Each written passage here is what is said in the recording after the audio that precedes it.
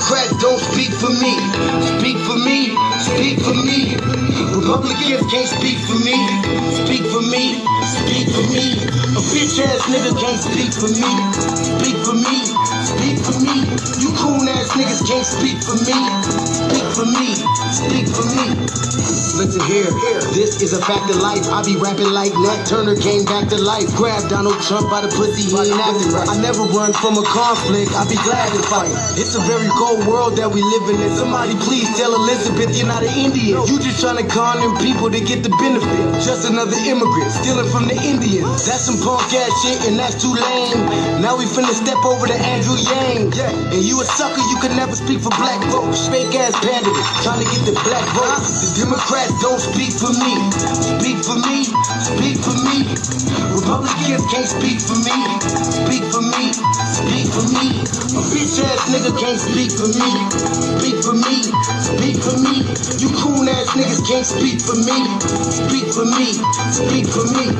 You know your boy be high off sativa. Kamala wasn't popping, so we said bye Felicia. She ain't had a right policy. We ain't trying to meet her. Y'all can take Biden too. Bye, we don't need him. We don't need Roland Martin or that coon Al Sharpton. Didn't need Cory Booker from the start, man. I don't fuck with police and no snitch. You know I'm coming with the heat when I spit it. The Democrats don't speak for me. Speak for me, speak for me. Republicans can't speak for me. Speak for me, speak for me. A bitch ass nigga can't speak for me. Speak for me, speak for me. You coon ass niggas can't speak for me. Speak for me, speak for me. If you ever go to court and this is your luck, try not to get fucked by Benjamin Crump. I know it's hard. You and all go is hard. But who the fuck is Amy Cloak? Put her picture up on the bullseye and start throwing darts. People cut our organs out our bodies, that's a stolen heart. They can't save us from the flood like Noah's Ark. Black lives always matter, we finna go for ours. So then we savages, we don't need to pot the piss. Mike Bloomberg can suck dick with that stop and frisk, bitch. You ain't speaking for us, we don't know you. Bernie Sanders, they get your funky ass on too. The Democrats don't speak for me. Speak for me, speak for me. Republicans can't speak for me. Speak for me, speak for me. A bitch ass nigga can't speak for me. Speak for me, speak for me. You coon ass niggas can't speak for me. Speak for me, speak for me.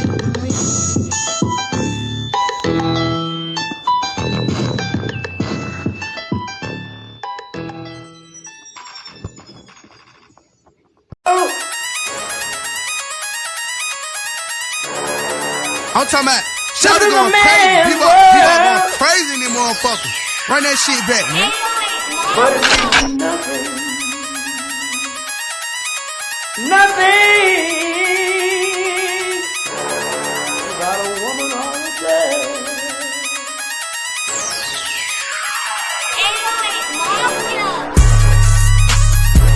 Man made the car.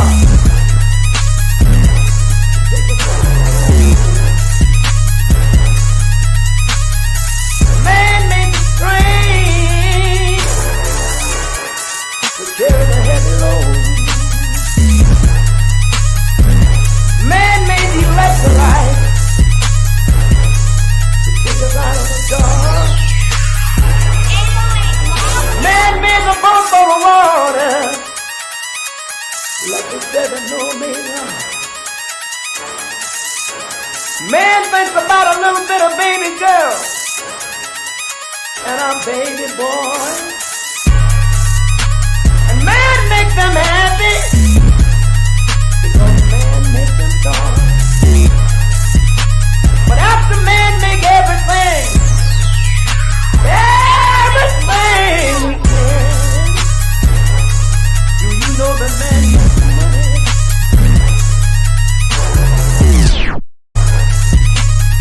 To buy from other men.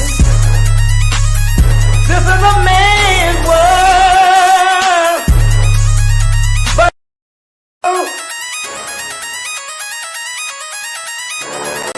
I'm talking about shout it going crazy. People going crazy in them motherfuckers.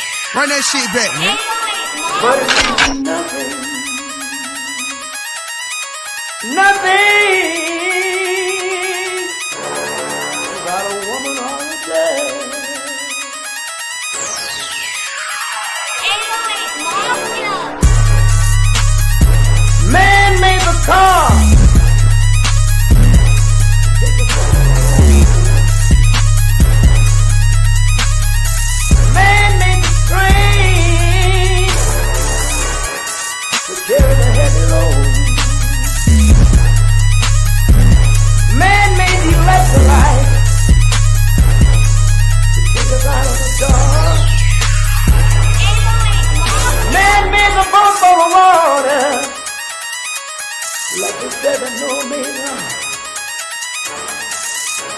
Man thinks about a little bit of baby girl, and I'm baby boy.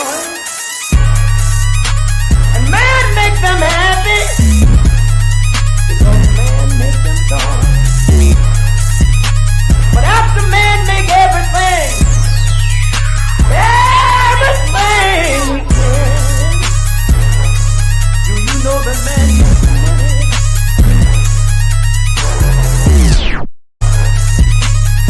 To buy from other men. This is a man's world. But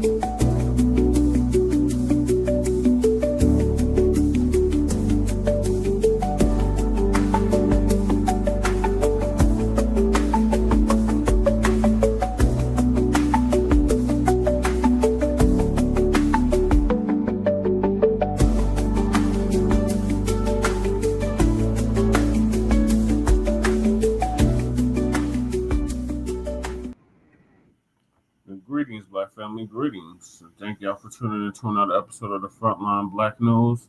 I'm your host, Chan Krumah. I'm joined with the other host, Lady Chasey, in the background. And on this season 5, episode 12, part 3 of the Frontline Black News, we'll be discussing several topics we didn't get to in part 1 and part 2.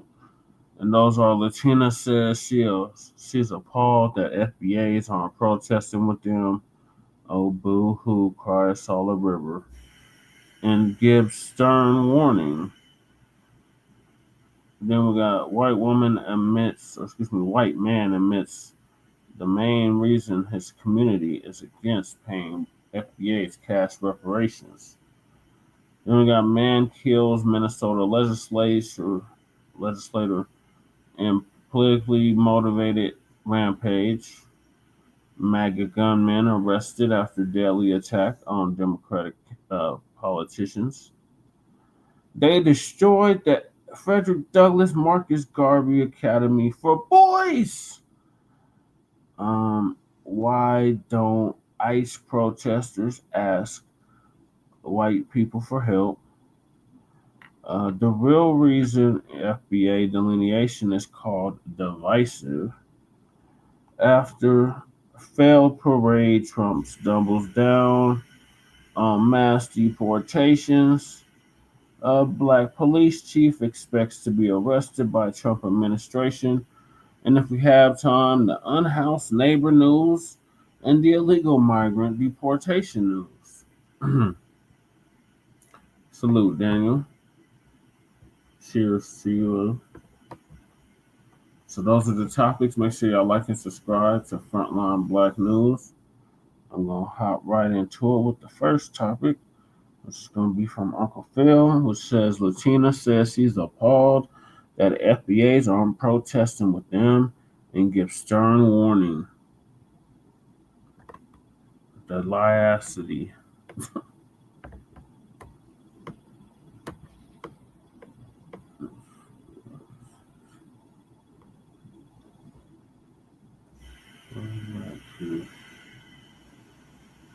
So many cues.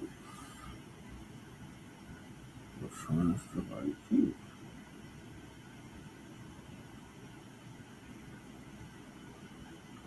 Give me 1 second. I only got one of them.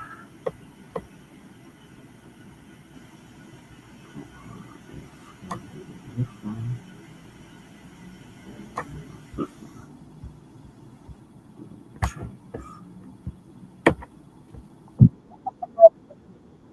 Okay, I found it.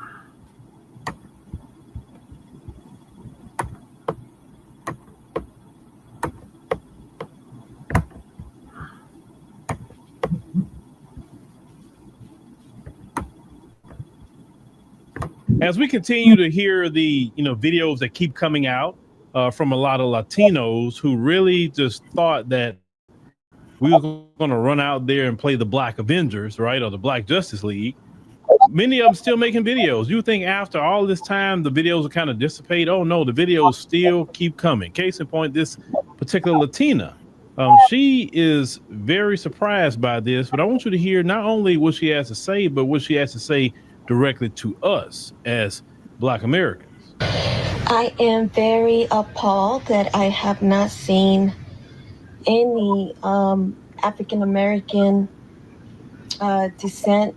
I've seen a few, but not a lot, out protesting of what's right, what's wrong. It's just weird to me that they are staying away from all this that is going on. I'm not sure why. I'm not sure what's going on, but I just hope that you guys do realize when it was Black Lives Matters that a lot of Hispanic and even Caucasian people stood up with you guys to represent that we all belong here, that we all need to be respected, because everyone is a human. And weird to me how protests, I only seen like Caucasian people and Hispanic people, and just think that it's weird. Not sure why. But I really hope, America is always about government, it's always about hating a race. Like when they used to hate the Indians, when they used to hate all Chinese people because of coronavirus. Now it's the immigrants. Then when they used to hate Black Americans, Black African Americans.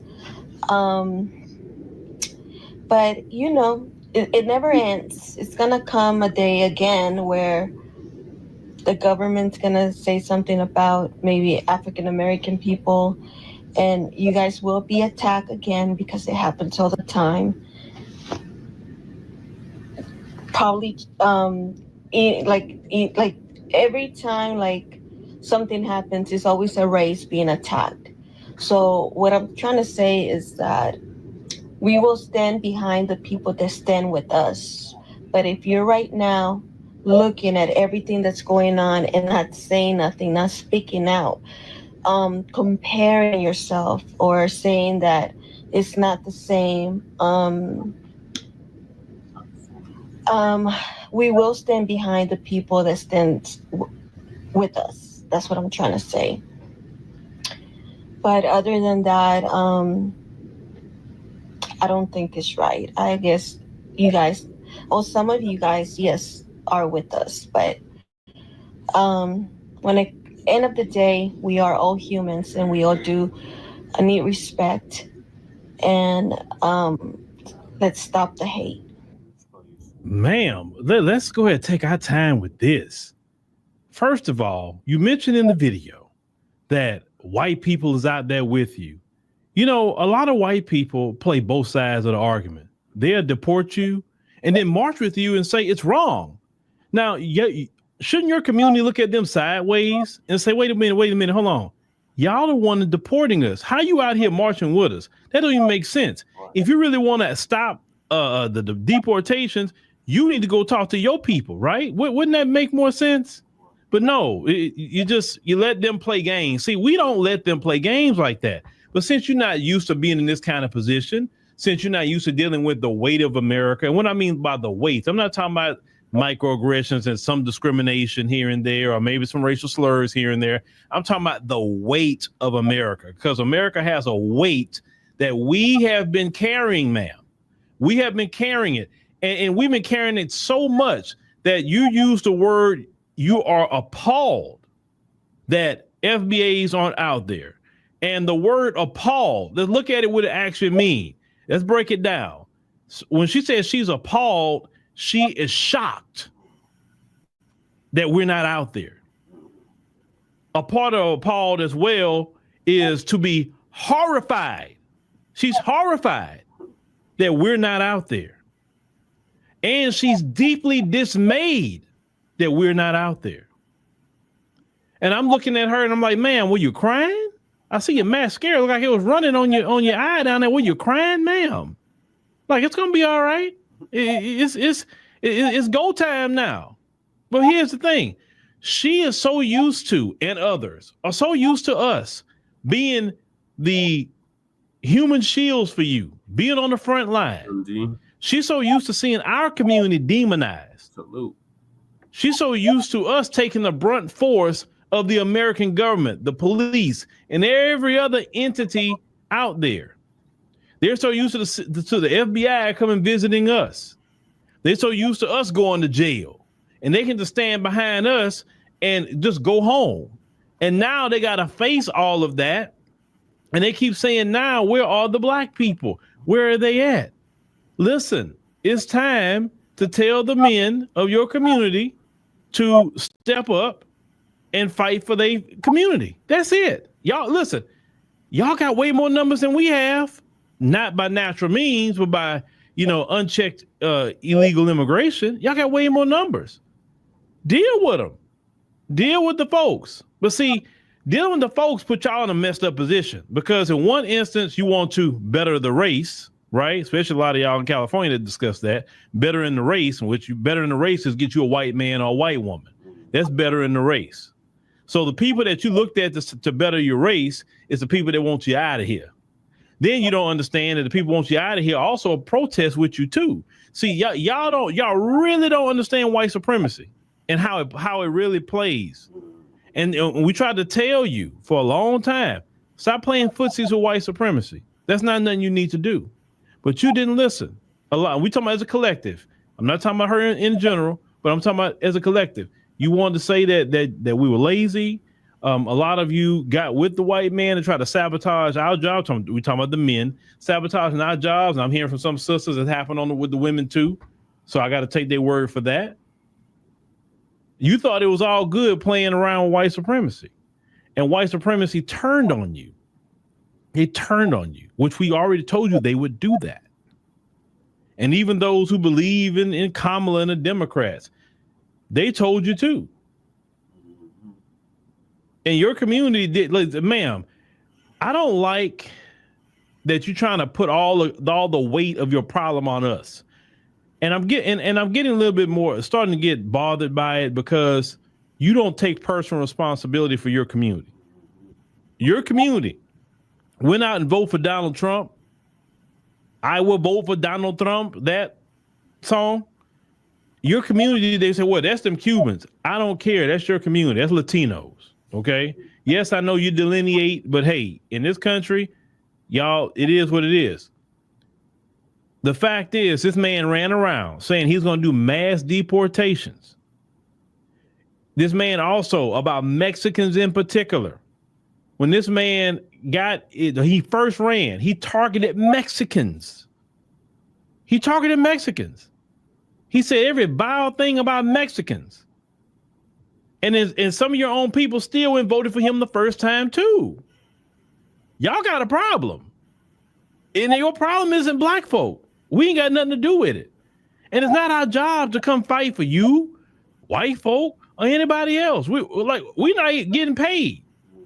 Maybe if you'd have supported our reparations as a community, and maybe if you'd have been behind it and say, yeah, let's do whatever we can so for FBAs to get their cash payment reparations.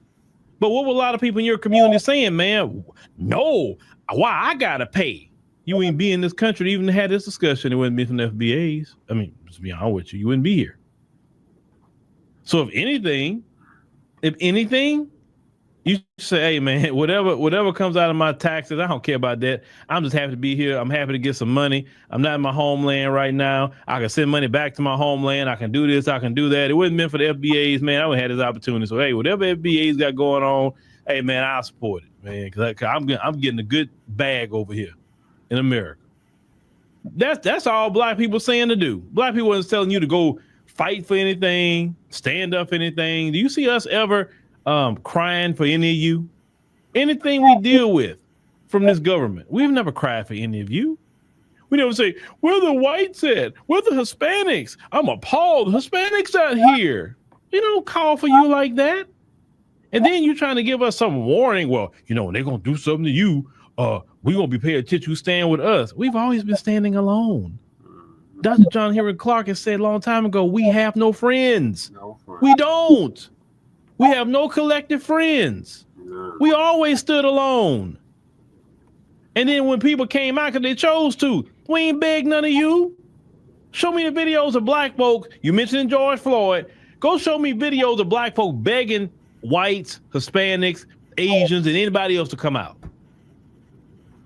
We ain't begged for nobody. You know why we didn't beg for nobody? Because we used to fighting. That's what we used to doing. And that's why you want us out there. Because you're used to it. Yeah. Now your community being propagandized. Now they're showing your men looting. And then some of y'all try to blame black people. Like, oh, the blacks is out there looting. We wasn't even there. Right. The fact is, y'all don't like that we have a boundary now. We have a boundary that we have put up and said, why in the hell should we go out there? Number one, it's not appreciated. Number two, it will not be reciprocated in any way, shape, form, or fashion. Why should we sit up here and get shot with rubber bullets, beat, demonized? They pull out all the new weapons on us. Okay, that's what they do. And then we go get nothing in return from it? No. Listen, we doing y'all a favor by not being there. Let me explain to you why. You could peacefully protest and you don't have to worry about the police escalating anything. Look at over the weekend that No Kings protest. Did you see the police acting a fool? Why? Because we wasn't there. So y'all can actually get more done if we not there. You see that? Now, would you have any soul to it? No. Do people pay attention to it? No. That's why y'all want us out there. But if we come out there, we're sacrificing our lives, our bodies, and everything else. And no one is worth that. No one. The only one we're gonna stand up for and fight like that for is us for a change. So you could warn about not standing with us. Who stood with us when we was on the plantation? Right. Who stood with us in Jim Crow? Who stood with us during the Black Codes? Huh? Who stood with us going through convict leasing? Who stood with us then? Who stood with us that we was crying and begging for the civil rights movement? Oh, well, they had a couple of white people and Jews and this. They chose to be there. And at the time period, Jewish people was treated bad in this country because they were really serious about delineation at that time in the white community. You was Italian, Polish, any other white. They treated you bad. Martin Luther King and them didn't beg. You gonna mention Martin Luther King. When have you seen Martin Luther King begging for any other group? They came out there because they wanted to. When have you ever seen Malcolm X crying for any other group? You know he didn't do it. When have you ever seen the Honorable Elijah Muhammad calling any other group? I'll see the picture. Like when? Well, when did you see any of that? I showed it yesterday, remember? Marcus Garvey, when he was here, did he cry for any other groups? Nobody cried for no groups. Any other time that we have stood on our own, no matter what, the Black Panthers, now they joined with other people and did different things, Fred Hampton in particular. But who really stood with the Black Panthers when them brothers was going through it? Only thing that I'm saying is that we don't cry when we go through things. We may cry among each other, but we don't cry for other groups because we know we can't depend on you. You're not dependable. Because the problem is with other groups is you want a proximity to whiteness. And what's happening right now, because the white numbers are dwindling, white supremacy got to close ranks. So all you buffer groups that's been used, all of you. That's why white supremacists say, yeah, you got to move around. You got to go. Because you're getting too intertwined with us. Our white numbers are decreasing. And yes, our white people are being with Hispanics, Asians, and yeah, definitely the black people. But y'all is too many. It's too many of y'all, and you speak a different language, and y'all sending money to the foreign country. Yeah, they trying to close ranks on y'all, and you're not used to seeing that. Black folks, we know where to get down. So this warning you giving us, we don't care. We're not gonna cry. Yes, white supremacy gonna attack us. We used to that. Okay, got you, crew. That's what it is. We're so used to it, and we're so good at fighting back. That's why you're on here whining about you're appalled that we're not there to defend you. Call the men of your community, ma'am. Call them to come defend you, not FBAs. You have a lot of men that you say that's hardworking. Call those hardworking men to defend you. Right. Leave FBAs out of it. Or do you see us? Do you see us outside actively campaigning for ICE? Mm-mm. Do you see FBAs, the majority of ICE picking you up? No, it's the same people that you wanted to better the race with, right? FBAs, majority. Right? You want to better the La Raza, right? Well, see, maybe if you actually had some self-love, you would want to better the race. Your race is fine the way it is. You understand? See, we don't think like you. We don't look at white folks and say, ooh, let me have a baby with a white person. That's going to better the black race. We don't think of, well, no, we love being black. We love our dark skin. We love our caramel skin. We love every bit of skin tone we have. We love our hair. We talking about as a collective. Some people got issues, but as a collective, we love ourselves. We're not trying to change ourselves. We ain't skin bleaching like that as a collective of people. You may see that in the Caribbean. You may see it in the African continent, but you don't see it here with black Americans. We're not trying to better the race. The race is fine exactly how it is. So call your men. Call them to go fight for you. Leave the brothers can't do that for you. I don't care if you go get you a brother. That's only one brother. That's not the collective. Now he may fight for you because he with you, but outside of that, that's not sure. FBAs are doing just fine in what we're doing. For white people. But I want y'all to pay attention to that. That I'm noticing more of the women. I'm keep noticing that the women of their community keep calling for FBAs. I'm like, you don't have no confidence in your men? Like you don't think your men can stand up to the U.S. government? You don't think your men can't stand up to ICE? Why are you calling us? Right. That's just an interesting thing. You know what I'm saying? It's very interesting. It's the women that's doing it. The women. Oh, you've been sent out here by your community to be calling for FBAs? I'm just curious. I think it's an interesting thing. And usually women do that kind of stuff when they're scared. Women think more about survival because women are more vulnerable. I mean, just on a norm. It's not just has nothing to do with their community. It's just being what women do. Women are in survival mode. And yeah, a lot of women are scared. Yes, they are. You know. But you got to call your men to the carpet and say, hey, stand up and fight for it. Right, I feel. So they can host their own nuts. They can hold their own chalupa and their own burrito and taco. We ain't got time for the bullshit. This broad talking about she's appalled that FBAs aren't protesting. We're appalled that you think that you can just call on us whenever you feel like it. We're appalled that you think that we're going to condone you breaking the law. We're appalled that you try to use us for our numerical value and then abandon us in our time of need. Them days are long over.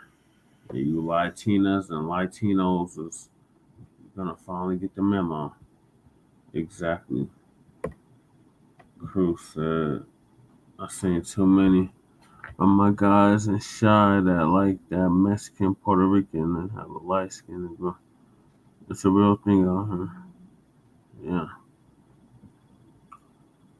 I stand on it and I called him out. Phil has a Mexican red bone too. Yeah, he does. I'm appalled. I'm so appalled. Yeah. Yeah. So hold your own chalupa. Moving along. We got a white man admits the main reason his community is against paying FBAs reparations. So again, Uncle Phil's gonna give us an update on that. The people that do, just want to say that to you. So just secure it today. Also, definitely take advantage of the emancipation sale that we have on the app. The last sale of the year. Okay. It comes directly to us. It's ours. And, ownership is a beautiful thing. These platforms like YouTube, they're great, vehicles, but we don't own it. Okay. We don't own this platform. So the app is ours. We can do what we want. Friday we have our live streams and we're working on our, shows that we're working on over there. Of course, as we, get more funding, we create more shows, original programming that we have over there. So definitely, ladies and gentlemen, appreciate that kind of support. Now. That's good. I don't know what Fanny here. Tonight we're going to be talking about, and I don't know why. It's interesting. Some nights you have people flooding in, but sometimes you don't get notifications. So we're going to go with it. Tonight we're going to be talking about the main reason why the folks, they just don't want to pay reparations, and we're going to get into that. But before we get into that, I want to review a video maybe around the late 80s, early 90s. I say, whoa, this is kind of funny, but has anything changed to that time period? No. Let me go up and cue this one video up real quick. Let me see here. Y'all check this out. This little young sister had to say. Your white skin is so beautiful. Why do you go to the beach and burn yourself to a crisp trying to get brown if it's so wonderful to be white? And if you love your thin lips, why are you going to the doctor getting collagen injected and telling me my lips are too big? Don't, that's my thing. That trips me out. Whenever, white girls come to me, oh, your butt is so big. And it's like, well, why do you go get on that stair stepper at Holiday Health Spa trying to get your butt as big as mine? And being white is so wonderful. I don't understand why all these white teenagers don't stay white. Now, when I first heard her talk, I'm like, whoa, it said she kind of roast a little bit like Jasmine Crockett. That's kind of how she speaks. I say, that's not Jasmine Crockett, right? But no, that's not Jasmine Crockett. She's not that old, right? But yeah, so the same issues that we were discussing in the 80s and 90s is still discussed. But actually, I think those issues are worse today than what it was when this little young sister at the time, though she's a grown woman now, was saying these things, right? Today, I don't really hear them saying any of that. Today, they go on just directly to the spa, getting their lip injections. They go and get BBLs. They like she said, cooking yourself in the sun. I promise you, I bet that young sister today, well, I know she's an adult now. I bet you she would have never thought that they will be out here trying to get BBLs or anything else. I mean, that's like the ultimate, you trying to, because who else you mimicking? Because your men is not asking you to do that. I haven't heard no movement of white men telling their women to go get a BBL. I haven't heard a bunch of white men say go inject your lips with chemicals, to lip fillers. I mean, it's chemicals you're putting in your body. I'm sorry, it's chemicals. It's not natural what you're doing. Right? I haven't heard a bunch of white men asking their women for that. I haven't heard white men asking their women to go put braids in their hair. I haven't heard, white men saying, hey, could you mimic the dress of black women? I haven't heard that. Not at all. So who you doing it for? Right? And I know just when I saw that, I'm like, I guess being a black woman, it really has to mess with your head at times, because you've been so ridiculed for every part of your body. You've been so ridiculed by how you dress. Everything about you has been picked apart. And then while you being picked apart, the same people that picked you apart is the same people that want to literally have everything you have, copy everything, copy what you say. I mean, it is crazy. They come up with something new and then everybody repeating it. But at the same time, you don't like black people or black women in particular, because black women, they deal with it at times from other groups of women. They do, and then when black women come up and say, oh, they clocking tea, they clocking it and all that stuff. And then that stuff they come up with, then, it'd be like 2 seconds later, all these other women, especially Becky and them, could copy in there. And I can imagine they like, man, can we have something to ourselves? Can we keep something to ourselves? And I would tell you, sisters and brothers, no. As long as we are here in America around them, we can never keep nothing to ourselves. Mm-hmm. Especially if you put it on the internet, no, it's not going to happen.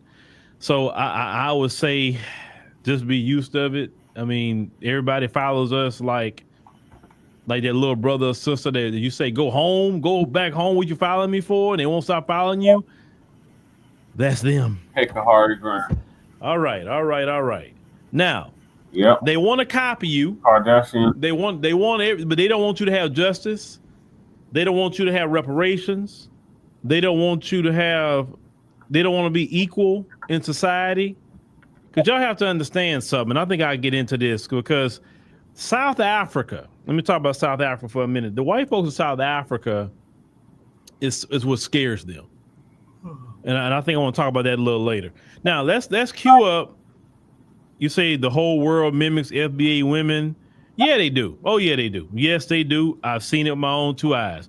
I've seen it in the African continent. We've seen it in the Caribbean, but that's totally different for me.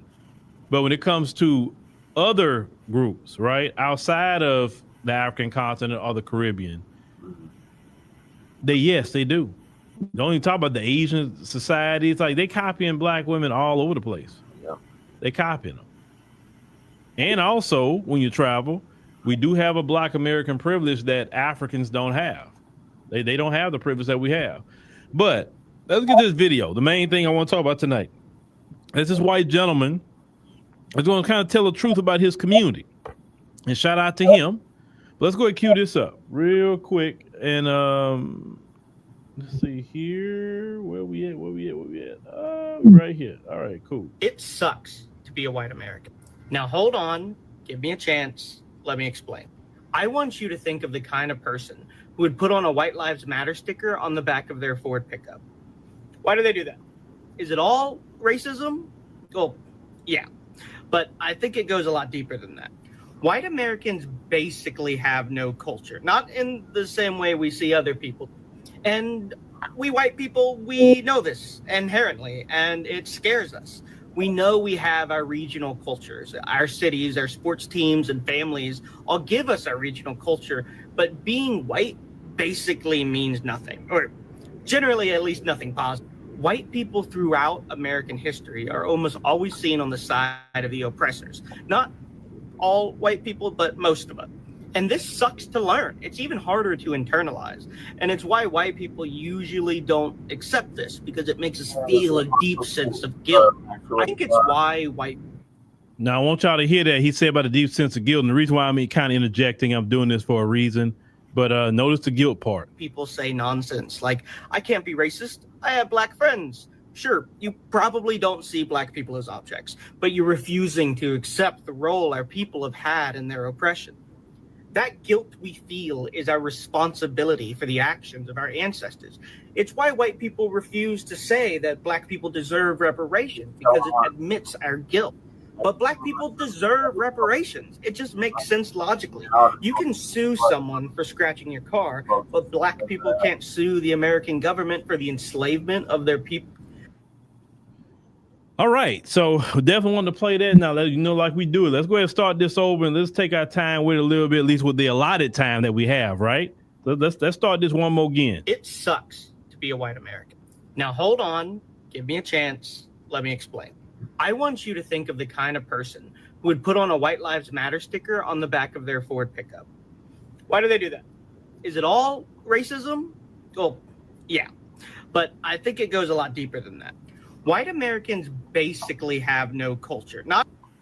All right. So he said one good point. He says that white Americans have no culture. Now, how many times have we been told that, which is a total lie, and we know this, but he admits they have no culture. You know, the first time I've heard that, years ago, Dr. Nancy Yoon, she was a Chinese I think psychologist I interviewed years ago, and she was the first person that told me, like, really broke them down and said they have no culture. Said this is why they gotta go to everybody's country. This is why they gotta take from everybody's culture. He said, think about it. What kind of culture do they really have that people can say, oh, this is their culture here in America. This is their particular culture. She said, say, remove the negativity things that's related to their culture for sure. We can definitely lay negativity as a cultural practice, she was telling me. We said, think about it. What do they have? What is their cultural dances? What is their cultural food that's been practiced for hundreds and hundreds of years? Like, what do they really have? Right. And she said, that's why I feel they follow Black people so much. They follow us because they got to sit here, and because we are the kings and queens of culture. We are the culture of America. Listen, that's why they try to say, well, Black culture is American culture. They'll say that when they're trying to steal it. Yeah. No, it's our culture. It is, but they want to take our culture. That's why it don't matter where we at, what we do. Here they come following, because it's no different like sinners. They got to try to get in where we at, but we got to invite them in. And we have been inviting them in for too long. We have, and that's on us. And we got to accept that. We've been inviting them in. They just don't come in. They invite them, so, they try to get in. So doing Jim Crow, no matter what time period it was, they always trying to be around us. Well, history. FBA. And what everybody don't like about delineation is that we're gatekeeping that, and you're not really having access. You have access to us online, but it's a total difference having access to us personally. Right. You understand? When you saying the cookout invitations have been rescinded. Yeah. When you say, nah, we're not inviting everybody to come around us just because you can cut a jig on the dance floor. We're not impressed just because you wearing some Jordans. Right. Or you got some box braids. You understand what I'm saying? Or you speak with a black accent. We're not impressed with that. Right. And that will usually get them in the door. Now that's not even working. We're not impressed with that, because now we're saying, look, we need to kind of make access to us exclusive, because think about it. When something has exclusivity, it's valuable. When everybody got access to it, it's no value. That's why a diamond, like a high carat diamond, everybody don't have access to it because of the price point. So it makes it more valuable. But people got access all day to cubic zirconia because it don't cost much, and anybody can get access to it. So it's not worth anything. So what we have been doing with our culture and just having access to us, going out there fighting for other groups, that's part of our culture, the revolutionary fight. We've been just doing that for no reason at all, not even benefit, not having a reciprocal relationships with other groups. Why are we doing this? And then now we pull back and say, nah, we good. We sitting down, we resting. Now people seeing the value. Think about it. Now people seeing the value in FBAs now, because we're not going out there just freely giving of ourselves. Like you're just supposed to go out there and do it. Trust me, white folks are saying, hey, where black people at protesting? Where they at? The Hispanics are saying the same thing. Where's black people at? Because they're realizing how valuable we really were, but they had too much access to us at the time period. So this is why it's easy to disrespect something that has no value to you. Very easy, because it's too easily accessible. And I want black people to get even more exclusive. I want black people to gatekeep more and back away from people a lot more than what we're doing now, because that's how you're going to get your respect. That's how you're going to get it. And what they don't like is that they can't scare us into certain things. See, and I knew this change was coming, because I said years ago, and those of you who've been here, I said once that civil rights generation go on to glory, and when you got the new black people that's coming up, I said, oh, it's going to be a different day.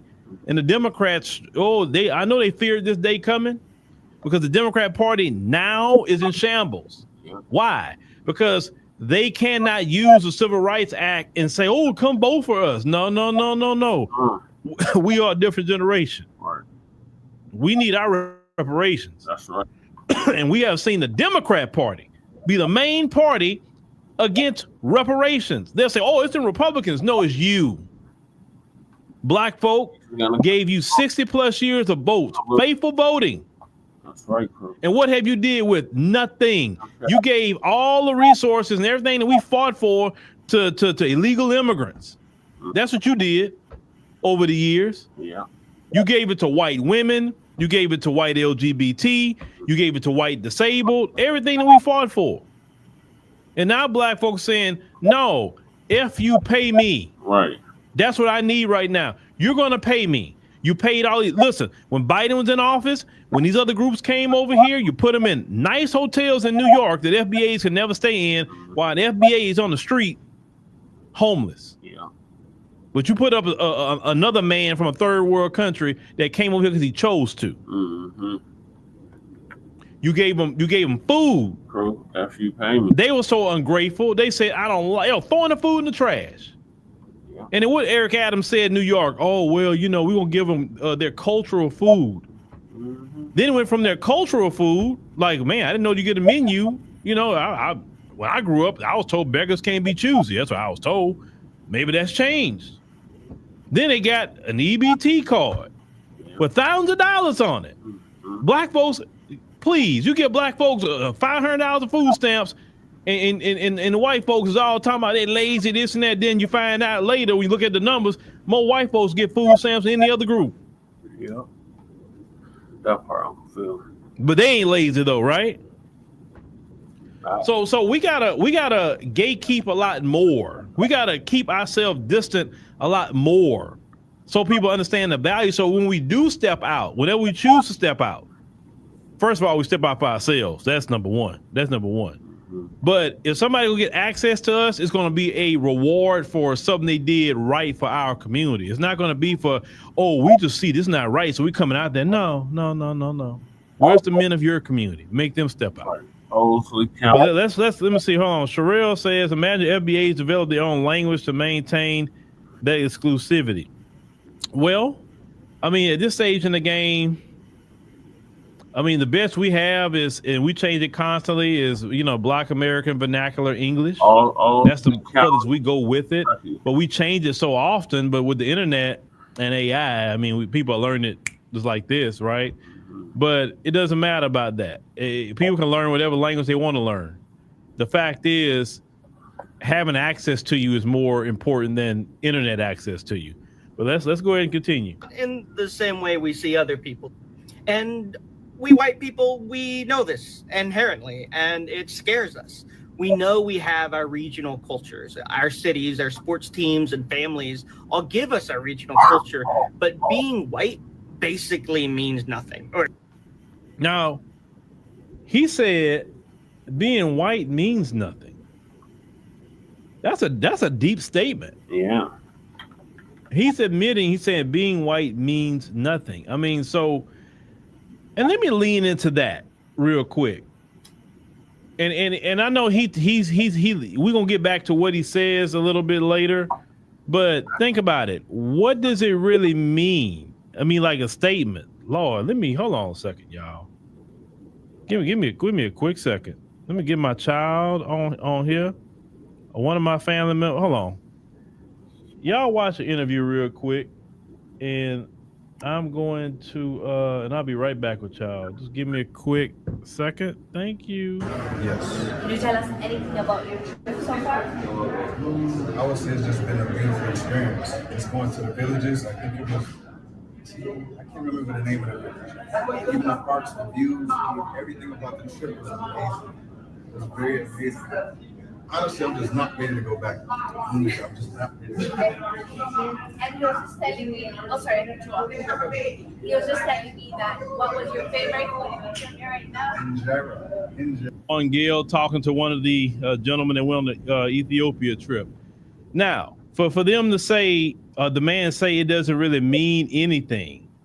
And like I said, that's a deep statement, because for me, it means a lot to be Black. Yeah. It is ancestral pride, right, of what everything that happened to my ancestors. You got to think about it. Our story is a story of, you know, not only horror, but a story of, you know, triumph, a story of innovation, you know, a story where a group of people that should have been extinct is still here. And you think about their story. They went all over the world, taking the lives of people, stealing people's land, stealing people's resources, causing calamity everywhere they go. They like to divide and conquer people and sit back and watch these people finish each other off. They provided weapons, you know, so they could finish each other off. They oppressed people. They just did. I mean, think about it. What did they really, if you think about it, and what I kind of researched estimations. Estimation is that they just about and took about 10 to 15 million lives as a collective of people. We're talking about as a collective, okay, globally, or over the time that they have, had any kind of rule. With slavery, you look at the colonization, you look at, even though this is against, each other, you think about the Holocaust, all the different things that's been done. You look at King Leopold, all the millions he killed. It's a lot of people that lost their lives over the years. So when he said that it don't really mean anything, just what I get from it is that I don't really have nothing I could point to say I had something good or its greatness attached to us. Now, some of them would say, oh no, we created this and we had this innovation, that innovation. Yes, some technology was created by their community. I'm not going to take that away from them. But this is the thing. Have you ever heard of your bad outweighs the good that you ever done? You ever heard of that? Like, you can do some great things, but what you done over here is so bad, or what you have continued to done has been so bad that it overshadowed any good that you may have done. And that's really the issue, right? Is that the bad is overshadowing the good, because we got to look at it as a cultural, because they do have a culture now, but as a cultural practice, a guy like him is ostracized in his community. He's ostracized. The end lover. He's not respected in his community. He's not, given, say, you know what? This is the guy that we need to put in leadership of a political party. This is the guy that we need to put him as the branch manager of the bank, so he can be fair, to all people, but definitely he can just be fair, right? Oh, no. They don't want him. They don't want him. No. They want the anti-black racist to be in charge of the bank. They want the anti-black racist to be the police chief, the judge, this is what they want. They don't want him. They'll ostracize him. People like him, back in the Gap, the Ku Klux Klan would have got at him for even saying some crap like that. Mm-hmm. There's been many white Americans who had lost their lives by the hand of the Klan because how dare they spoke up for what's right. This is white supremacy. What I've learned, any white person who have done the right thing in American history, all the way up to now, they ostracized and they could be even killed for doing the right thing. Now that's not, you have a culture, and that's part of that culture. A white person to speak up for what's right is ostracized. They're kicked out of their community because they have to go along with the cultural practice of oppression and the wealth gap and privilege and all of that. That's why the ones who feel like him are ostracized, and the ones that really want to stay within the group, they have to stay quiet. They can't say it. They may say it to you. You ever seen them on the job, pull you to the side, and they be like, I don't really agree with this guy over here. He's, I can tell he's racist. I see how he talks, and I see this, and I see that. They want to sneak and talk to you, right? Instead of standing up at the time and say, hey, I see what you're doing. Stop. No. They'll wait till the whole incident's over, then they'll come pull you to the side and like, I don't like that sort of thing. And I have a grandchild who's black, and I see things a little different now. But when it's time to say something to your fellow white people when they're being racist, you don't do that. Exactly. Because you want to make sure you stay good within your community. Right? Are you nervous? Let's continue. Let's continue. Let me see where my video at. Hold on. We right here. Generally, at least nothing positive. White people throughout American history are almost always seen on the side of the oppressors. Not all white people, but most of them. And this sucks to learn. It's even harder to internalize. So he's saying that in his community that when everybody say that you nothing but a colonizer, that hits them different. When you say, you the oppressor, or you, all the different things that's been said, right? By not just black people, but every group of people. He's saying it, to hear that constantly affects them.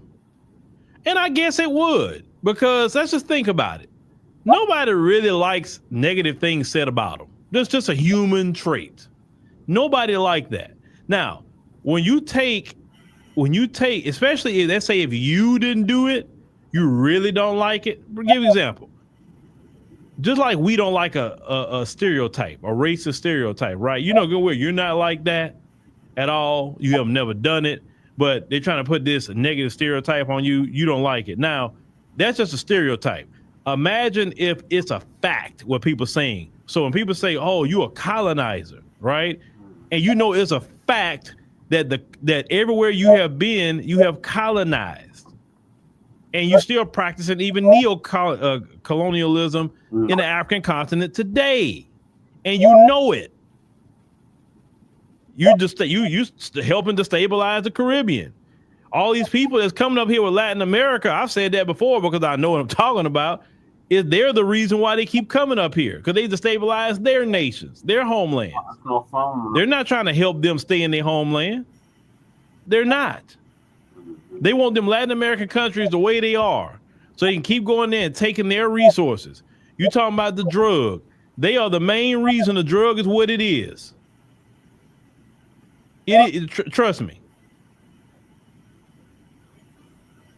Black folks know all about that with the crack era. Yeah. Black folks, how all that cocaine got in the black community? We ain't had no planes for that. We didn't have no speed boats for that. We didn't have any of that. And you know, if you go watch even when you watch the what was that Kiki Camarena, that show that was on Netflix, you know, he was a DEA agent and how DEA was all involved with that. And people mention the CIA and all that stuff, Oliver North and all these things that, you know, because you got to think about it. After the civil rights movement, that's what their attack was on us. We had a win. We had a win, and they say, "Oh no, we got to figure out a way to destroy this black community. Because the black community is too strong with the family. We got to break this family up. We got to get them hooked on drugs. We got to get drug dealers, and we're gonna bring in mass incarceration right afterwards." Yeah. That's exactly what they do. Think about that. When people see them, they say, "Oh, you just mass incarcerate people. You a slave master. You are this, you are that." Yeah. I'm pretty sure they don't like that. I'm pretty sure because it's true. That's why. And when it's a truth, you can't really shake it too much. But it's a solution, though. It is a solution. So let's go ahead and play this real quick. Let's continue. And it's why white people usually don't accept this, because it makes us feel a deep sense of guilt. I think it's why white people say nonsense like, I can't be racist. I have black friends. Sure, you probably don't see black people as objects, but you're refusing to accept the role our people have had in their oppression. That guilt we feel is our responsibility for the actions of our ancestors. It's why white people refuse to say that black people deserve reparation, because it admits our guilt. But black people deserve reparation. Okay. Now, when you think about the white supremacists, he's right. How many times do white supremacists say, I don't have white guilt? I don't have guilt. I don't have guilt. Who put the guilt on you? Why do you keep having the white supremacists think about it? I know you're here listening. Why do you keep saying you don't have white guilt? You listen, the Bible taught that after Jesus ascended into heaven, the Holy Spirit will come, and part of the Holy Spirit is to convict men of sin. One of the ministries of the Holy Spirit, right? That's in the earth today. And I don't care if you don't believe in the Bible. I don't care what you believe in. You can say you don't believe in the sun. I don't care. Because listen, I'm talking to people that know what they know, and most black people know what they know anyways. That's who I'm talking to globally, right? I'm talking to anybody who want to listen, but if you know, you know. So, what you feeling? I'm gonna tell you spiritually what you're feeling. You're feeling a conviction by the Holy Spirit. Understand? You're feeling a conviction of sin, because what you have been doing has been very sinful against God and unrighteous. So this guilt you're feeling is because you won't repent of your sin. And as long as you don't repent of your sin, you're going to always feel the guilt and the guilt and the condemnation is going to increase with time to the point that it's almost painful, that you just don't like yourself. You don't look like looking at yourself. This is why sometimes, believe it or not, whether y'all like what I'm about to say or not, some of you get into drugs due to this guilt because you want to silence the condemnation. You would use drugs more than anybody else, actually. They do. People know, they've made songs about it, about how, you know, what they call it, white girl wasted, you know, white boy wasted. When y'all do it, y'all take it to a level that we've never seen before. Yeah. As Black people. When someone has some sort of guilt and condemnation, even if it's a Black person, sometimes they try to drown it out with drugs, drown it out with alcohol, some escape. Okay, well, as a global, there's not just America, as a global community who has even in 2025 still doing things that's sinful and unrighteous. Yeah. Didn't the scriptures teach thou shalt not kill? But how quick you justify killing somebody? You call it self-defense when it's really not. Yeah. When Connor grows up in the school and air out the place, you call it mental illness. That's sinful when you justify that. Because one of the 7 things God hates is one who's quick to shed innocent blood. Yeah. And you would justify as a culture the shedding of innocent blood. Oh, Black folks don't do it like that. You will say, sip on whiskey and smoke a blunt. This country can't get a nuclear weapon. But you got it. From the block. Why can't this country have a nuclear weapon, but you can? Mm-hmm. Okay, let's be equal. Everybody get rid of the nuclear weapons then. Everybody. Every country in the world, get rid of it. Get rid of it, and hey, we have a nuclear-free world. I'm with that. But you can't say, I can have it, but you can't. So I can mass wipe you out, and you can just be a sitting duck, but you better not do it. That's what I mean, the world is getting tired of that. They're tired of it. And this is why the world is turning against y'all as a global entity every day. Every day the world is like, man, I'm getting sick of these people, man. Why? Because what you do is hypocritical, which just basically make you a liar, which violating the 10 Commandments. Texas wants to put up the 10 Commandments, but these people can't follow not one commandment. Not one. Not one. Thou shalt not covet your neighbor's property. Yet you have built your whole empire off of coveting your neighbor's property. Like, go and get their resources and taking it from them and giving them pennies on a dollar or giving them nothing at all. Right? Why for life like this? Can't follow one commandment. Can't follow one. Your whole empire has been built on coveting your neighbor's property. The Native Americans tried to be nice to you. You coveted their property and you took their lives. And then you put them on reservations and thinking you did them a good thing by putting them on reservations. And then when you actually talk to real Native Americans, I'm not talking about the Elizabeth Warren Native Americans. I'm talking about the real ones, right? They are very angry because they felt while every Native American I've ever talked to, I'm talking about the real ones, the red Native Americans. Well, every time I talk to them, they ain't happy with you. They don't feel these treaties was good for them. They feel that they're worse off than what they were before they met you. And you took all their land.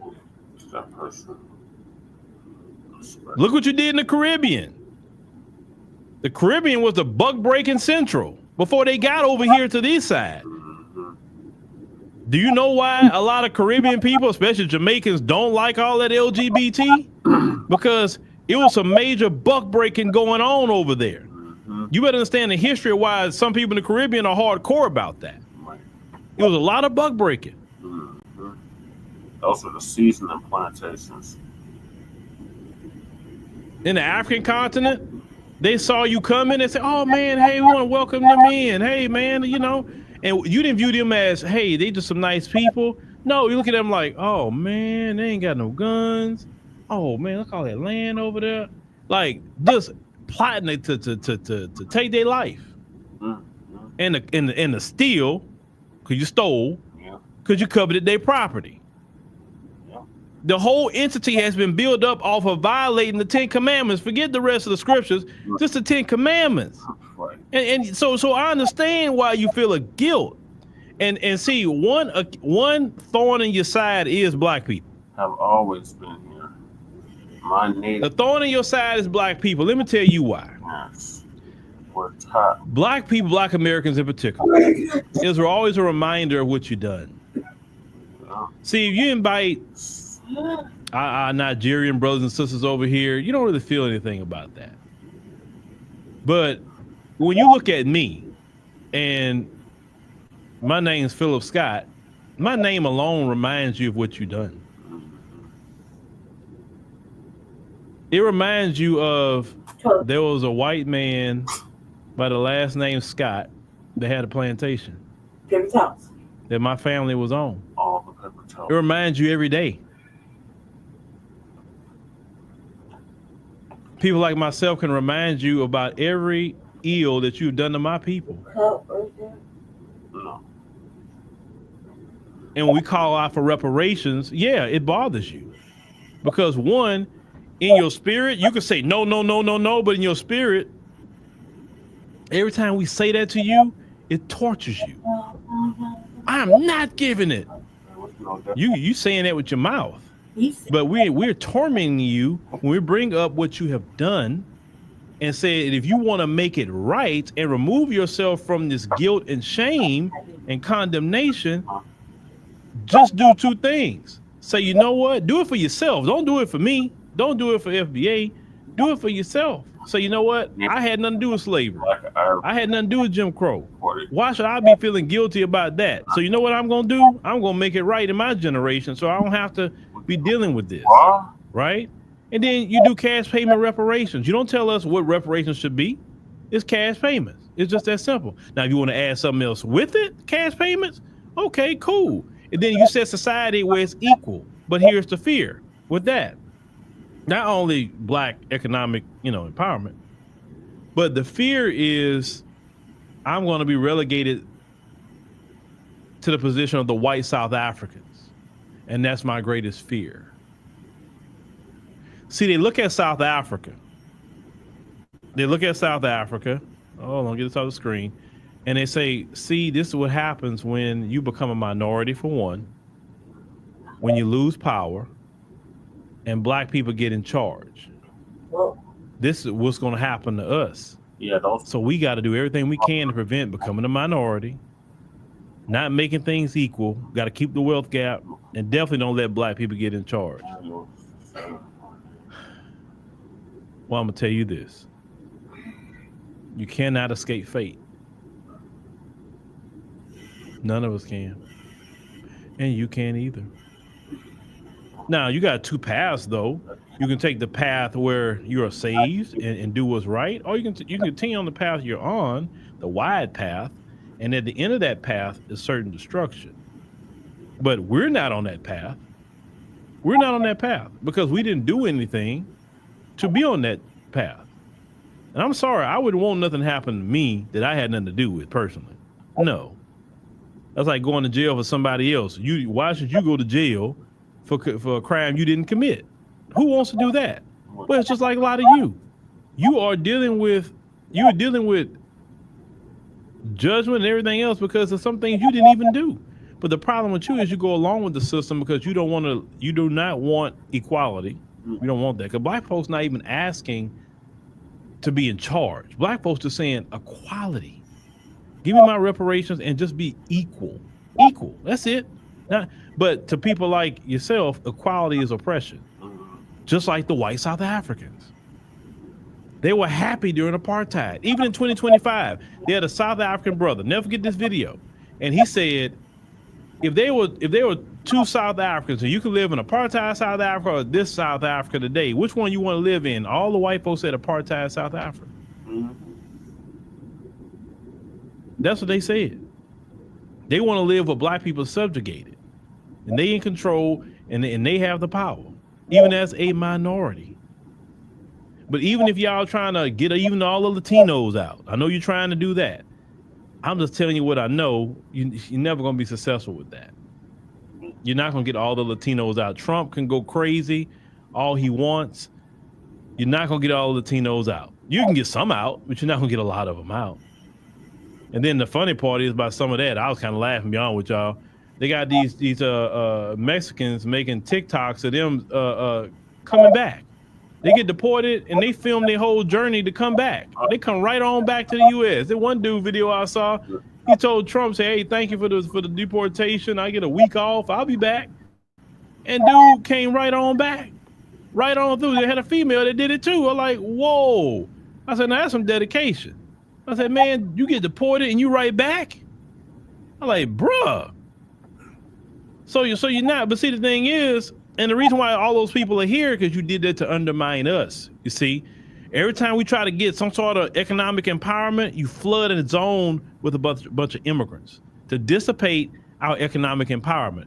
And you give the immigrants all this grants and loans and money that you never gave to FBA. But you overplayed your hand now. You overplayed your hand. You let so many immigrants in, now you got a problem. Now you're trying to reverse it. It's kind of too late. You can't reverse it. I mean, when I looked at the demographics of freaking LA, they have 1.8 million Hispanics in LA alone. Bro, that's a Hispanic city. Hispanics got that city. Y'all did that. Now you want to go out there with ICE and trying to get them out? You shouldn't have let them in the first place. But you did all that mess to undermine FBA. And now you're gonna deal with the consequences, because them people are very entitled. You created that too with them. You created it. Because when FBA say pay me right, no, I ain't paying you. Let me go get the Mexicans. Let me go get the Guatemalans. I'm gonna get everybody else but FBA. And now you got something on your hands. And we ain't got nothing to do with it. We ain't got nothing to do with it. All the little underhanded things that you did to FBA, it is coming right up. We ain't got nothing to do with it. We hey man, don't bother us, leave us alone. You deal with it yourself. Don't come, because think about it. You notice how they be coming to us? Hey, black people, yeah, it's way too many immigrants in here, and they be taking our jobs and this, like. What are you telling us for? We didn't tell you to bring them people in here. I ain't seen one black person say, hey, bring all the immigrants you can. Every time. Think about it. When Joe Biden was in office, he flooded Chicago full of immigrants. Kept doing it. And the Democrats were giving them money, but they wouldn't give FBAs no money. Then the FBAs in Chicago, shout out to them, they stood on business. They say, oh no, we're not about to come LA part 2. They ain't happening. And shout out to them for that. But don't come telling us about immigrants. Yeah, you got issues with illegal immigration, with jobs, but our problem isn't our issue with immigration is when it's affecting us. Outside of that, if it's affecting you, that's your problem. Just keeping it 100. We got our own issues to deal with. You brought them people in here to undermine us. Now it's too many of them, and your numbers are dwindling, and now you want them gone. See what happened? See, like my grandfather used to say, y'all. Like my grandfather used to say, when you dig a ditch for somebody else, you always fall in it. And that's been y'all problem for a very long time. You always digging a ditch for black people. And now it's coming full circle on you now. Oh, it's coming full circle. You really got a problem with immigration now. Yeah, Trump gonna be what he gonna do, right? I don't care if Trump deport 3,000 people a day like he want to. Trump cannot get them all. He can't. He can't. Now he backing off of it. Talking about, well, I'm pausing raids on farms and hotels. Oh, now you're pausing raids on farms, Trump? Huh. Oh, you realize how much the pickle you got yourself in this country? See, if you'd have left FBAs alone, just paid FBAs, you wouldn't have had this problem. So now basically immigrants got y'all by the balls. Basically, you can't really deport them all. Not my problem. Not my problem. That's y'all problem. So don't let them come over here telling y'all anything about immigrants and all that. Say, look, our issue about immigration is not your issue. Your issue is worrying about becoming a minority. I ain't worried about that. You worried that you losing jobs now to the immigrants. That's really what that is. When we're losing jobs to the immigrants, they didn't care. Immigration didn't become a problem until Brad and them start losing jobs to Jose and them. Yeah. Then immigration's a problem. But when DeAndre losing his job to immigration, oh, y'all just being lazy. Go out there and find a job. Well, Brad, go find a job. Stop being lazy. Well, maybe Jose and them are just harder working than you. Maybe they could just be harder working. You're just being lazy, Brad. Why are you mad at immigrants, Brad? They just work harder than you. That's why they got the jobs.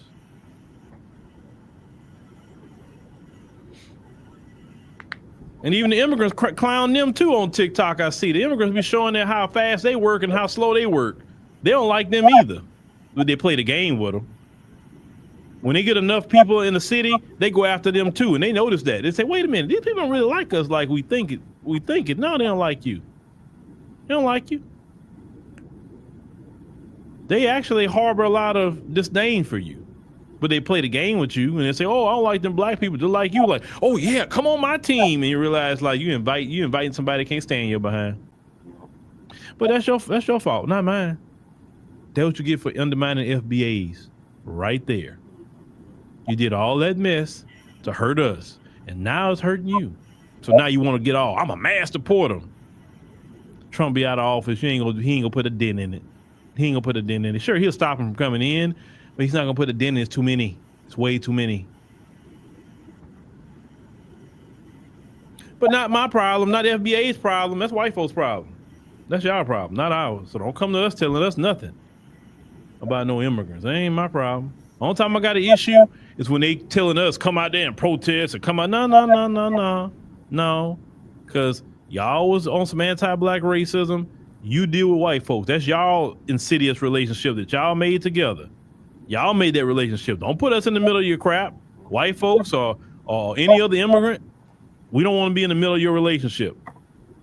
Now white people breaking bad on y'all. Now you want to say, black people, hey, help. Hell no. Hell no. Keep us out of that. You didn't put us in that relationship in the beginning. Keep us out of that now. Immigration is bad for America and black people especially. Yeah. If you want to say getting with them is better in the race, we don't think like that. We don't look at white folks as better in our race to have a baby with. Hell no. We don't have the same mindset. So keep us out of it. And that's right, Lee, everybody with FBA. But hey, we can just sit back because eventually, listen, I told y'all the conversations that immigrants are having now, they would have never had this conversation. And boy, it's just interesting. But make sure, like I said, check out my podcast tonight because, we got another one I'm going to be covering because they still won't stop talking about the FBA. And I'm going to keep covering it until they stop. But thank you, ladies and gentlemen, for joining us on the stream tonight. Greatly appreciate it. Make sure you click the subscribe button. Make sure you click the like button. Also, head on to AfroWire AI. LaSherica is going to be going in actually on that same topic. LaSherica going to be talking about the same topic I'm talking about right now. I'm talking about the immigrants saying crap and everything. So make sure you go over there. Make sure you subscribe to AfroWire AI when you're there. And that way you can check and click notification bell. And make sure y'all like and subscribe to Frontline Black News. Yeah, so every once and now and again, a cracker tell the truth. And this cracker decided to tell on his own people. And can't fall for that because they are some savages. So shout out to him for letting that see known. But he's a very small minority rather, of their race, of their people. So they would try to label him mentally ill or delusional, like they did John Brown.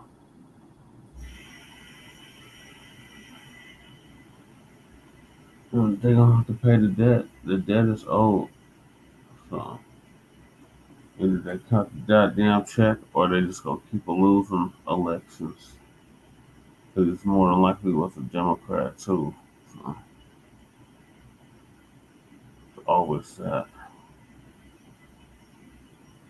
So speaking of the Democrats, 2 or 3 or 4 just got gunned down in the good old state of Minnesota. Was it what is the name of the state? The Thousand Lake State or some shit. The state with 1,000 lakes. Minnesota.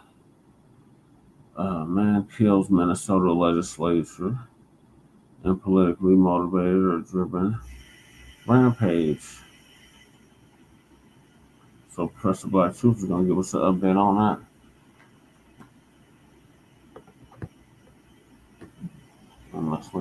Family and fellow soldiers, I'm the Professor, and this is the Moment of Truth.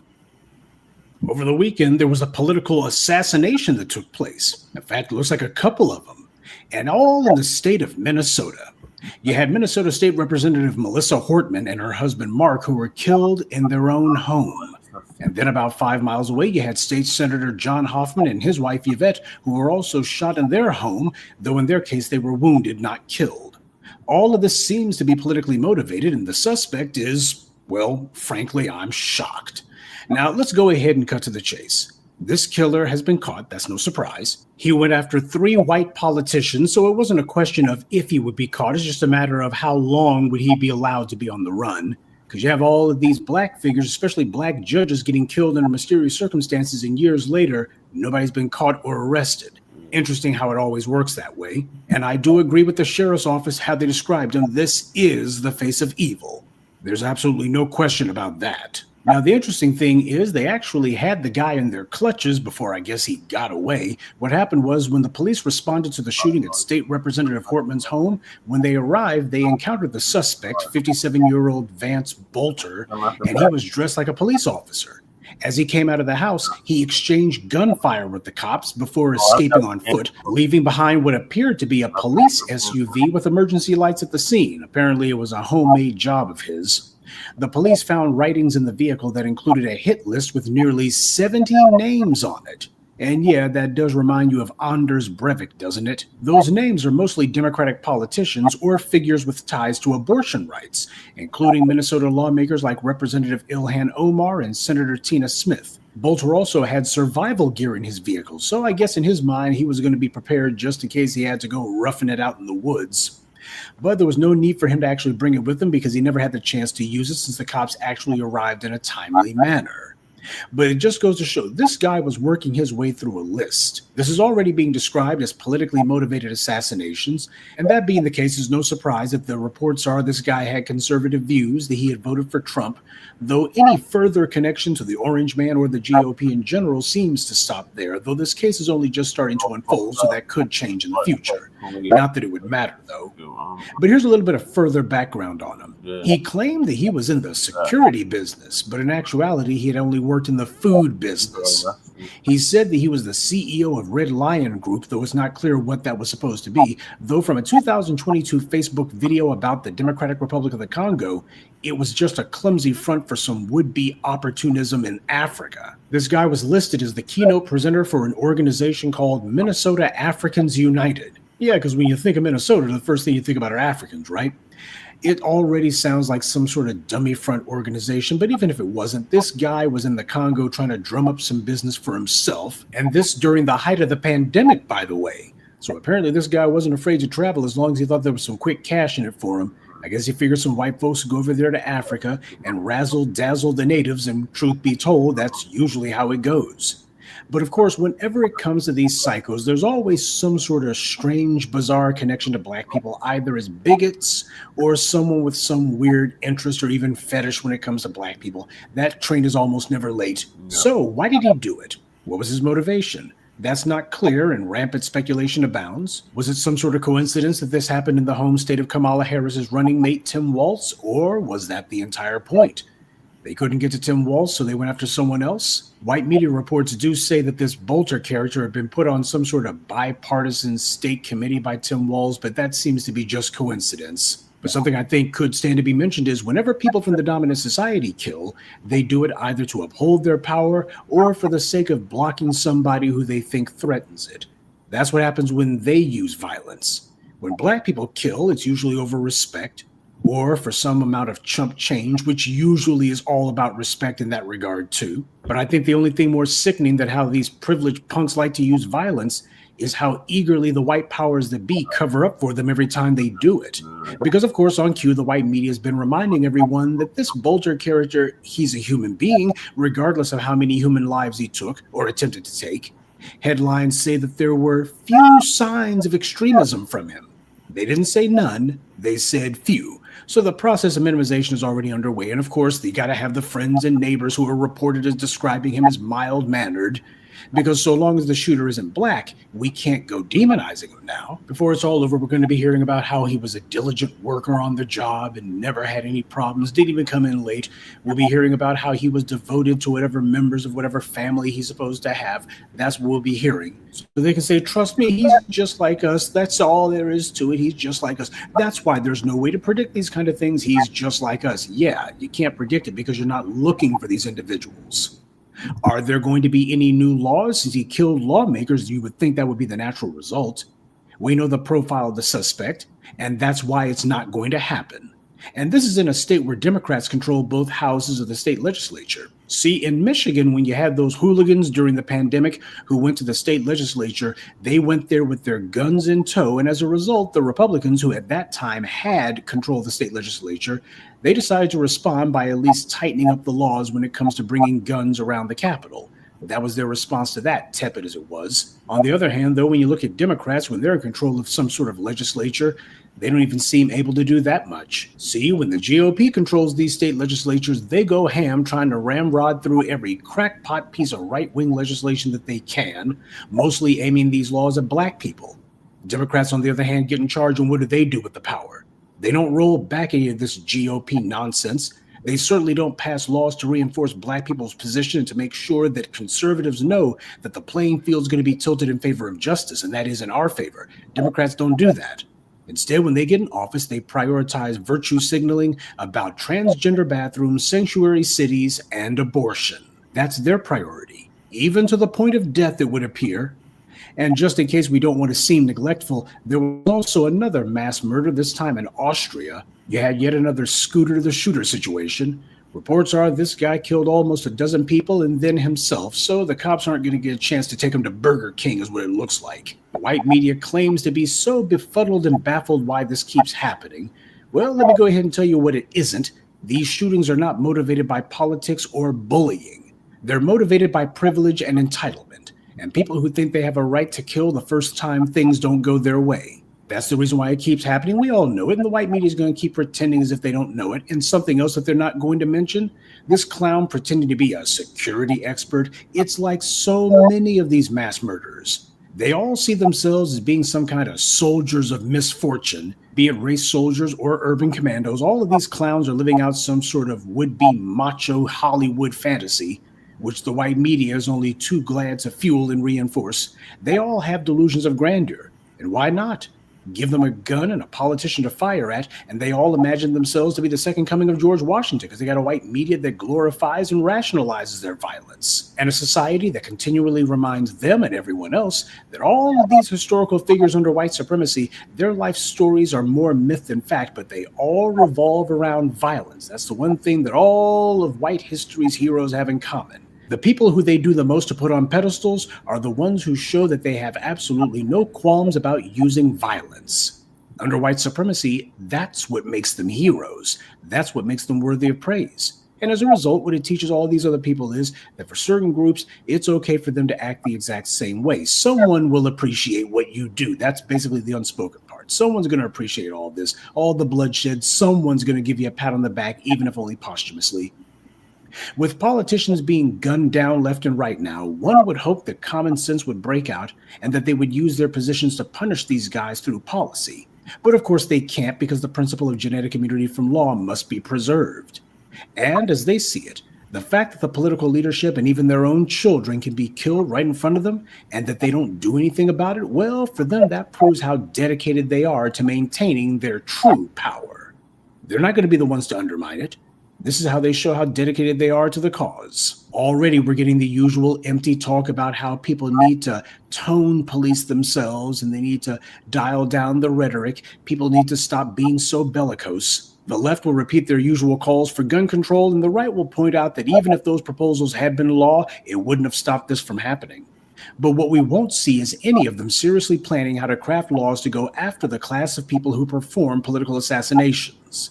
The face of evil. No matter how the politicians may act, they are not helpless bystanders in all this. They're choosing an action. And even though they are clearly the ones in the crosshairs, they still seem content to just sit back and let these killers take another shot at it.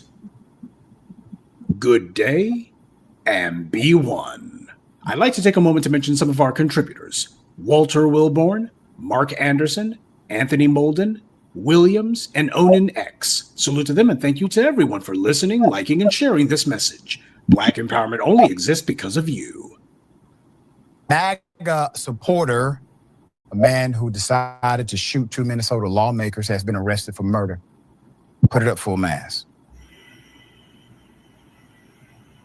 There was a 2-day manhunt that rattled Minnesota. It came to an end yesterday evening, ending with the arrest of 57-year-old Vance Bolter. Here are the details. The investigators have pursued the suspect, identified as Vance Bolter, 57, throughout the weekend as Minnesotans reeled from the killings of Representative Melissa Hortman and her husband, Mark Hortman. In a separate attack, the gunman also wounded State Senator John H. Hoffman and his wife, Yvette Hoffman, at their home in the Minneapolis suburbs. Let's put his picture back up again. That is an actual criminal. That is a violent thug. That is a dangerous human being. That is your deplorable. That is, in fact, the worst amongst us. That right there. That's what it is. Donald Trump is not going to ship him anywhere. Trump is not going to wax poetic about how horrible this human being is. No. Those who Trump appointed to carry out our constitutional laws and protect our constitutional rights will not echo that either. The complaint against Bolter describes police officers arriving to the home of State Representative Melissa Hortman as seeing Bolter shoot her husband, Mark, through an open door. The police then exchanged gunfire with him, and he ran into the home before escaping. At some point, he also fatally shot Representative Hortman. That's interesting, isn't it?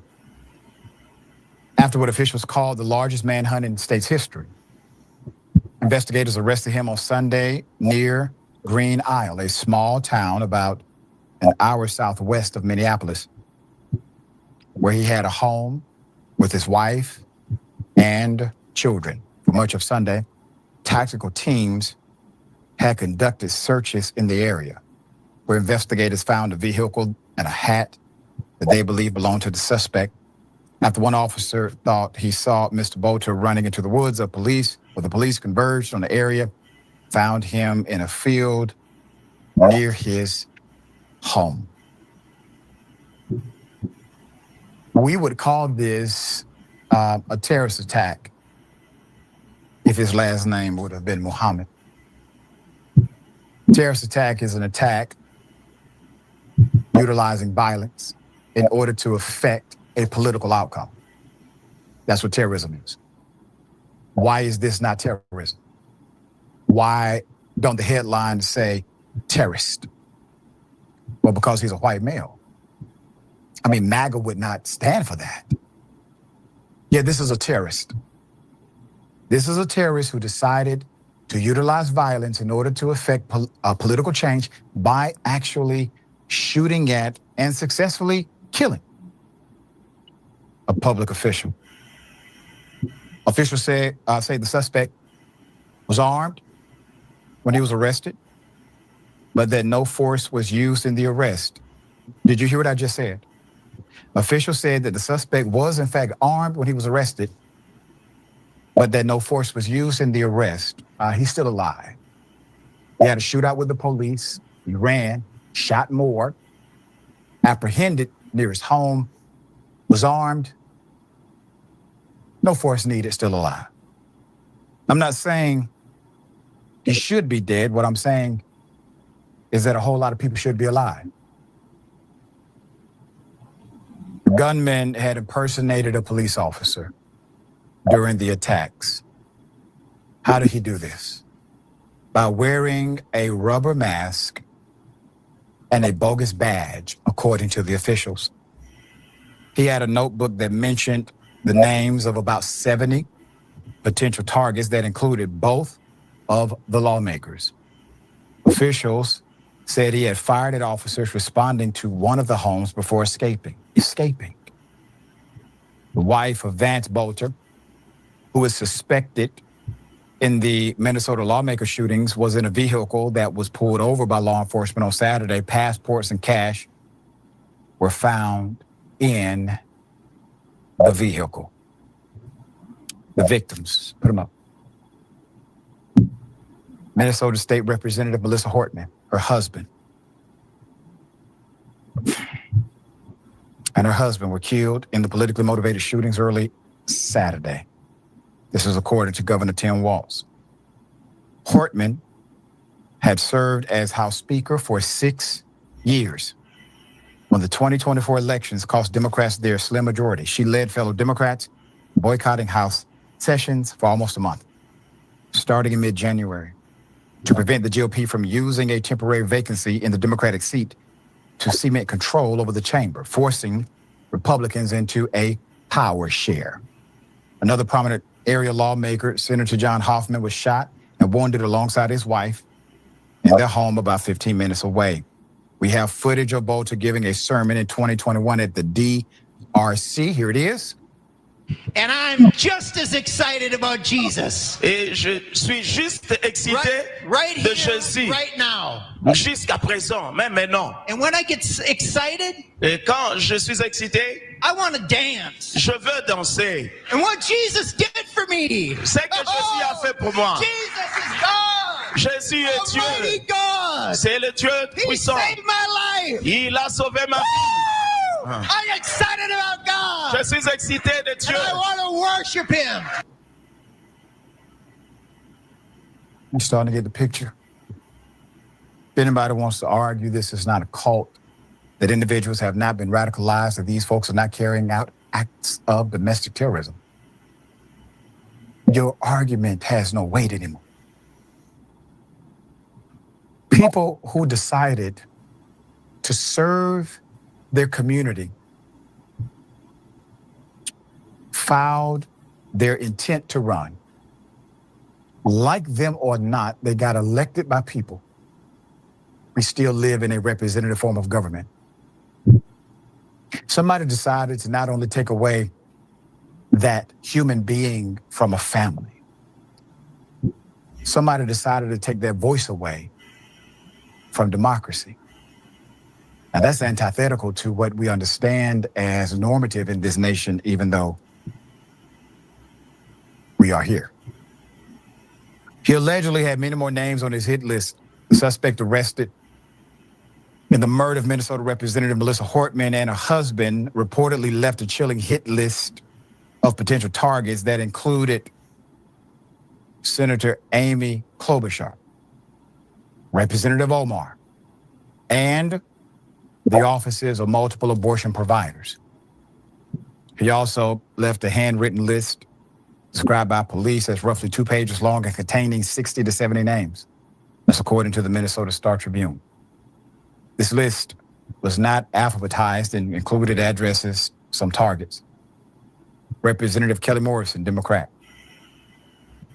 as well as other members of the Democratic Farmer Labor Delegation were among those identified. Authorities have downplayed earlier descriptions of a list as a manifesto. Minnesota Bureau of Criminal Apprehension Superintendent Drew Evans clarified it was not a sweeping ideological document, but rather a notebook of a lot of lawmakers and others, as opposed to an actual document, which I don't see the difference. His roommate describes him as a Trump supporter, for those who are wondering why we call him MAGA supporter. Here it is.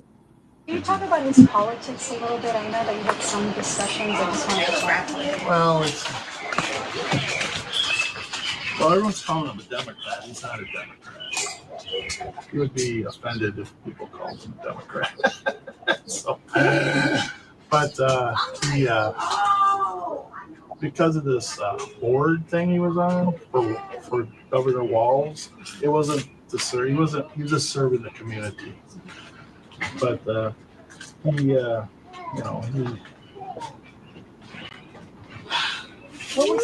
can't believe a political issue would cause him to do such a thing.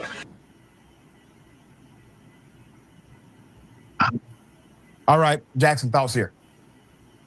So, there's just so much to take from this whole incident. First and foremost, as you pointed out, I mean, there's no effective way to pretend like this is not a nationwide cult going on, because, I mean, put yourself in this man's shoes. In order for you to make this hit list and go through all this detailed, intricate, slow grind planning to make it happen, how committed you are to the plot, how much of a true believer you are. Like, you really think that this is going to set us right. This is going to get us back on the track that God always had destined and ordained for the American people. And we're going to get our country back, and we're going to get it back. Like, these people really believe this type of stuff. But, at the end of the day, one of Trump's biggest issues, America's issue at large, but Trump in particular, is I've been saying this for quite some time. I still think he's going to end up the ultimate scapegoat for everything that's getting ready to transpire. I mean, like, at the end of the day, what has he done for any of us lately? This man has, him and Elon gone after programs like Meals on Wheels. Among everything else in the administrative state that just generally gives the public some stability and some access to climb the social ladder or just stay above water if they can. The tariffs, as you pointed out in the last show I was on, the tariffs that he's got going, eventually that's going to crash the economy. We're almost certainly about to go to war with Iran because Israel is. So because Israel's going to war with Iran, America's going to war with them. And we've been wanting to go to war with Iran for as long as I've been alive, at least.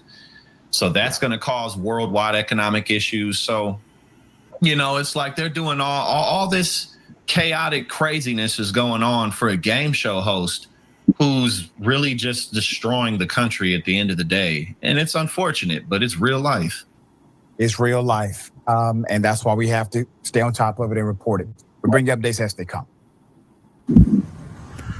Brothers and sisters, as we start a new year, vandalism has began again at the Frederick Douglass High School. As we start a new year, vandalism has begun at the Frederick Douglass High School. We haven't had anybody vandalizing the school for several years now. We do have cameras. I'm going to go through the cameras and find out who it is, and I will make a police report. I will be sending images to the police. We haven't had any vandalism in years, and now the vandalism is back. But it will not go unchecked. Brothers and sisters.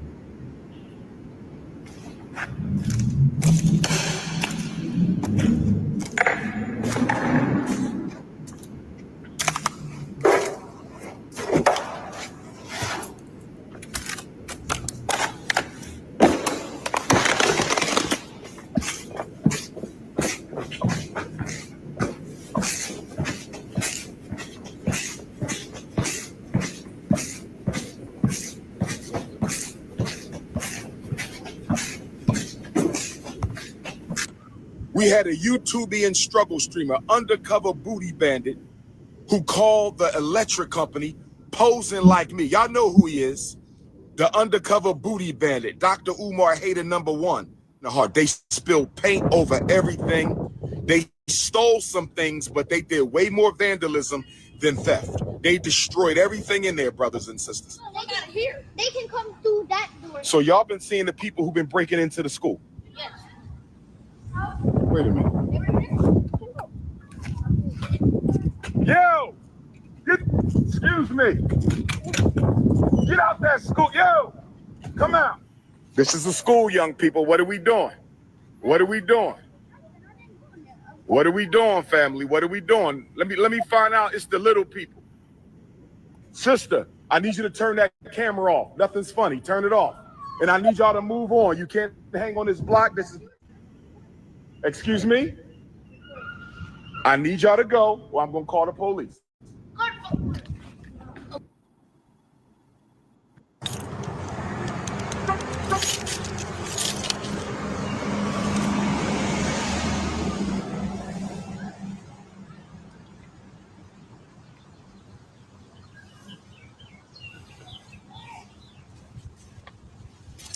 Peace and Pan-Africanism, peace and Pan-Africanism.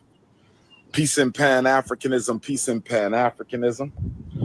Peace and Pan-Africanism, peace and Pan-Africanism. This is your big brother, Dr. Umar Ifatunde Oguntade, coming to you live and direct from the most honorable Frederick Douglass and the most honorable Marcus Messiah Garvey Academy.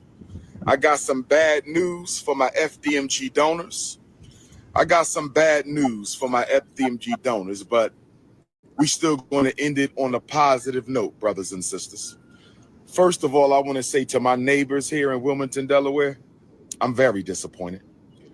To my neighbors here in Wilmington, Delaware, I'm very disappointed. And the reason I'm disappointed is not because of the vandalism. It's not because of the graffiti.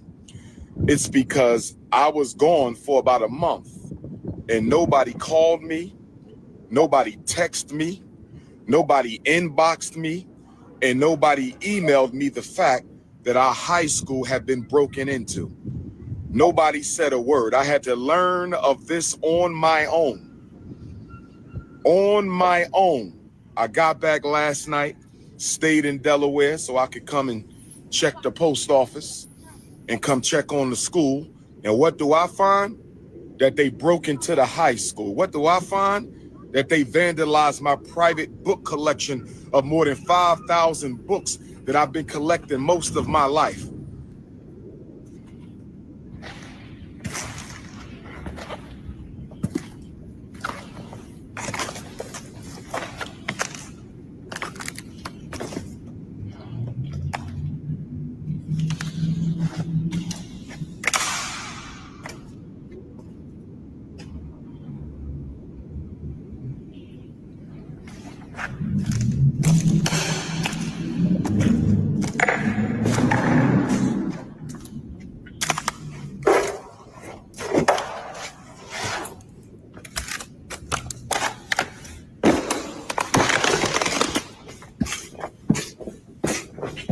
Out of print books, rare books, supplies for our children, clothing for our children, things we can use for the Frederick Douglass and Marcus Garvey Academy.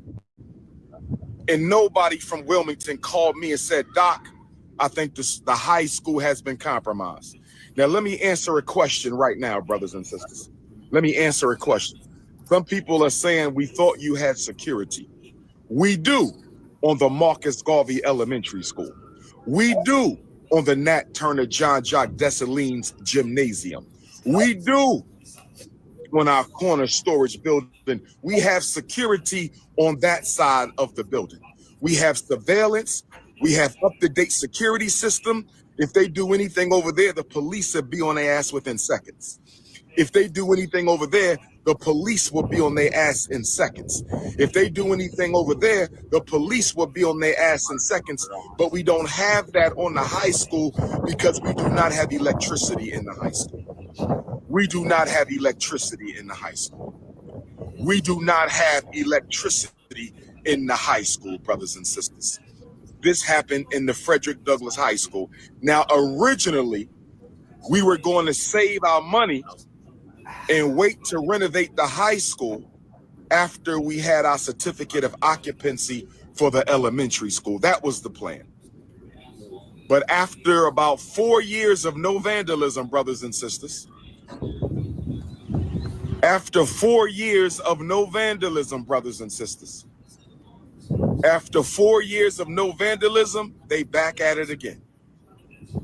They back at it again. They back at it again, brothers and sisters. So we're going to have to get started on the high school immediately. Black electricians who can do a commercial job, licensed in Delaware and Wilmington, I need you to come to the forefront. Black electricians who are not licensed in Delaware and Wilmington, I need you to find somebody in Wilmington who can pull the permit. I need my black electricians who claim they care to find somebody in Wilmington who can pull the permit so you can repair the electric. The good news is the high school electric system was not as vandalized as the elementary school's electric system. The good news is that the Frederick Douglass High School electrical system was not as vandalized as the elementary school. So it's a larger school, but the system is much more intact. It's a larger school, but the system is much more intact. Let me say this. Don't ask me another question about the school. Let me say this again. Don't ask me shit about the school again. I'm not answering no questions. Because we've been going through this for 6 years, and y'all keep asking the same dumbass questions that you already been giving answers to. Y'all know y'all been sabotaging. Y'all know y'all been vandalizing. Y'all know y'all been throwing trash and litter all on this campus. Y'all know y'all been sabotaging and undermining, talking about why the school not ready yet with a steady barrage of sabotage. Talking about why the school not up yet when you know why, because your ass keeps sabotaging. We had a YouTubian struggle streamer. We had a YouTubian struggle streamer, undercover booty bandit, who called the electric company posing like me. Y'all know who he is. The undercover booty bandit, Dr. Umar Hater #1, the undercover booty bandit. He called the electric company and the gas company posing as myself.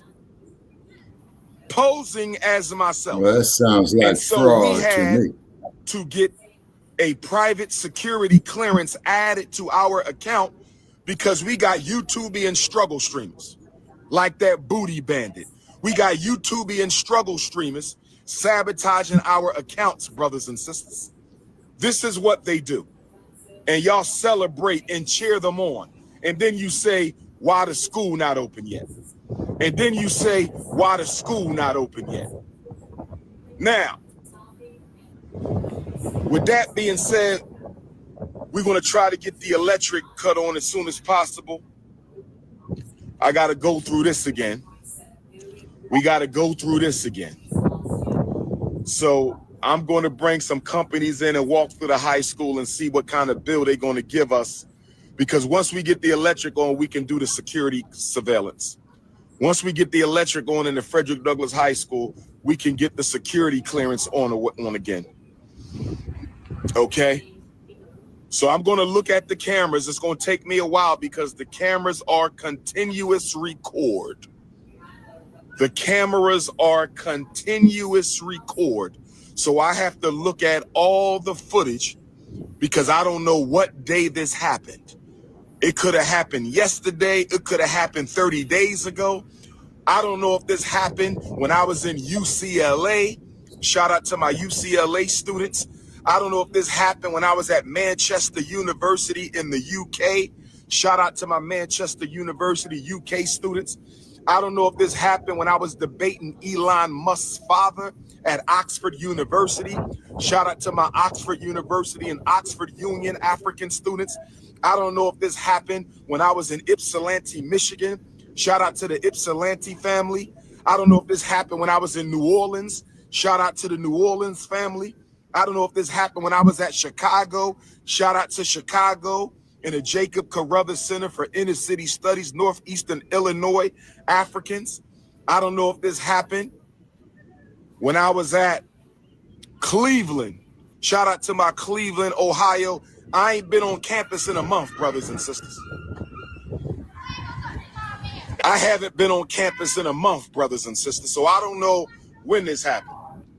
And nobody even bothered to call me to tell me it happened.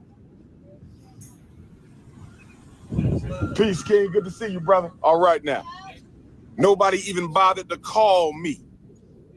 Now, I did get a call from a sister from Wilmington. Shout out to all my Wilmington supporters. I love you, Wilmington, Delaware. Shout out to all my Wilmington supporters. I love you, Wilmington, Delaware. Shout out to all my Wilmington supporters. I love you, Wilmington, Delaware. But I got a call from a sister from Wilmington, Delaware about a week ago. I don't know if this has anything to do with the vandalism. Destroyed my 5,000 book collection that I have amassed my entire professional career. That hurt me in the heart. That hurt me in the heart. They spilled paint over everything. They stole some things, but they did way more vandalism than theft. They destroyed everything in there, brothers and sisters. Now we got to clean up the gym for the third time. This is the third time we've had to go through this. I used to hire security to sit outside the school, but most of the time they didn't even do their damn job. They would be home sleeping, telling me they at the school, and then I would do random pop-ups and they wouldn't even be out here. This is why, yes, sir.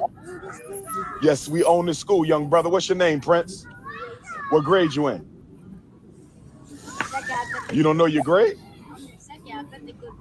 You're about to go to the third. What grade you in, Prince? You in the 5th grade? Okay, y'all brothers, y'all look alike. So you're about to go to the 3rd, you said. So when we open up this school, it's going to be 2nd, 3rd, and 4th, right? So 4th grade, you might be here, right? 4th grade, you might be here. You're going to the, oh, you're going to the 6th grade. We might not catch you until we in this building, the high school. And to my young princesses, we will be opening up the Anna Douglas Amy Garvey Academy for young princesses as well. So it's going to be boys first, and then it's going to be girls. So all y'all might one day be students at the school. Say that again. Some people just went and win. When? You saw somebody walk in this building. What door? No, nobody. I've been here the whole time. No, they walked in that door. They got here. They can come through that door. So y'all been seeing the people who've been breaking into the school? Yes. Wait a minute. Yo! Excuse me. Get out that school. Yo! Come out. This private property. I need y'all off. Okay, my brother. I believe you, young prince. I need you out. I need you out of here. This is a school. This is a school, young people. This is a school, young people. What are we doing? What are we doing? What are we doing, family? What are we doing? Let me find out. It's the little people. Let me ask you a question. All right? Y'all go ahead and enjoy the rest of your day.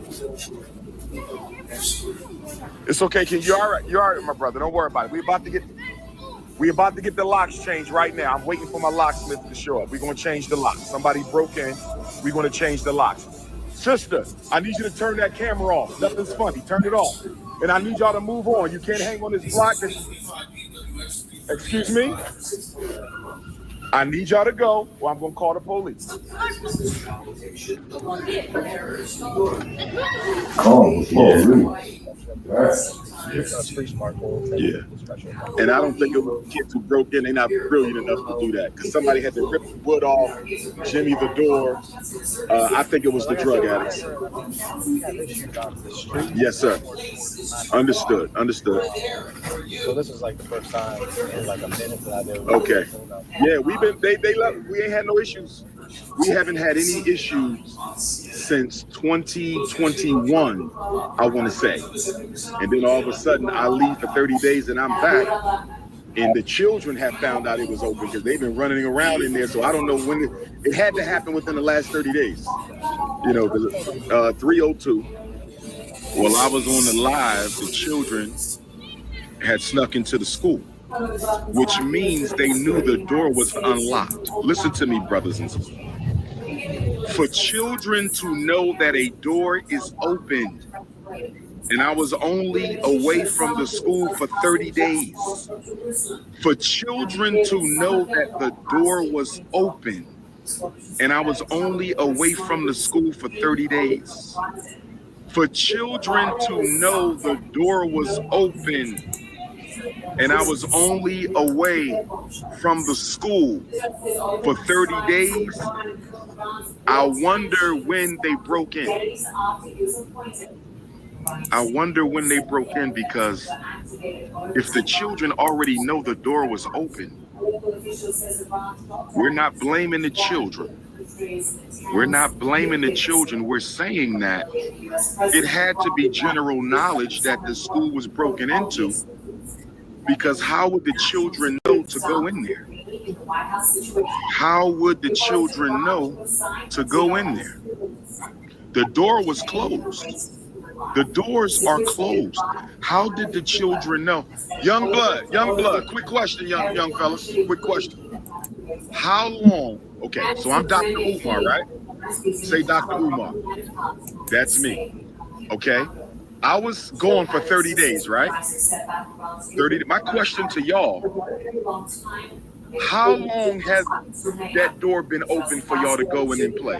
Would you say a week, a couple days, a couple weeks? Because I was only going,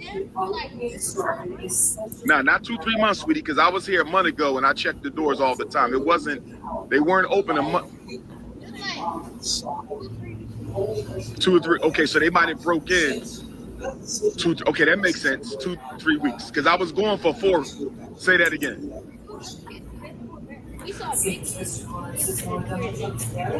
Yeah, but they didn't break it open though. They wasn't the ones who broke it open, because whoever broke it open, they had to use equipment. Okay, I appreciate you, young people. Y'all take care now. All right. No, we ain't looking for the kids. We looking for the grown people who broke in.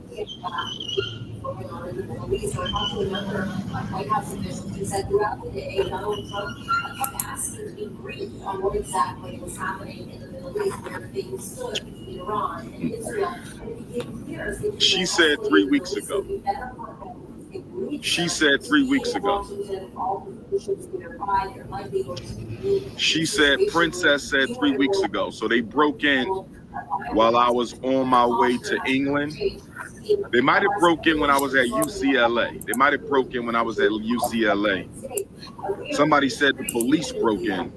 I'm not putting it past nobody, but I'm going to look at the cameras. It is on camera. I just have to take time and find it. It is on camera. We have cameras around both buildings. Peace, Baba. It is on camera. It is on camera. But I have to take time and go through 30 days of footage. I have to go through 30 days of footage. They destroyed my private book collection. I'm waiting on a locksmith. We're getting new locks today.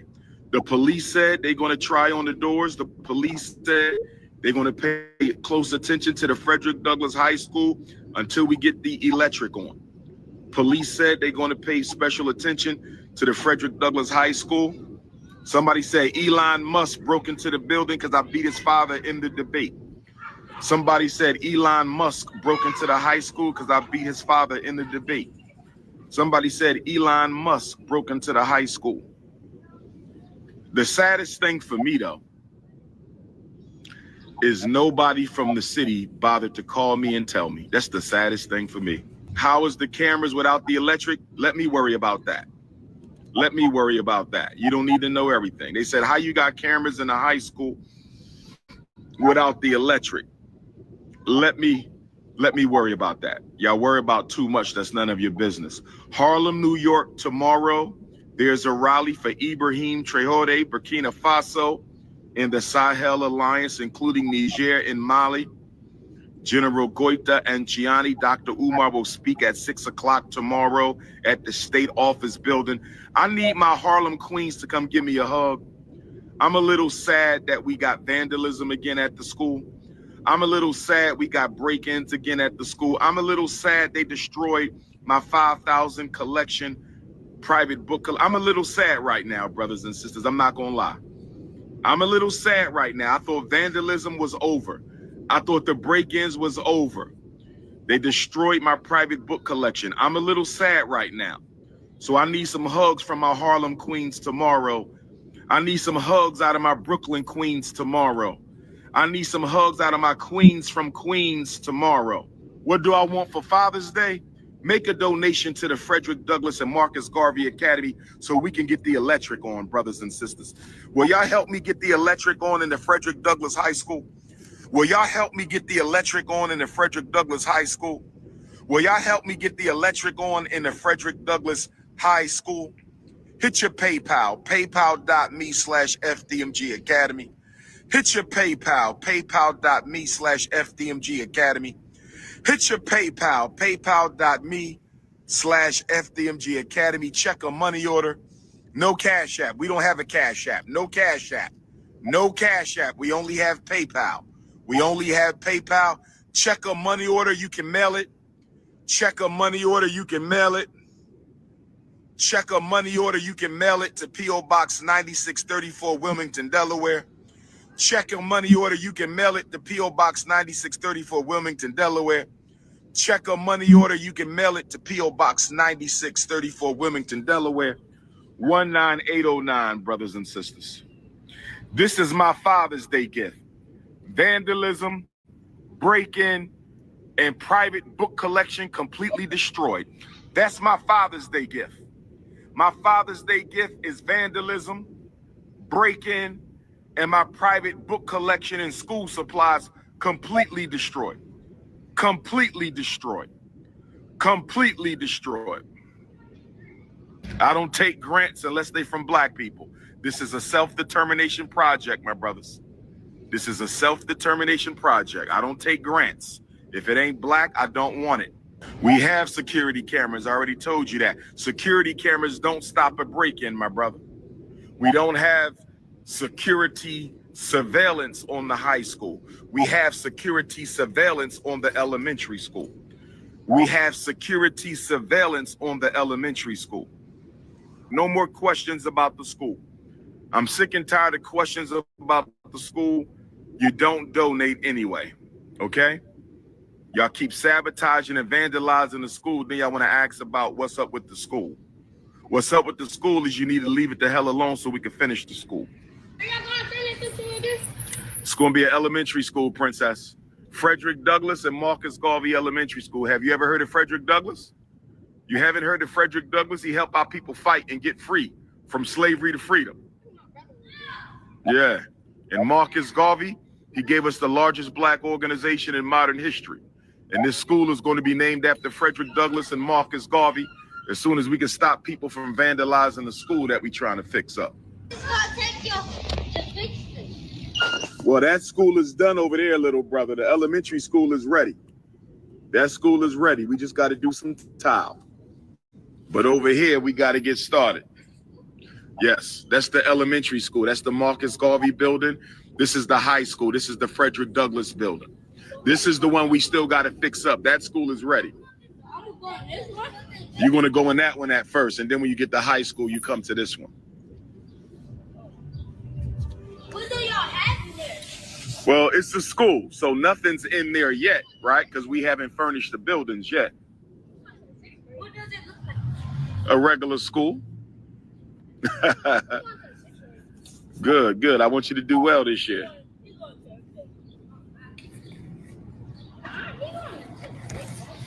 Peace, peace, peace.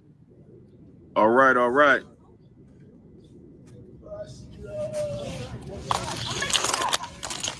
Yeah. I wish you could graduate, bro. Get out of here. Moyer Academy. Yes, sir. Whatever the case may be, you know what I mean? Yes, sir. Yes, sir. See somebody trying to do something with it, especially I know what you into it. Yes, sir. Yes, sir. Yes, sir. That school is done. We just got to do the floors. Okay. You know, so I'm waiting on that, trying to get the best price. You know how the contractors be. You know, this school we got to get started on. So they just broke in here, bro, and vandalized my whole private book collection. 5,000 books, man. Poured paint all over it and everything. So I'm waiting on my locksmith because he got to give us some new locks. You know what I mean? It just hurts my heart, though. You trying to build a school for the children. And, you know, we've been going through this for 6 years, bro. They spray painted on the back. Why would you spray paint on the school we trying to fix up for the kids? You know what I mean? So it hurt my heart a little bit, man, because you try so hard and your own people tear you down. But we going to stay focused. You know what I mean? We understand the bigger picture, bro. Yes, sir. Yes, sir. For sure, man. For sure. I definitely respect and appreciate the shit. Yes, sir. Yes, sir. We getting there. We getting there. You know, when we apply for the certificate over there, if all goes well, you know, we're going to do a grand opening. It might be before the year out. And then once we done over there, we're going to start over here. Okay. You know what I mean? So we're going to do 2nd, 3rd, and 4th grade the first year. And then the second year, we're going to go up and down the grade. So the second year will be 1st through 5th. 3rd year will be K through 6. 4th year will be pre-K through 7. 5th year will be daycare through 8. That give us 5 years to get the high school ready so they could just come across the street. So that's the plan. You know what I mean? If motherfuckers leave us alone and let us do what we got to do. You know what I mean? You know what I mean? Now, when we first got to school, so we had them for 6 years. We got to school in 2019. When we first got to school, it was crazy because we ain't have no electric in either building. You feel me? So they was breaking in, robbing. Somebody took a shit inside the school. I'm like, bro, you could take a shit in the alley. Why would you shit in my school, bro? You know what I mean? So we went through hell, man. So we finally finished over there, but now we got to take care of this. So that's where we at, brother. Take my number so you have it in case you ever need to reach out to me, man. One of them areas too, man. I know. I had security people I was paying to sit out here. They scam me too, bro. They would take a picture of them sitting in their car, go home, tell me they out here. I'll pull up. Nobody out here. Getting paid for doing nothing, man. It's crazy because, like you say, getting paid for doing it. Yes, sir. Yes, sir. Yes, sir. In there, though, Dr. Umar, UMAR. My name Dion, by Brother the way. D. All right, D. Pleased to meet you, brother. Yes, sir. Yes, sir. Yes, sir. Gotcha. Appreciate you, bro. All right. All right. All right, D. All right.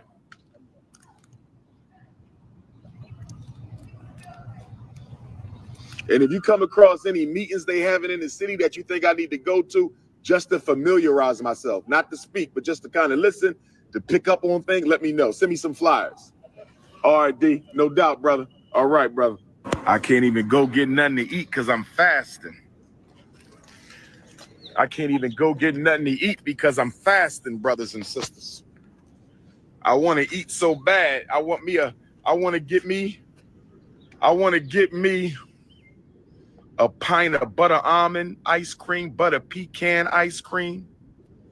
You feel me? I just want to eat right now, but I can't eat. I can't break the fast, but I want to eat.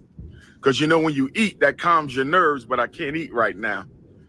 Because this right here just, you know, they destroyed my book collection, man. They destroyed my book collection, man. They destroyed my book collection. Nobody called me and told me that they broke into the school. Y'all saw kids playing in the school. You ain't even called me, man. That shit hurts. That shit hurts. Don't ask me no more questions about the school. I'm not answering no questions about the school. Feel how you want to feel. Think how you want to think. Lie like you want to lie. Slander me how you want to slander me. I'm not answering no more schools about the school. When it's done, it's done. I'm tired of this shit, man. I'm so tired of this shit.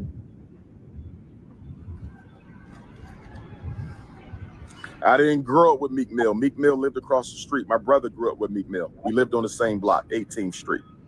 I didn't grow up with him. I don't know him. My brother knew him. I knew him as a little kid, but, you know, I never knew him. I just knew him as a little kid.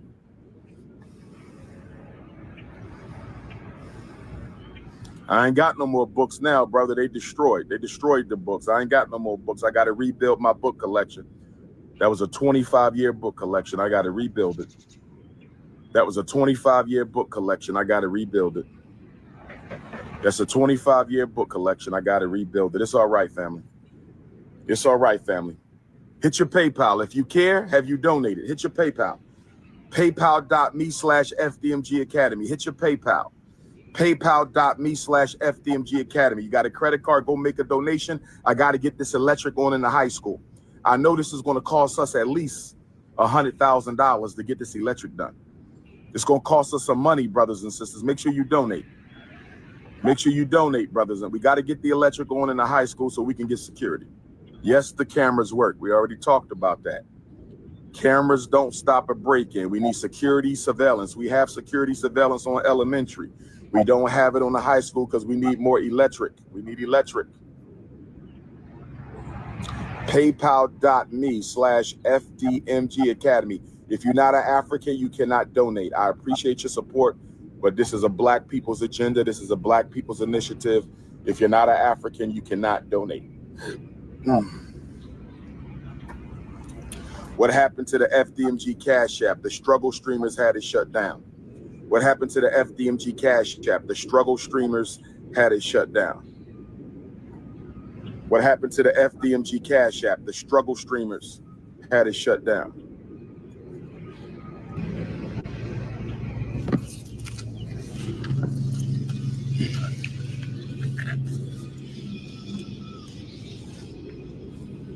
P.O. Box 9634, Wilmington, Delaware. P.O. Box 9634, Wilmington, Delaware. FDMG Academy. Say a prayer for me, say a prayer for FDMG. Say a prayer for me, say a prayer for FDMG. Say a prayer for me, say a prayer for FDMG. You could text me at 215-989-9858. Happy Father's Day to all my unapologetically African alpha males out there. And if you ain't got biological children, say happy Father's Day to you. If you've been looking out for the Black boys and girls in the neighborhood, it's not just about your biological children. It's about all the children in the neighborhood, brothers and sisters. Happy Father's Day.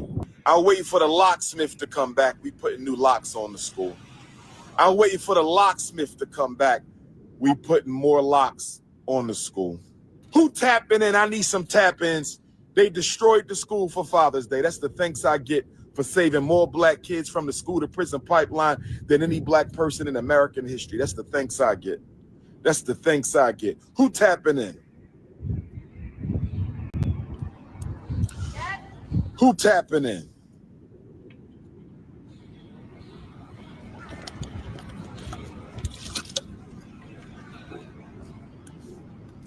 Pour out a little water for the ancestors.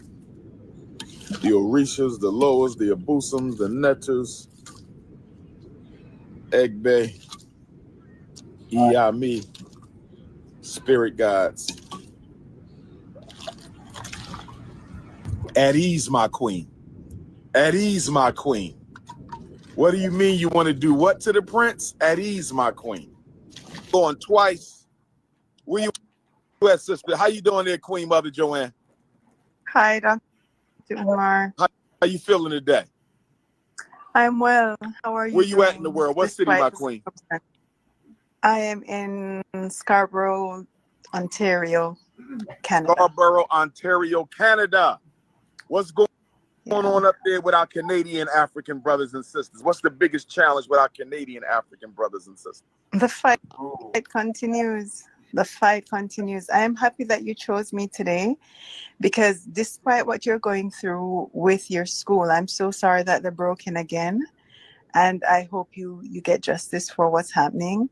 But I just wanted to share a bit of a good news to perhaps lift your spirit. Yeah. Because of your teachings, because of your free conferences that you have for parents, I have been fighting the school system here since last June. I recognize that they have been racist and discriminatory towards my son, and I brought a case against the school board to the Human Rights Tribunal here, and it seems as though I am winning the case. And so I just wanted to say thank you for what you have done, because it is because of your teaching that I was able to put together my documents, put together my arguments. And so I just wanted to say thank you so very much for what you do for us in the community. Thank you. And I just pray God that He will continue to give you the strength to continue to do what you're doing for us, because we need voices like yours. We need people like you to help us to see the vision and to go into the direction that we ought to be going in. So thank you so very much. Queen Mother. And I know I still owe you a phone call too. So shoot me a text message so I hit you up. Yeah, well, he is still in school, so perhaps in the summertime, because he's winding down now for the school year and he has lots of closing assignments to do. So perhaps in the summertime when he's off, I will definitely connect with you. Thank you, Queen Mother. Stay blessed up there. You be blessed as well. All right. Now, take care. Now. Okay then. Bye. Yes, indeed. Thank you for the love, Queen Mother. Thank you for the love. Thank you for the love. I sound Jamaican. I might got some Jamaican blood. I'm sure I got a Jamaican ancestor too. I'm sure I got a Haitian ancestor or two. I'm sure I got a Bahamian, Barbadian, Bayesian ancestor or two. We know I got a Nigerian ancestor. We know I got a Ghanaian ancestor. We know I got a Cameroonian ancestor. We know I got a Congolese ancestor. We know I got a Togolese ancestor. We know I got a Benin ancestor. And we know I got a Cote d'Ivoire ancestor. New York City, tomorrow, 163 West 125th. Hands off of Burkina Faso, hands off of Mali, hands off of Niger, hands off of Africa. We stand with Ibrahim Traoré. I want to see the whole New York City out tomorrow. They destroyed my book collection. No. I need a hug. I need a hug. Address, woman, I just told you to address my beautiful African sister. I just told you to address my beautiful African sister. Adam Clayton Powell, excuse me, the Honorable Congressman Adam Clayton Powell Jr., State Office Building in Harlem, New York, 163 West 125th Street. 163 West 125th. How many times I gotta repeat the time? How many times I gotta repeat? This is what you do.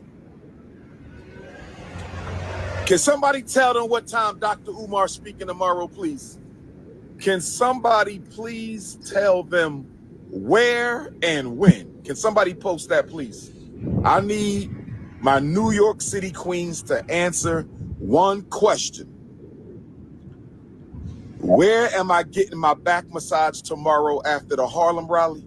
And where we having dinner at tomorrow after the Harlem rally? That's all I want to know. I'm going to say it again. I've been traveling for 30 days nonstop. I done been to California. I done been to England, brothers and sisters. I done been to Cleveland. I done been to Michigan. I done been New Orleans. I done been everywhere. How we doing, Baba? Where is that massage going to be? And where are we having dinner at? We pulling up to, what's the Sylvia's? Where we having dinner at tomorrow? Where the African restaurants in New York? Who has the best African food in New York City? That's my question. Cape Verdean Islands. When I get an invitation to Cape Verde, I'm there. I'm a Cal Cabral.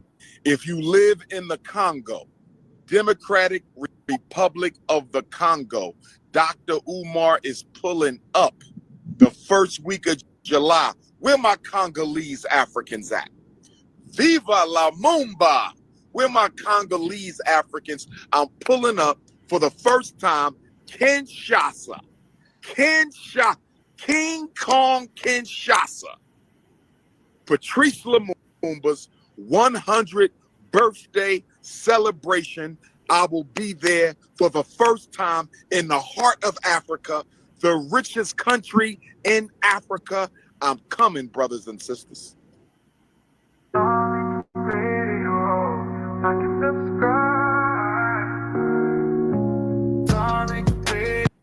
Yeah, so as I can see, based on what he said, his schools got vandalized, if you believe that, and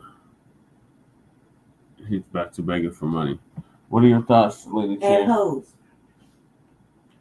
My first date, I would be like, does the bitch gotta pay for the massage and the meal? Because, well, no, you ain't got no money. You gotta beg you for it. He's all fragile about the questions about the school. Mm-hmm. He don't want to ask. You want to ask you about the school.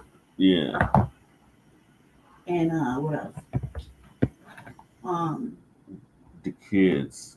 I'd be more upset about my book collection than I would be about the school. It's never gonna open. Yeah.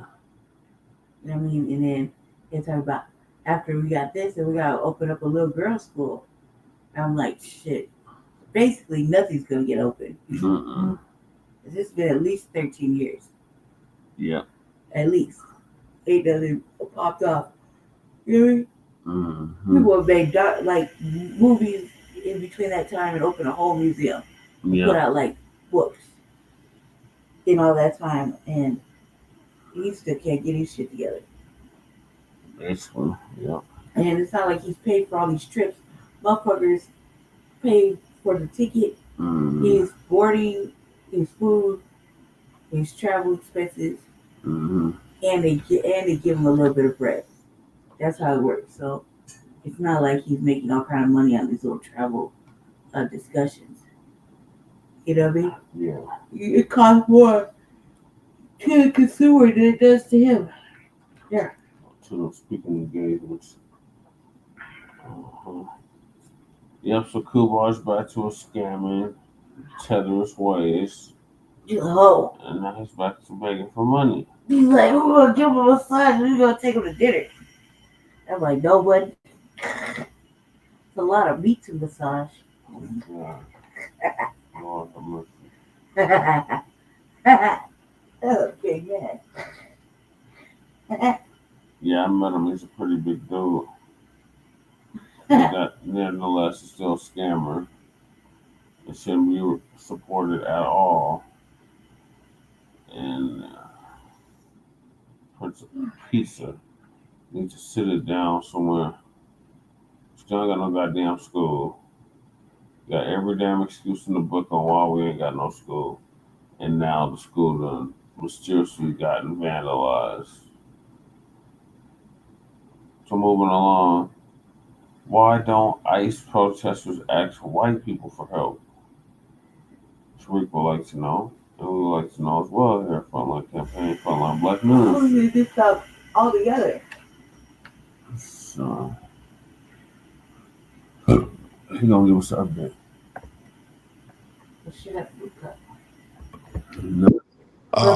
Y'all know they still got the stuff going on in the Middle East. There's so much developing. I'm going to break a lot of that down on my Sunday broadcast. There's way too much stuff developing as we speak. Tel Aviv got hit, and it's about to be very interesting. It's about to be extremely interesting. So I'm still looking and seeing how everything is going to transpire, and then I'm going to break some of that stuff down on Sunday.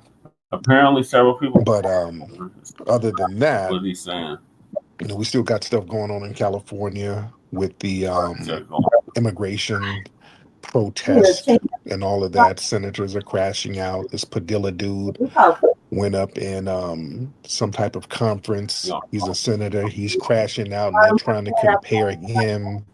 I saw somebody compare the image of him getting escorted out by the police. They put up a photo of like John Lewis and Selma in the 1960s. Damn, dude. I have everybody fatigue. I'm just tired of every damn body who's leeching off FBAs, man. Everybody has to co-opt everything I do. It always circles back to us, don't it? Every goddamn thing circles back to us. And they always have to tie us in. This dude went up there yelling about the immigration protests. He's yelling. The cops took him out. They handcuffed him and all that. And they gonna compare that to us fighting for civil rights in the 60s in a country where we're citizens and taxpayers, and in a country we built. You're gonna make that kind of false equivalency? I didn't. Yeah, listen, family. The best thing we could have done was delineate. Delineation was very important. Yeah. Delineation, and this is why so many people have a problem with us delineating, because now we are no longer allowing ourselves to be this undefined, exploitable underclass where everybody's just going to exploit us. We don't have any boundaries. We don't have any real definition. So we're just some generic Africans or some generic Blacks that everybody can just kind of latch on to. We stopped all that, and notice that everybody's flipping out. I posted a video early tonight, some Trinidadian chick talking about, oh, we Blacks, us Blacks need to be concerned about the immigration because they can come get any of us. They can come to Harlem and start getting us, and ain't no us. No, that's a you problem. No disrespect. Don't drag us in it. Ain't no us and we. None of that French stuff. Right. No. No, Tree. We're not going to be drug into that. But the fact that we have delineated and we're making waves by just chilling. Look at all the power we have exerted by just kicking back and not putting the cape on. We done got everybody in a tailspin. Have y'all noticed that? That's power, ladies and gentlemen. Where people are just flipping out and we ain't even harming nobody. We just sit back saying, okay, well, we're going to let you do you. Since we're Carters and y'all got Black fatigue and you guys got all this great culture and you work hard and we need to learn from you, and okay, well, we're gonna learn. We're gonna sit back and learn, not teach. Wait, nigga, nigga. I did not mean that. I don't want to hear nobody copping, please, man. You know, I'm in New York. I did a video early. I posted, and some tethers got mad because of a video I posted early. I posted a video. I'm in Times Square earlier today. I was there. Well, this morning, me and the family, we left our hotel and we are just walking around Times Square. We were looking for like a brunch area. I did watch that. And I'm filming. I'm live on the gram. I'm doing an Instagram live, so I'm live filming. And I'm filming my kids, filming my old lady, just filming the little characters that's out there in Times Square, just talking, just chilling and talking. And then while I'm talking, some African dude comes up and tries to sell me some bootleg earphones. And then I'm like, okay, what's this, brother? And I kind of put the camera on the guy. He's like, oh, shit, nigga. And then he covered his face and ran off. And I'm like, good Lord. It was funny. I'm like, what the hell? I'm like, this African dude just hauled ass. And I posted the video, and the tether is going to get mad at me. Like, why are you making fun of that man trying to make a living? I'm like, what the shit up? Why are you disparaging a man trying to work? Hell, don't shut the hell up. I didn't do nothing to the man. I didn't do shit. He approached me. I didn't tell this nigga to sell me some Beats by Andrea. Wasn't even no real Beats by Dre. The shit said Andrea. What kind of shit is this? A nigga tried to sell me some bootleg ass earphones. How you mad at me? Yeah, I didn't know that the block was hot for the nigga. He hauled ass. He must not have wanted to get deported. He must be an illegal immigrant. This nigga he jumped over a cab. His flip-flops was just clicking all down Broadway. Oh shit. I'm like, oh, what the hell? Somebody was like, well, if he was FBA, you would have said how much of a hustler he was. And well, if he was FBA, the nigga wouldn't have ran. That's the problem. Yeah, he wouldn't have had a reason to run if he was a foundational Black American.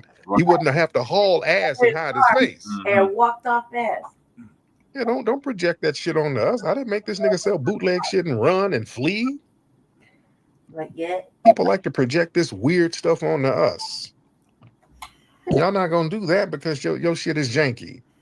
Yeah, and again, he approached me. I'm already filming. He approached me. Y'all nigga. Yeah, there's a whole bunch of that shit out here in New York. They be out here selling all types of bootleg shit, running little hustles and scams. Okay, I'm not knocking you, but shit. Don't walk up to somebody and when they're filming and then you know that your papers ain't right, and then you start running. All right, nigga, scare my kids. They like, shit. They didn't know what happened. Scared by kids. Yeah, New York is it's very interesting. You know, in New York in Times Square, you know, they be having the women, I call them the titty ladies, the kind of with their titties out in thongs, taking pictures and stuff. Y'all know what I'm talking about. All my New Yorkers, y'all know the titty ladies out there in Times Square. They paint their titties. They put like Spider-Man paint on their titties and, you know, walk around Times Square taking pictures with tourists. Some of them motherfuckers be old. Some of y'all need to put them titties up. Yeah, some of them women are trying to squeeze some energy out the game. Some of them be young, some of them be old. And the other day I was walking, had my kids, and you know, our kids, sometimes they walk in front of you, sometimes they lag behind because they be trying to look at shit. And I'm walking, and it's real crowded. You know how crowded it is. And sometimes the kids be in one direction. Hey, but come over here, TJ. I said, come on, get over here. And I'm walking. And I got a whole bunch of kids, so it's hard to just watch all of them. And one of them, he was missing. I'm like, where the fuck is my son? And Teo was like, hey, he's over there with the titty lady. The titty lady, he's standing up there hugged up on the titty lady. I'm like, let my goddamn son go. Like, oh, you want to take a picture with him? No, bitch, let him go. What's wrong with you? So you got to really watch shit out here, man. Watch the titty lady, watch the crazy homeless people, watch the musty bootleggers. It's sometimes it's too much. You got to watch Immigrant Elmo. They had the Elmo. It was somebody in an Elmo outfit. And the dude took off his Elmo mask to smoke a cigarette, and it was clearly like a Hispanic crackhead. And my son started feeling bad. Tail was like, "Oh my God, what happened to Elmo, Dad?" No, it's a costume. Did Elmo get evicted from Sesame Street? No, son, no, because they don't understand. You know, they think it's Sesame Street and all that is real, and you know. I have to explain. That's a crackhead making a couple of dollars pretending to be Elmo. So it's sometimes it can be traumatic for kids out here. It is what it is. And we got a lot of folks trying to get on early. Roger Ward, hop on, Raj. Raj, get on. No, son. Mr. Raj, hop on, Roger Ward. What's going on, Tariq, brother? How you doing? I'm good, man. How are you? I'm good. It was just something I had noticed in regard to the my lady's in here laughing at me, but something I had noticed in regard to the protests and the riots that they got going on in LA with the Hispanics.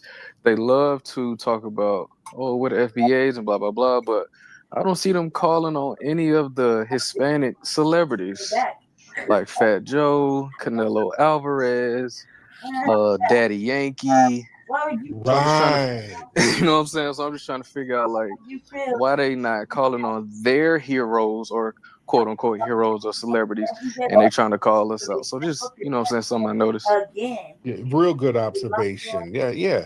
They don't never call on their own Hispanic so-called influencers.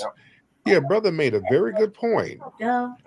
They're not calling on the John Leguizamos, the Edward James Olmos. They're not calling on none of their celebrities, none of their Hispanic, George Lopez. They're not calling on any of them. Have you noticed these people have been silent? All the Hispanic entertainers and influencers, they've been very silent. Everything is about where the FBAs. How come the foundational Black Americans ain't stepping up? And we're like, hey, we're chilling. We ain't got nothing to do with this. And you gotta pay. Well, it could happen to you too. Now, yeah, okay. Well, tell your celebrities that. How about all those Hispanics who voted for Trump and this administration, knowing that he was going to do this? Why are they not being called out? Huh? Why are they not being called out? That's $700. Everything circles back to us. We're supposed to be the saviors of everybody. It's a new day. It's a brand new day, ladies and gentlemen. 700. So you got Again, a lot of people have issues with our delineation because the whole undefined black concept, that's not happening no more. fancy places. Right. See, for centuries, black people, foundational black Americans, we've been used as the default scapegoat, the labor force, and the cultural engine of America. I want us to understand our importance, and people are showing you, foundational black Americans, your importance. Like white people, man. We've been doing all of this for all these other people, but we have not received any protected ethnic status like all of these other groups and subgroups, Hispanic groups, Native American groups, none of that stuff. We do all the work, but we don't get none of the protection and none of the benefits. Yeah. And as long as foundational black Americans, we can be seen as generic blacks, the system could continue to exploit us endlessly while denying us specific reparative claims of justice and legal protection, ladies and gentlemen. You see, that's why it's very important that we are delineating. That's why it's so very important. Hold on, what the hell is my Siri thing doing? Hold on, sorry about that. And the thing is that undefined status that we set up here and let these people put us in, that allowed wealth, credit, and influence theft. See, when foundational black American culture is undefined and it's boundaryless, that means it can be co-opted and monetized by other people, white society, corporate America, immigrants, other ethnic groups. That's why all of our music, fashion, slang, activism, it's constantly appropriated and stripped of attribution all the time. Everything we do, we end up having to give credit to other people. That's why we did microphone check. Damn that. Damn that. I ain't that shit of just us doing all the work and then everybody gets the credit. Damn that. Damn that. That's why they want us undefined, so they can come in and say, well, yeah, that hip hop drill music, well, that came from the UK. Yeah, Chicago drill, that came from the UK. How it come from the UK? Drilling is with a shoot with a gun. They don't have guns in the UK like that. How would drill music come from the UK? You know what I'm saying? Just everything we do. People find a way to co-opt it and come in and just snatch it up. And listen, defining ourselves as foundational black Americans, that closes that open door, that forces recognition of cultural ownership. And like I said the other day, man, people, they want foundational black Americans to basically absorb all of their societal negatives. See, without boundaries, all the negative statistics, crime, poverty, abortions, all that shit, from various immigrant groups and other segments of society, that can be lumped into foundational black Americans or black people, but black people. If you're just saying you black, that shit can be lumped into blackness. In media and academia, they love it because that preserves the narrative of the dysfunctional black American. Now, when we say, oh, no, you're not lumping that shit in with us. When you see a big gang bust in Minnesota and they got a bunch of melanated faces and all of their names are East African, we're going to specify that. Right. No, these are not foundational black Americans. That has nothing to do with us. Right. That has absolutely nothing to do with us whatsoever. We're calling that stuff out. I tell my brother to put the walker. And foundational black American delineation, that exposes that little statistical sleight of hand that they've been running on us. They know what they've been doing. They've been doing this stuff deliberately, family. This is not an accident. They know what they're doing. They know that having us undefined or having a generic title over us will undermine us. This is why we're shaking the damn table up so much, just by delineating. You see, because the system needs a permanent other, quote unquote, group to blame for everything. See, white society historically needs an underclass to define themselves against. So black people were supposed to serve this purpose as an internal caste system, that's maintained in America where black people are on the bottom. So when we delineate ourselves and reclaim our cultural and political agency, see, that disrupts that whole engineered caste hierarchy. Yeah, so yeah, we're putting a stop to it. And being boundaryless, that allows tokenism. See, that lack of delineation, that allows corporations and academia and politics to basically elevate non-FBA faces to represent Black America. What have they done in the political sphere? Everything is all about bringing in some damn tether to be our spokesperson. Obama, funky ass Westmore, who shot down reparations. Remember, Obama's bitch ass shot it down too. Kamala bitch ass, she said, I ain't doing nothing for Black people. You think I'm gonna do something only for Black people? She just said, damn reparations, I ain't gonna do nothing that's only gonna benefit Black people. You know how cold that shit is? Right. Think about that. Do you know how cold that is? You wouldn't say that to no other group. That woman said that to us with her whole chest. Yeah. You know what I'm saying? Yeah. And people wonder why we delineate. Right. We should have been delineating. Claude Anderson had been trying to put us up on game for the longest. That's what the broad said, though. So us utilizing sit our here and say, I'm foundation gonna of do Black something that's American only gonna identity, benefit Black people. that makes it harder for them. He got shots at his own crib. Oh my God. Token immigrants to come and undermine us because we call them out from the gate. We starting to do paperwork checks, as we should. And understand these immigrant groups, they benefit from us remaining undefined. See, these immigrant groups, they've been exploiting that whole undefined Black category to get access to set-asides, policies, scholarships, all of these things that were intended for foundational Black Americans, but we're sitting up here under this big old generic ass banner. See, when we delineate, these groups start to lose access to these unearned benefits. That's why they sit up here talking about how divisive we are.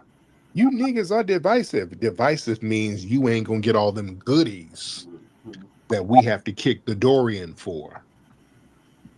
That means you're gonna have to wait your damn turn. That means you're not gonna come in here and get two sets of benefits. Number one, you come get everything we got, you in first in line for it, and then all of the immigrant benefits, you get that. So these people have been doubling up and double dipping in all the pots.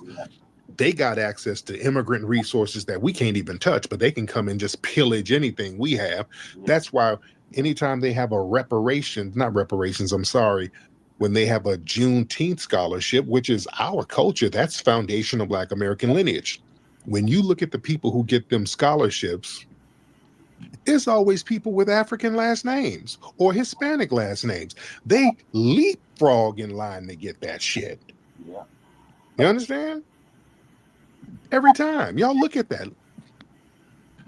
So we're saying enough is enough with all that stuff. Right. We're saying enough is enough with all of that. You dig this up. Yeah? Let me get my brother McCall in here. Brother McCall, hop in. Let me get Brother McCall and let me get Sister Brooke in here. Brother McCall, hop on in, sir. Yeah. Brother McCall. Brother McCall, unmute your microphone, please. How art thou? I am good, brother. How are you, sir? Oh, just living a dream and winning. Absolutely. Go ahead. I'm recollecting an experience or something we experienced in 2024 with microphone check. And I didn't want to bring it up, but why not? Do you remember the amount of work we put into that film and having it seen in theaters for the Latinos to come along and undermine us? And in addition, the work we put in to get that film, an incredible, groundbreaking documentary, nominated for an Oscar, and how excited our friends at the Oscars were, and how these people Yeah, we was pretty hot. Created a force multiplier, conspired, took you to court, literally. Mm-hmm. The attorneys that we needed to bring in to deal with that, and how unmerciful and relentless they were about that. Remember? Mm-hmm. Absolutely. I didn't forget, and I still have a bad taste in my mouth about that. I just wanted to bring that up because, you know, it was on my mind, and I remember, you know how that affected us. But I'll Yes, land. sir. Love you, Thank you brother. Thank you so much. Yeah, Brother McCall brings up a phenomenal point. You know what? This is what I like. A lot of us are bringing up receipts. Folks brought up those receipts of American Cholo, who I've been going back and forth with him. I've been checking him on his anti-Black racism for years. People brought up that clip of him, and it's gone viral, of him and his other Hispanic buddies talking about we shouldn't get reparations, and if anybody gets reparations, it should be Mexicans first. Oh, people are pulling up all the receipts. My good brother Afro Elite pulled up that receipt of that immigrant up at the Chicago. It was some kind of city council meeting somewhere where they were telling Black people that they're lazy. This was an immigrant telling Black people they're lazy and stop begging for reparations. This is a damn immigrant who could barely speak English. The audacity. Oh, what the hell? Oh my god, the whole damn pew closed out. Hold on. Damn it. What the hell just happened? I lost my whole goddamn pew I just had set up. Don't worry, he's chopping it up with Jess anyway. You got the gist of it.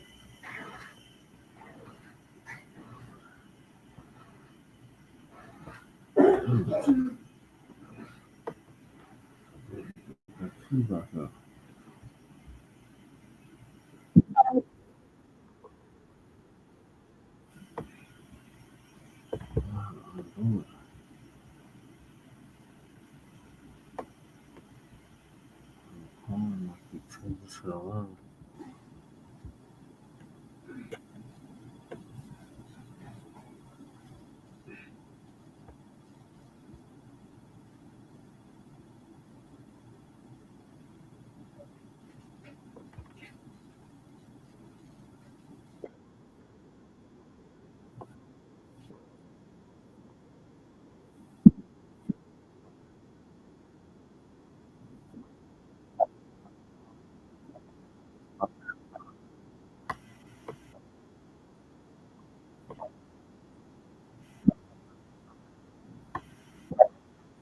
These folks.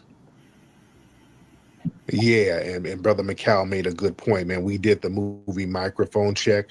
That movie, man, we were killing the game. It was in theaters, man. It was about to do a real big nationwide. We had a weekend theatrical run. It did so well. They were about to put it in theaters for like another month. It was about to really, really change the game. We were getting a big Oscar buzz. The Oscar Academy, they were very excited about it.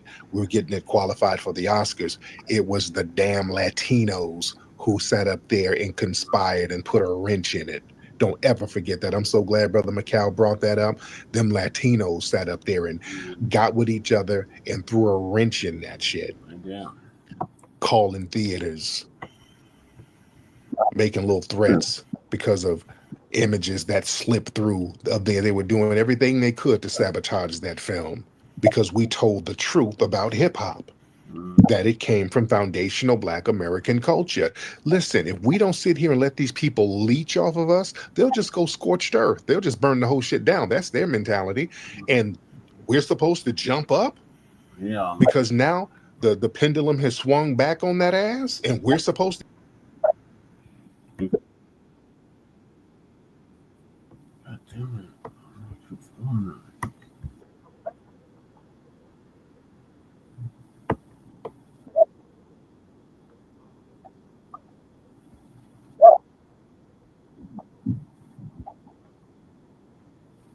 That's the one I get that dope ass speech. Good night. How are you? Hey, beloved, you're very low. You're very, very low. How about that? Is that better? Still low. Still very low. Okay. Yeah, something sounds like it's very, very, very bad reception. I have you call back in a minute, dear. I have you call back. That's our lovely, good sister Brooke. She was out there with me. She was helping out at the microphone check screening in New York. Oh, and shout out to Brooke. She's such a phenomenal sister. And she came. Hello. Oh, who's that? Pareto? Pareto, yeah. I think How you I'm doing, up Pareto? next.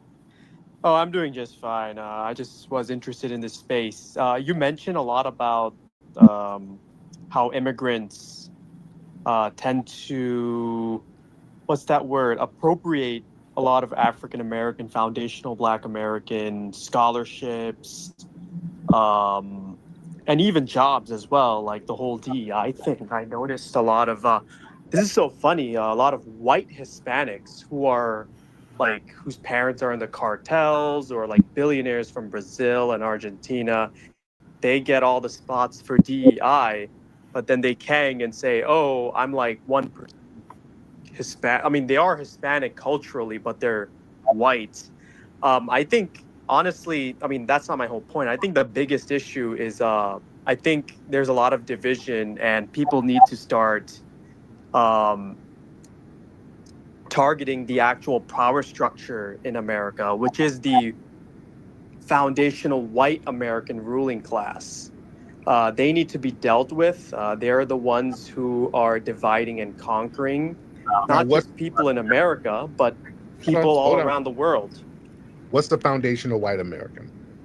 The foundational white American is essentially someone who settled in the United States, descended from the 13 colonies. If I were to be very liberal about that definition, probably pre Ellis Island era. Yeah, but then they are immigrated though. You know what I'm saying? These are people who immigrated when things got pretty good. Yeah, we can't see, the thing is, by definition, there's no such thing as a foundational white American, because the white people who tried to form colonies here and around the beginning of the 13 colonies by themselves, they all died off.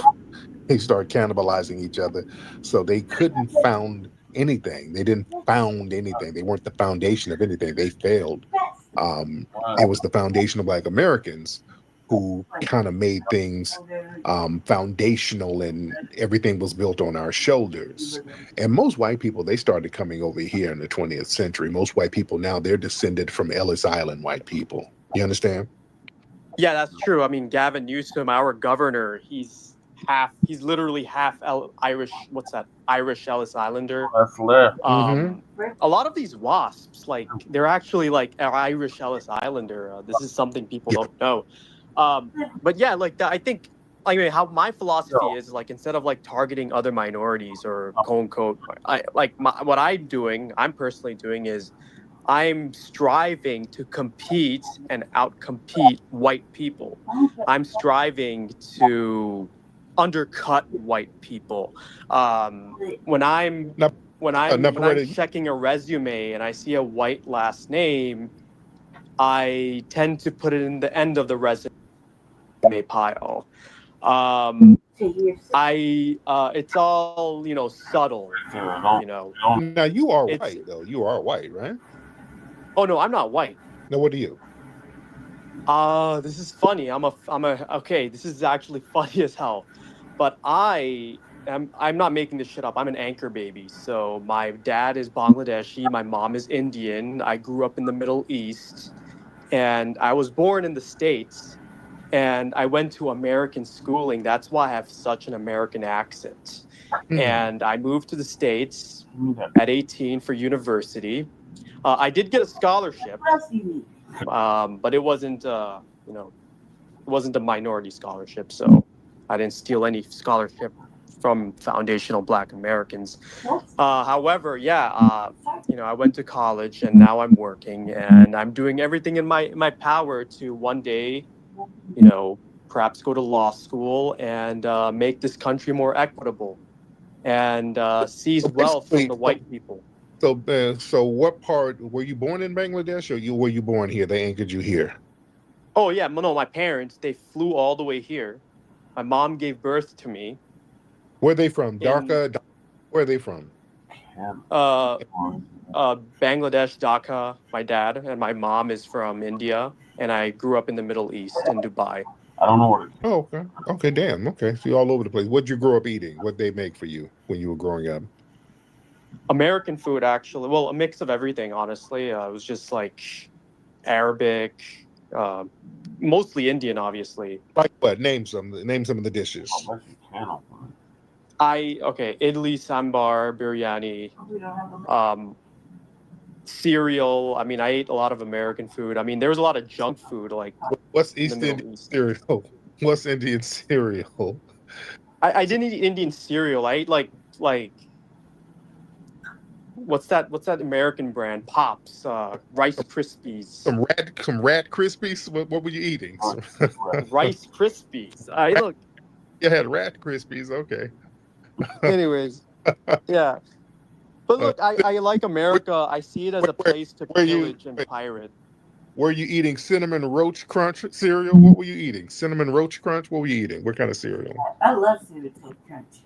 I got to hear about some of this East Indian Bangladesh cereal.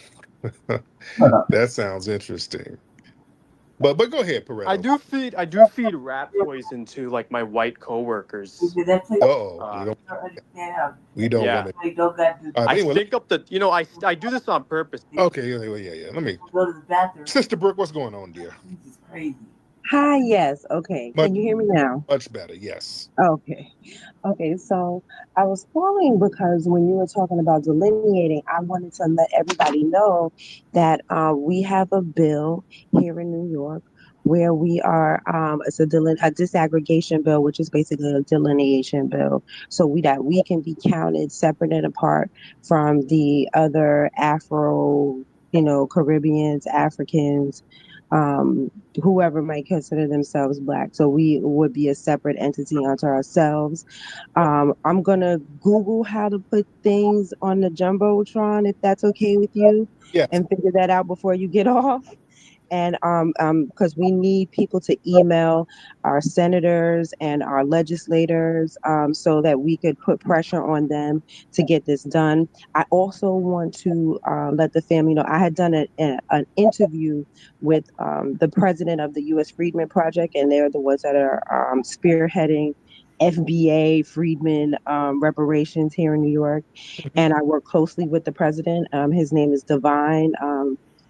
His lineage over melanin on Twitter, and he informed me that the Caribbeans tried to do this before here in New York. So I encourage people to check out the interview that I did with him because he breaks down all the trickery, all who tried to the December 12th and in Cobra trying to get money in the bill. For the study, for the commission, they were trying to get money for the bill. How we're flipping senators, Senator Sanders. I call him Senator Seersucker Suit. He was kind of against us at first, and now he's on board with our delineation bill. So, we're making progress here in New York. And like I said, I'm going to figure out how to put my call to actions in the Jumbotron before you get off. Perfect. Thank you so much for letting me do that. Absolutely, beloved. Thank you so much, Sister Brooke. Yeah, man, folks, we stopping people from doing all that little slick stuff when it comes to lineage. You've heard the buzz. You've seen the media stories. Now experience the truth for yourself. Microphone Check, the critically acclaimed documentary uncovering the true origins of hip-hop. Available now on Blu-ray and streaming on Amazon Prime. Visit Microphone. Yes, you don't give me Lady Chase trying to eat me out of house and home, y'all. You don't ever feed me. That's what it looks like. That okay? That's why give me cold water. That's a lie. It's like having a pet or pet sitting. You don't feed the pet or give it water, or you're watching somebody's plant and you don't give the plant water. So the plant just dribbles up and dies by the time the owner gets back. It's like that. And you send me home. And have like rumbly tumblies and fucking. She's been eating the whole time she been here. She eat me out of house and home. It's a liar. And then he goes to my house. He He's all the good shit I got over there. But what happened over there the other day that you was eating? What did you have? We had that meat that shit that I got from the Mexican store. And like it had it was like chorizo, but it wasn't No, the the taco meat. meat. That's what they said it was taco meat, but taco meat don't have weenies in it, cuz. No, the pork had weenies in it. Yeah, so we was eating that. And then it's like different kind of, it's like a chorizo type of mix. And then Yeah, I made tacos, burritos out of it. yeah, we had burritos, and then we had like breakfast burritos or some shit. And then the night before that we had what do we eat? Breakfast burritos. No, we didn't eat breakfast burritos at night, cuz. At night. We had tacos. We had tacos. That's why, cause like if he's in the kitchen, he just do whatever. Mm. I actually had plans, but like I said, I've been going through some things. I get home, I get like majorly fucking depressed. Like I'll go lay down and I won't get out of my room. I won't do nothing with myself. I'll just be in there just depressed. And it's hot as fuck up in my room. Mm-hmm. So I'm like, I'll be up there on my machines and whatnot. And I'm just like, we watching Law and Order or something fucking crazy. Something that got like 29 fucking seasons. Yeah. And it's like boom boom. And that's why I woke up Jesse today.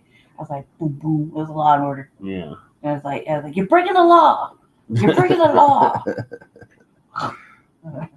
Like that video of the little kid getting arrested.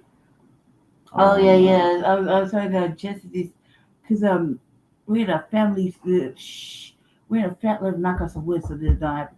We're in a family planning stage, right? Mm. And I'm like, you ain't ready. And tell Jesse like that. I'm watching reels, right, on Facebook. And there's a little this one content creator. Why do I gotta hold the fucking mic up? So I talk loud enough as it is. Yeah. Jesus. And I gotta hold the fucking janky ass mic. It's not janky. It is janky. It's not like my mic. My mic ain't janky. My mic is hello. That's good.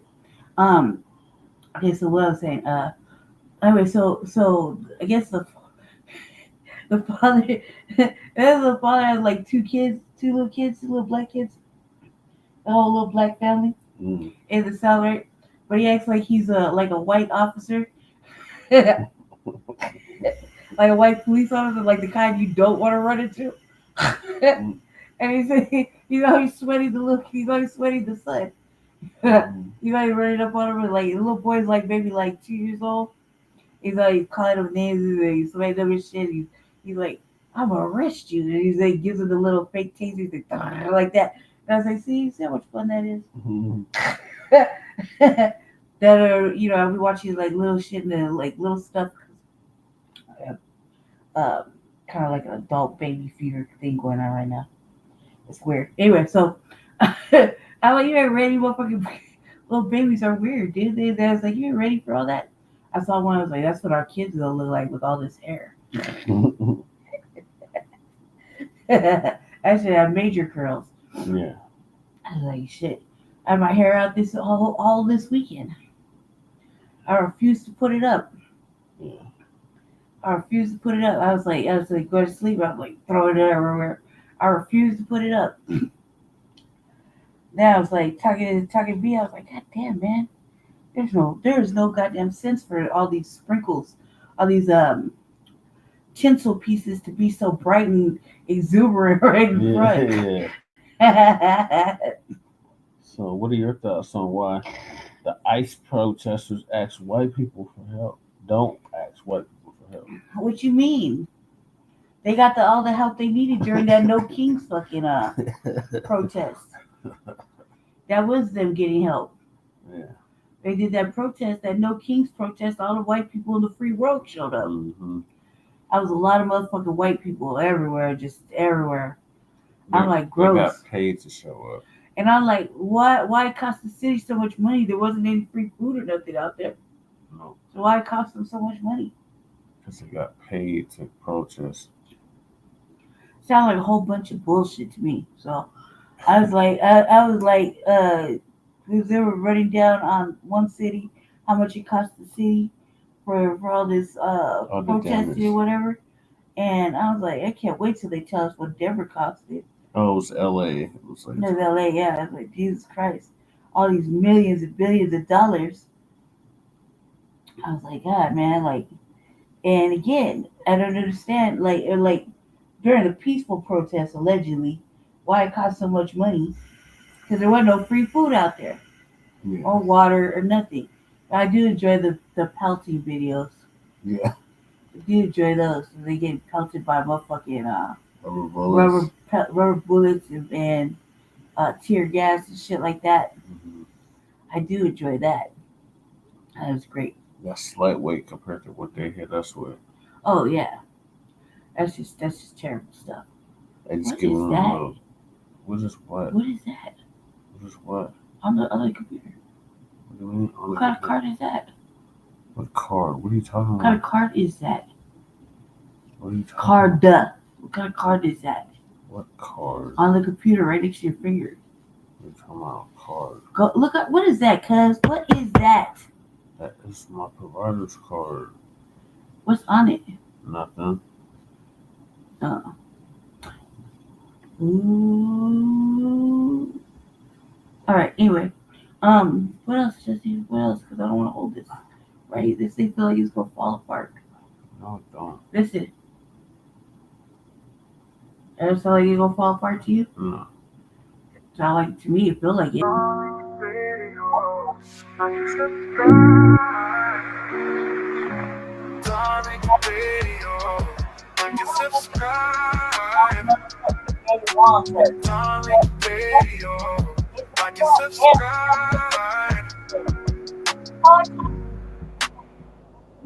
But yeah, listen, family, we're the only group of people who are called divisive simply because we acknowledge our unique ethnic group. Do we not have a unique ethnicity? We either do or we don't. Why would you do it? Are you scared? See, that's why when people start talking about divisiveness, they can never really say what it is, and they start talking a bunch of straw man arguments. No, lineage is lineage. There's no ideology. Your lineage is your lineage. There is no leader. There is no group. There is no cult. Anytime people say that, that's usually Fed talk. Your lineage is your lineage. There's nothing wrong with acknowledging and then defining your lineage. We aren't Jamaican. We're not continental Africans. Okay, from where? If we're continental Africans, what nation state are we clicked in with? Ridiculous ass conversation. We don't get no dual citizenship in no Africa, so we're not going to be claiming to be some damn generic Africans. No. An article I read. We have a very unique ethnic group. Move the fuck off. And the fact that we acknowledge it triggers people. Why does it trigger people? Stop asking for it. See, they want foundational Black Americans to be a permanent underclass without boundaries. Go down there and get shot up.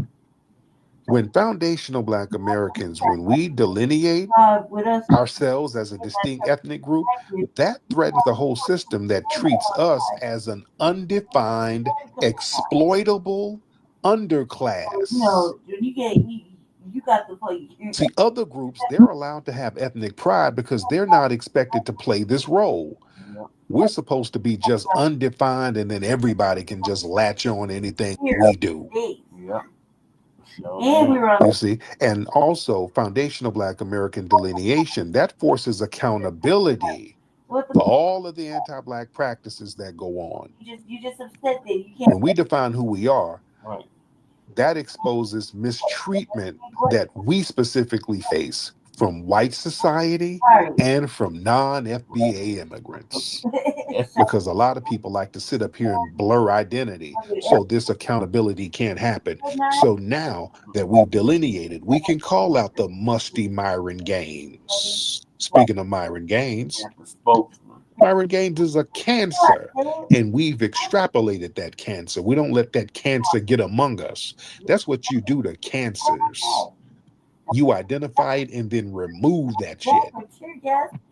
because sometimes a cancer cell can start off looking like a regular cell, but it's dangerous. So you better know what a cancer cell is, because it'll get inside of you and grow.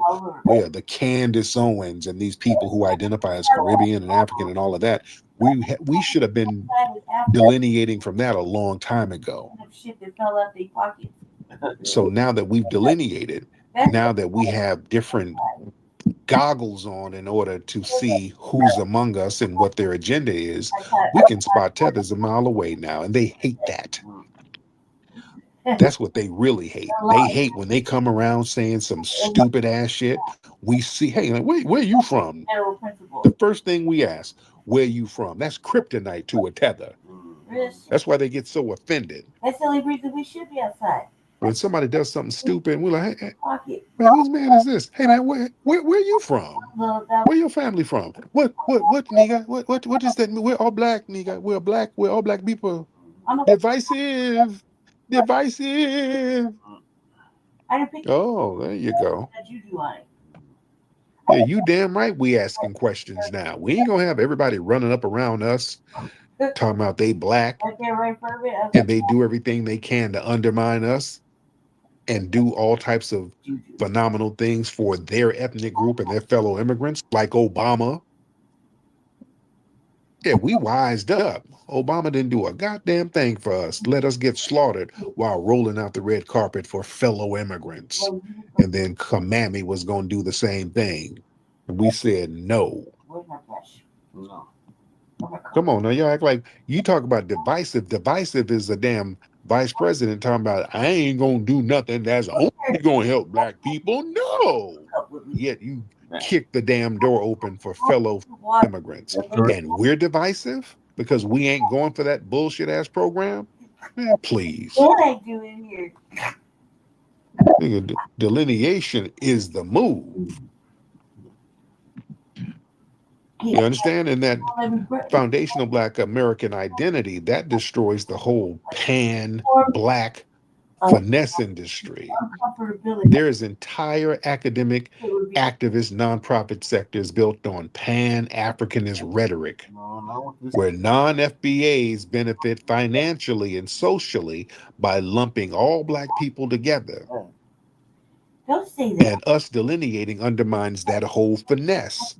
See, they sit up here and ride our coattails, and you get the tether class getting tenure at colleges and universities while they still harbor anti-FBA views. Like that one mammy over there in what school does she teach at? That one Nigerian teacher at that professor at a university. I can't remember the name of it, but yeah, she teaches African American studies, and we got tweets of this woman calling us every type of akata. This woman sat up here on Twitter for years calling us akatas George Jefferson while teaching African American damn studies. Yeah, we're cool on that. Yeah, we delineated from that. But that's not divisive. We're divisive because we don't want to be sitting up here being called akatas. And we're like, no. We're designating ourselves with dignity. We're not going to let you put some bullshit ass title on us. Now you're dressed for this type of madness. You see, they never call those folks divisive. All of that akatas and we're Jareers and we're Abids and we're Yanks. They never call them divisive. But we don't want to sit up here and let these tethers give us these derogatory labels, othering us, because they know that we're different and we're unique and we're not them. They know this. We get called divisive because we said, hey, we're going to acknowledge our own lineage and our own ethnic group. Sorry. And again, the tether class, they get pissed off because they want to control Black American narratives. Foundational Black American identity, that's a grassroots movement that cannot be controlled by mainstream media or non-FBA gatekeepers.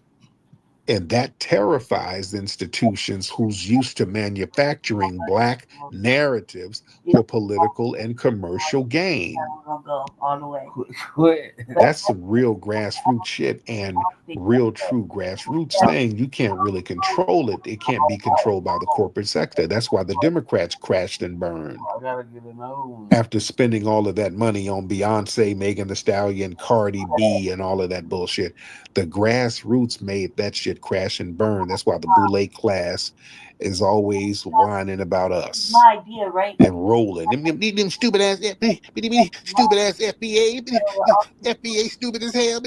Yo, stuck on stupid. Right. The time before last. They always got them running around mad at us because we messing up their little old bag.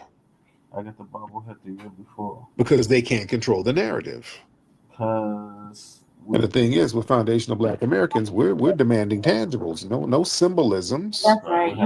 Not like these little safe pan-Black movements that really focus on symbolic progress, like representation and some flowers for Kwanzaa and all that old dumb shit. No. We're talking about some lineage-based reparations, economic justice. Like always. And them trying to talk about us being divisive, that's them trying to delegitimize our demands. I'm not taking the bus with you, don't worry. And our foundational Black American identity, that exposes a lot of that foreign anti-Black racism. We just take See, that highlights a lot of, not all, because we do have some riders, but a lot of the Black immigrant class, the non-FBA immigrants, many of them would harbor and perpetuate anti-Black racism towards foundational Black Americans, like the Myron Gaines. Myron Gaines doesn't live in a bubble. All of that white ass kissing that he does and all that anti-FBA gibberish, there's a lot of them like that. Let's be real. Once. There's a lot of them like that, and we cool on that. And Myron tries to be slick. Myron tried to say, well, yeah, I'm more African American than they are. Yeah, you are. But you ain't foundational Black American, so sit your musty ass down.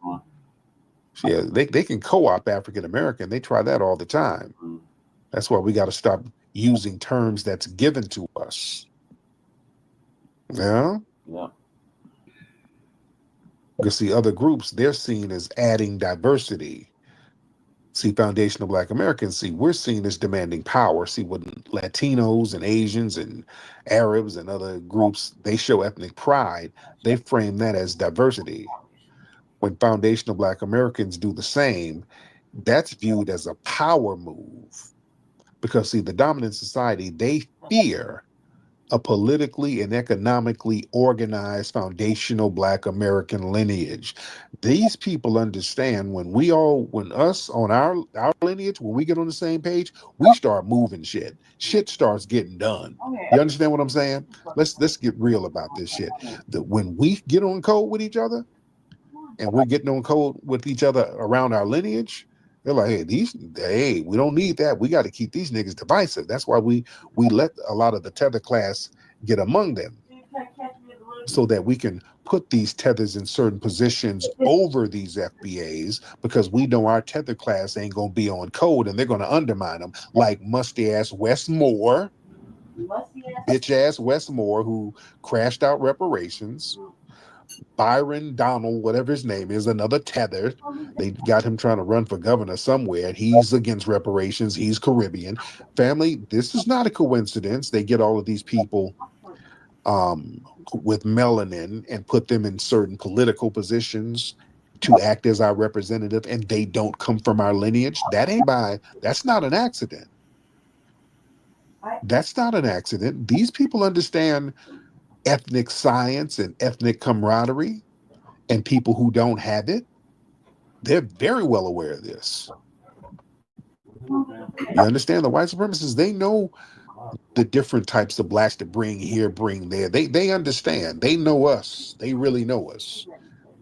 Going back to the Seminole Wars, when the Seminoles were down there in Florida whooping ass, they realized, okay, look, even if we did capture a few of these Negroes, we can't put them on no plantation. They already got the taste of blood in their mouth. No, we can't put John Horse's people on no plantation, they'll kill everybody on the plantation. We can't know. We got to send them niggas off somewhere. Send them on the Trail of Tears. Send their ass all the way to Oklahoma. And that's what they did. We can't. No. These niggas are different. No, they ain't docile. Nah, we ain't gonna have them on no plantation. Remember, the Black Seminoles were burning plantations down Florida. They were burning plantations down all through Florida. That's why you don't have any old plantations standing up there no more, as you do in Georgia and Alabama and South Carolina and Louisiana. You don't have that down in Florida. The Seminoles burned them shits down. Black Seminoles burned most of them bitches down. Okay? So yeah, they understand certain black folks are built different. And you gotta put them in certain positions, or you have to disempower them so they won't get in certain positions. So they understand, if we, foundational Black Americans, we get on code, we're unstoppable, just like in the 60s. The reason why those bus boycotts, and I've said this a million times, the reason why those bus boycotts worked was because we didn't have tethers, no disrespect, we didn't have tethers undermining us. Everybody, the foundational Black American family, they were all on code. They collectively said, fuck this bus system. Since they're going to mistreat us, we're going to get on code. We're going to look out for each other. We're going to carpool. We're going to make sure everybody gets to work safe. We'll walk to work. We'll carpool to work. We'll use black cab services to take each other to work, to go back and forth. We're going to shut the city of Montgomery down, which is what they did.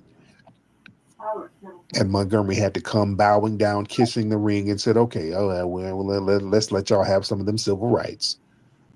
All right, we're going to take some of these signs down. That was us on code. We were shutting shit down because we were on code with each other. Yeah. You see? And foundational Black American ethnic pride, that counters assimilation pressure. See, a lot of immigrants, they're encouraged to maintain their ethnic identity while assimilating into whiteness. We, on the other hand, foundational Black Americans, we're pressured to really dissolve our identity into some generic African or some generic minority label, which dilutes everything, which basically includes everybody. Anytime we get something, we got to share it with everybody, and then we're left with damn crumbs. Damn crumbs. You see, because the dominant society, they really fear a coherent, mobilized, foundational Black American ethnic group. Whenever we move as a unified, self-defined force, the civil rights movements, the Maroons, the whole shebang, the Civil War, because that was us getting on code too, that led to real systemic change. So labeling us divisive, see, that's like a preemptive attack to kind of disorganize and neutralize our power and our potential, family. You see? So yeah, we ain't going for that. It's too sharp for you to. Let's get Truth Seeker in the building. Truth Seeker in the building. Truth Seeker? It's not. Let's get it popping. Hey, what's happening, Tariq? Kids still have my machete. A lot of good they did. Hello? Can you hear me, brother? I hear you now. Okay, what's on your mind? Oh man, you know, a little bit of everything. Just thinking about everything's coming full circle. You know, with what's that? Yeah, go ahead. You know, it's everybody is first of all, everybody that is riding, they're illegal. I remember when and the main thing is they're our competition. They feel like if they can get us out the way, they can secure their place here in America. Mm-hmm. It's pretty simple. And all of the illegals I run into, they're in the gangs, drugs. They try to threaten you. They try to run you out of establishments. It basically it's a war for territory. Yeah, man. It's deep out here, man. Thank you for the call, brother. All right, shout out to everybody in here. We're in here heavy. We're in here real heavy. Much respect. Let's get El Sereno. Let's get El Sereno in the building. El Sereno in the building. El Sereno. Tyson. What's up, brother? Unmute your mic. Hey Tariq, can you hear me? I can hear you. What's going on, brother? Nothing much, man. I just seen you posted on Twitter. You had some jollof rice in New York, man. Yes. If you're still out there, you gotta try the Nigerian food from a place called Lagos. It's better. I'm not a tether, but it's actually better Nigerian. It's more authentic Nigerian food. So And you can like, where's this place? it's in New York. I'm aware of New York. It's in Manhattan. It's very close to Times Square. Okay, I wonder if that's where my lady got it from. What's the name of it? Lagos. Lagos. Lagos. Lagos. Okay. I wonder if that's where she got it from, because she ordered from someplace that was close by here, and we're like in the Times Square area right now. So I got to check and see. But yeah, I'm gonna check. It wasn't bad. The jollof I had wasn't bad. It's just hella spicy. So you got to drink that with some. I need a soda. It's really, really spicy, but it wasn't bad. Pretty good. Yeah. Julie, what's up, Julie? Miss Julie. Hi, brother. Good morning from here. Hey, Julie, how are you? I'm fine, bro. So, I've never been to America, but I listen to your space every time. So I just came here to explain something because seriously, I'm also tired and I'm really hot, when I discovered the meaning of Akata. And I really want you guys to pay attention to the people that named you guys Akata. It's not all Africans that use that word. It's the Yoruba people in western part of Nigeria. That is where the word comes in, and it means like a strayed cat or a wild cat or something like that. That's what it means. So I really hope you guys call them out and tell them that you guys don't like it at all, because this is how they keep on using this word, and now it's now looks like it's all Africans that use this word. No, it's actually them. The love naming people from different places that and them they give them words. The same way they call us people that eat stone. They call my tribe that we eat stone. So I'm just here to explain that because I'm really, really hot. This word have become so viral and it is not really cool. And we Hey, thank you, dear. I had to land your plane. But yeah, we know what it is. And by the way, it wasn't just the Yorubas, because I've seen West Africans all up and down West Africa call us that. I've seen people all in Senegal, Nigeria, Ghana use that word on us. So it's a term that they use all up and down from West Africa, and then the anchor babies come over here and they use it. And y'all understand the reason why we get on these tethers bumpers is because in the 2000 teens, they stayed on Twitter calling us all these little janky names. Let's be very clear. Us delineating from that was them starting the bullshit. That's why when you start pulling up old tweets, we all types of Akatas and all the, man, they would just go to town on that shit. They would sit up on social media disrespecting us left and right, and then skinning and grinning when we come around. It was a lot of two-faced backstabbing going on with a lot of these cats, and we just called it out. We saw it for what it is, and we said, hey, enough is enough. We ain't about to be nobody's Akatas, and if we're Akatas, don't start asking us for help when we don't sit here and stump for these political agendas that help you and don't really do a damn thing for us. We started to just assess our priorities. We said, hey, why are we sitting here trying to fight for all these folks to get over here and we're Akatas? What sense does that make? For surgery. And we can't get no damn dual citizenship over there at all, unless we give them $50,000. Barely eat. So yeah, we had to make an assessment, and better late than never. All right. Anyway, let me get up out of here, man. Y'all, I'll be up here all night chopping it up with the family, man. It's been real. Everybody go to hiddenhistorymuseum.com. Check out the Hidden History Museum. If you're in LA Saturday, come on down. We're open Saturdays, 11 to 4. Come down to the Hidden History Museum. Make a contribution to the Hidden History Museum. Come on. Get your Rootwork deodorant at rootworkstyle.com. Ladies and gentlemen, rootworkstyle.com. All right, I'm up out of here, guys. Papi Akute, Lola Vuve to the family. Peace. I need some more work, baby, tonight. I need some more work on me tonight.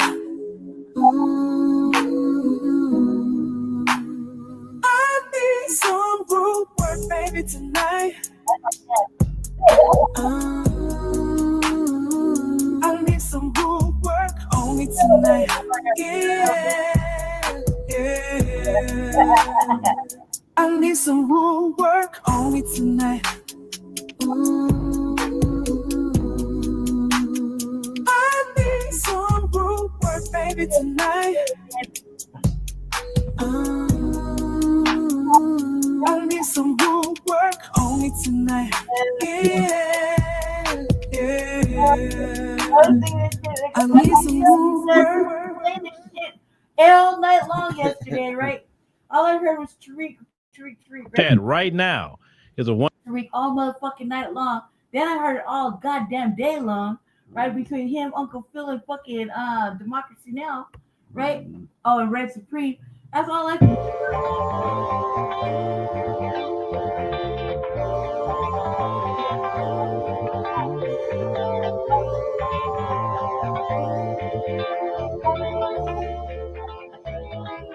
And then, so I'm over there laying down. He thinks I'm sleeping and shit. And again, that's the one I like to sing to, right? that little tune started playing, and I'm over there in the cut in the back in my punishment spot apparently. So I lay down and go to sleep right there, you know. and then all of a sudden he hears me singing and he starts laughing. Like, but Tariq, him and his goddamn Rootwork commercials and shit. It's like every other week there's a new one. Like you can't keep up. There's like 3 of them right now. And I was like, because I'm from the 80s, so we listen to every single fucking word. Yeah. Every fucking song. And it's like, man, you only need this deodorant only for tonight. What about the rest of the time? I was like, the motherfuckers just running around just 85, 95, 110 degrees, just musty. Mm-hmm. It's musty. And he's like, I only got to use. It's a little, you ever seen one of the little deodorants? It's little, right? Mm-hmm. I'm like, no wonder you only need it for tonight. You just using it once in a while when you go out. Can't use it every day. Yeah. Can't use it every day. It's supposed to last all day, though. That's what he said. Jesse tried to convince me. I was like, no, cuz I was like, you get the fucking $4.99. What is this degree?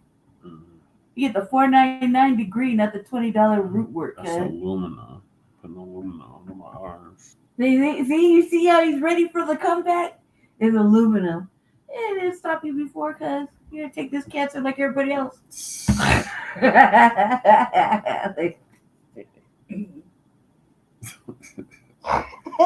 Oh yeah. So what are your thoughts on that was my thoughts. You better make yourself fucking electric bolt fucking tight with this aluminum, cuz like everybody else. $4.99 is cheaper than I'm saving myself some bread. Crew got some Rootwork. Why can't I have some Rootwork? Crew's smaller than you. He don't look like you get musty as you. Why you gotta be like, Crew, talk to your boy, man. Tell him it's out of the budget. Where's Crew anyway? Go back up there. Crew, do you wear that Rootwork deodorant every day? Let's ask that question. Or do you bounce around? Tell the truth, Negro. Do you bounce around from like that to like Degree, Secret, or whatever the fuck with Dove? What is that? Irish Spring. Fucking what's the other one? Old Spice. You bounce around. Tell the truth, because you know one of them is not gonna last 1 week. I'm already doing the measuring. I'm looking at Jesse's armpits, and the size of the canister. It's that powerful. It's not gonna last 1 week. Crew said it lasts all day and night. I don't care what Crew said. Crew said you jumping off the bridge, you gonna follow too? No. All right, so moving along. Crew, you a bad influence. You're not telling me what your thoughts are. About what? On the real reason FBA delineation is called divisive. No, anything we do is divisive. This conversation I'm having about this motherfucking deodorant is divisive. You know what I mean? Like someone will say, man, you hating on the brother because he want to smell good. That's divisive. you did? And I'm like, no, I'm hating on him because he want to spend fucking $20 when he can spend $4 to get electrocuted. Like everybody else. Why not? You know what I'm saying? But then I'll be like, that's divisive. They think it's divisive. It's just divisive. They want to say everything's divisive. When in reality, the real divisive motherfuckers is the fucking ones that saying it. Yeah. You don't ever hear us really saying it. It's Tether saying it. It's fucking Wetback saying it. It's motherfucking Jews saying it. It's everybody and their fucking mama saying it, but us saying it. You don't ever hear FBA say, that's divisive. No, instead we'll say that's diabolical. Mm-hmm. See the difference? You ain't gonna hear it say that's divisive. You gonna hear it say that's some diabolical work right there. But I'd be like, it's nefarious. That's some nefarious shit right there. Man, the devil be working hard on fucking Tuesdays. You know what I'm saying? But we ain't gonna be talking about like, oh, that's divisive. And if you say it's divisive, you gotta say it like how Tariq says it. Yeah. That's divisive, Mika. Yeah. And then it's funny. Yeah. Then it really matters. You know what I mean? When you say it like that. That's divisive, Mika. You be divisive, Mika. I'm funny. Everything we do is divisive. We're in the grocery store trying to choose which toilet paper you can afford, quilted or 2-ply. Yeah. That's a divisive conversation right there. Yeah. You know what I mean? Comfort or rash, divisive. You did? Jesse not wanting to feed me eating an apple and him eating mashed potatoes and chicken. That's divisive. No, she could eat mashed potatoes.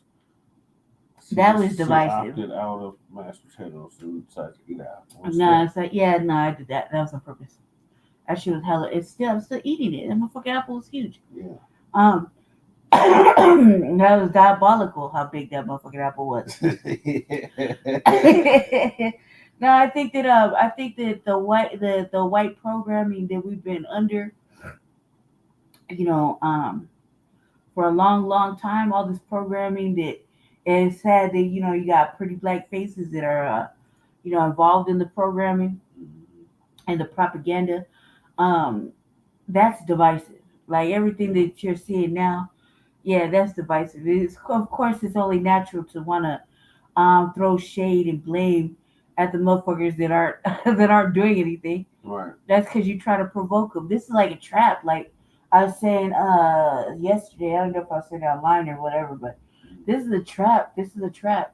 They want us to go outside so we get blamed or some shit. Some shit happens. It just takes one time. I don't want to hold this janky ass mic. Keep dropping it. I don't want, because I'm not holding it. I don't even think they can hear me. Yes, you can. Talk loud enough. Why do I need the mic? Because it helps with clarity. Go ahead. I doubt it. All right. So anyway, excuse me. What I was saying is that they want us to go outside. It's like a trap. The more white people provoke all these fucking buffer class of people, these Hispanics, Latinos, whatever the fuck you want to call them. The more they Latinos. Just said Latinos like you Southern. It's like Southern or what? It's like the Latinos, like the whites. Yeah, like the whites. Whites. I reckon. I reckon Liz on some divisive shit.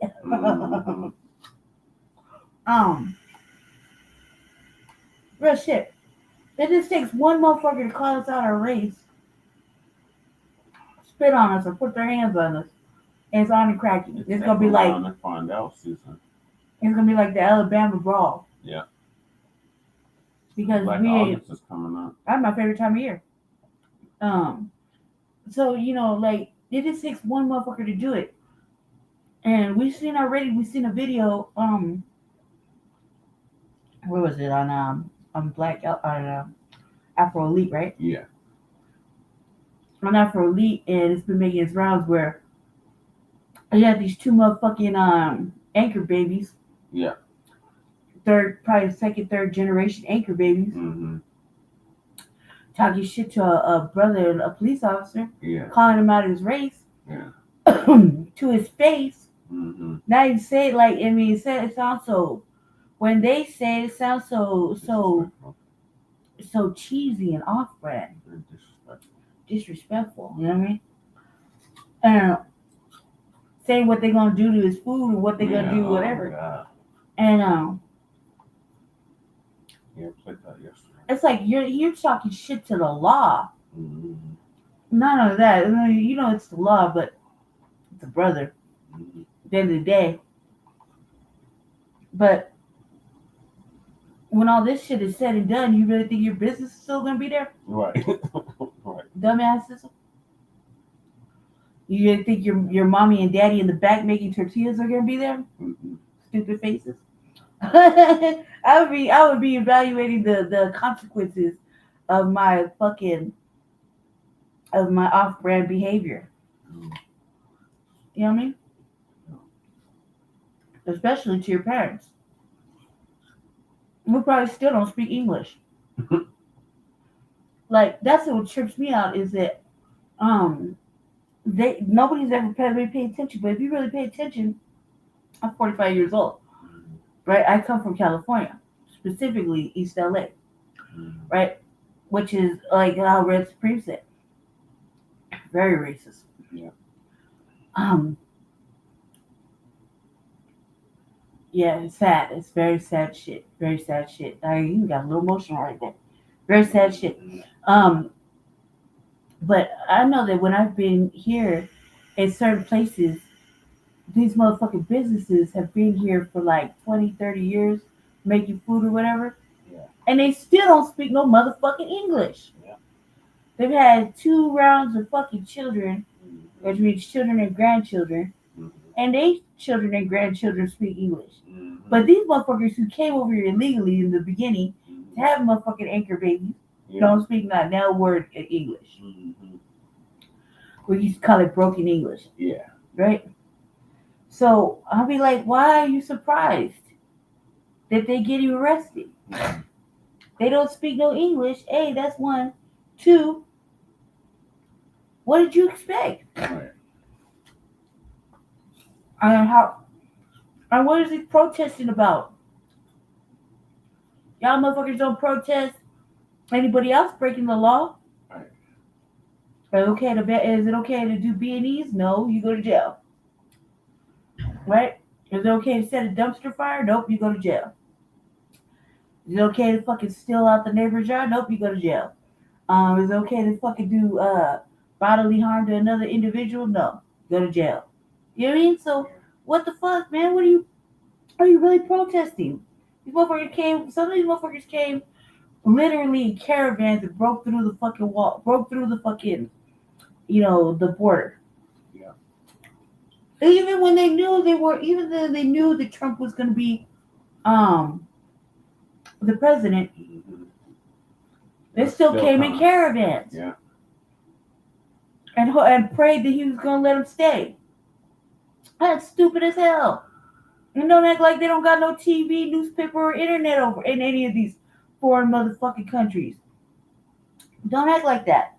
Don't act like that. They do. They know exactly what the fuck's going on. Are you gonna let the most racist motherfucking president ever, who says he's gonna ship you back, you're still gonna come? And you deserve what the fuck you get. Yeah. You know what I mean? That's off top. There's levels of immigration, though. There's levels of immigration. Like you should leave the motherfuckers alone that are papered up. They ain't committing crimes. They just go to school, mind their own business, or working. They already got their shit together. I mean, they already got they can vote. Yeah. Speaking of, you mean tell me all these like, oh, you see, now you got me saying it. All these Latinos that voted, Latinos for Trump. Yeah. You mean tell me they were legal citizens to vote?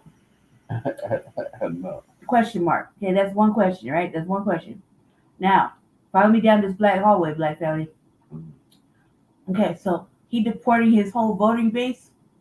No. All right. Everybody voted for him, and then he's deported him. He's deported his whole voting base. That really makes a lot of sense. And think about that. Were they all legal to vote? Meaning every vote that was given by a motherfucker. That's what people should be looking into. Mm-hmm. If they were able to vote and who they voted for. Yeah. Every vote that was given to Trump on every motherfucker he deports, right? That vote don't count. Wow, that would be like a major thing, wouldn't it? That would be a major thing when it comes to voting. That means his votes were null and void. It means they were illegal citizens. Think about it. Illegal citizens that he deported, they voted for him. Are you trying to deport 3,000 of them a day? Yeah. Do the math. Just do the math. Just think about it. That means none of them votes counted. In California, let's just California, one of those places. Yeah. You know what I mean? Just think about it. Really think about it. People should be talking about this and asking the right questions. So we ask the right questions. Yeah. You know what I mean? That's what we're doing. Yeah. All right, thank you for that, Lady Shay. So moving along to the next topic, that is. I'm gonna wear this tracksuit you got on. Oh God. Moving I'm ready on. for him to bust out the actual Adidas shoes and the motherfucking the hat and the chain and be on and catch DMC. Live for you. Trump doubles down on mass deportations. See? After his failed parade. Yeah, they said nobody showed up. So the Juan B, shout out to the Juan B. I was on his show not too long ago. He's gonna give us an update on this.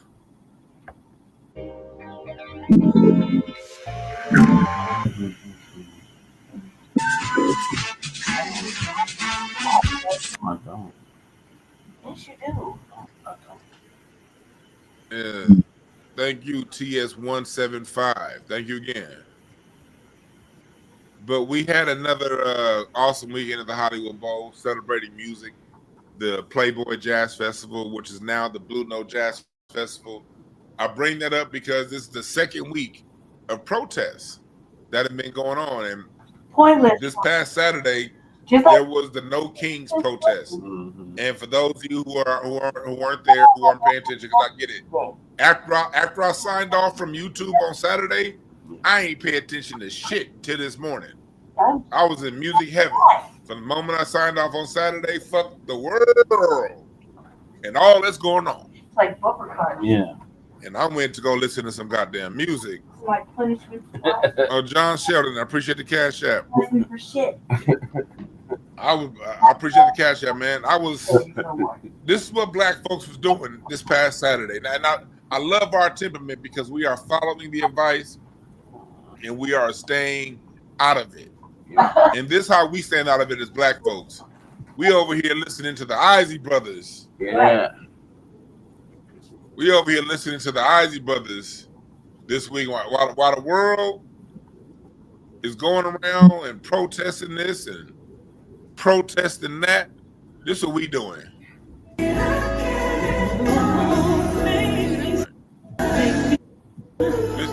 Listen to this harmony. I'll go back to Ron.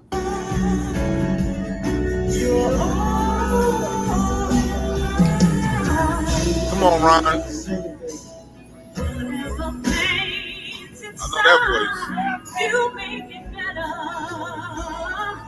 You seem to realize when I'm concerned. Listen to that blend. You are the only one who goes through the changes. Giving my life direction when I am They sound like angels. Make me say it again. We was with the God. We was with De La Soul.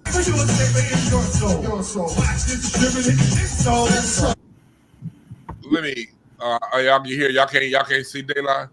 This is what we were doing this past weekend in LA while the world was over here doing what they had to do. This is what we was doing.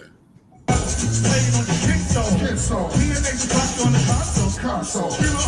see that DJ Vlad sitting in front of us. I had the odd couple. You had DJ Vlad, Johnny Gill, and Sugar Ray Leonard in the box in front of us. Wow. Talk about the odd trio.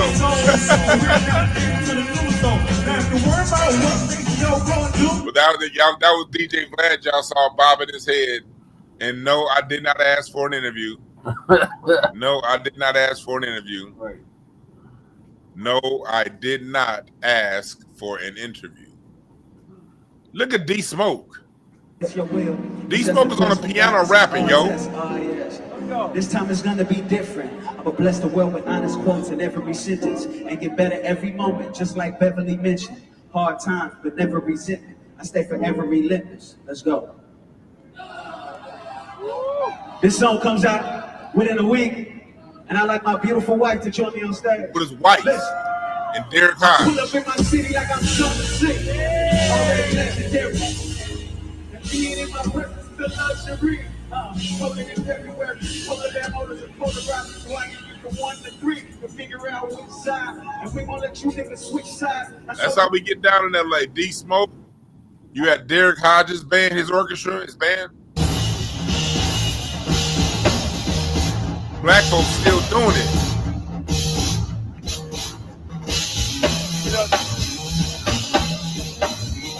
Man, that's some very highly sophisticated, complicated music that they was playing. Yeah. That was day one. We also had a day two up there. And it was motherfucking amazing. When it saw it was amazing. Black folks all over the goddamn place. This is what we were doing while the world was on fire. I got to meet Chad from Freelance. He said he recognized me from the damn. He said he recognized me from the stands. I was like, for real? You know? So this is what we was doing at the Hollywood Bowl. While everyone else in the world was on fire, this is what we was doing. So I don't know about no damn Trump protest. I mean, no Trump, what do you call it, parade? I saw some of it today to catch up to see what was going on in the world. But look at here, y'all. We are doing the right thing by staying out of this fight.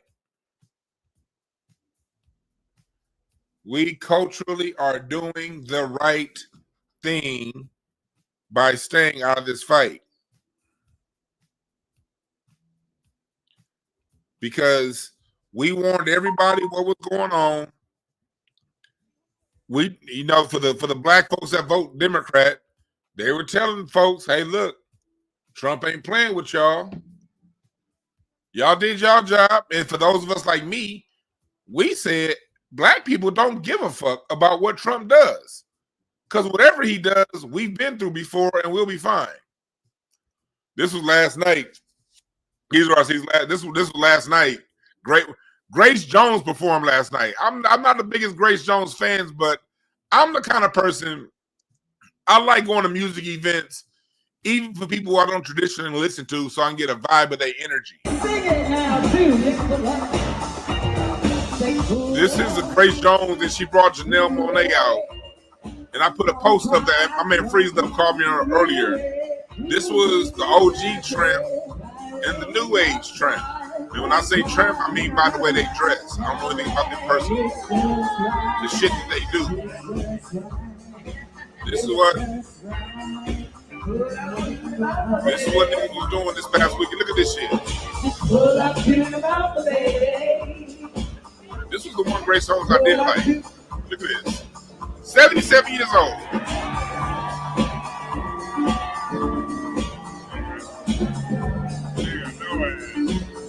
Without me saying yeah, she ain't got no ass.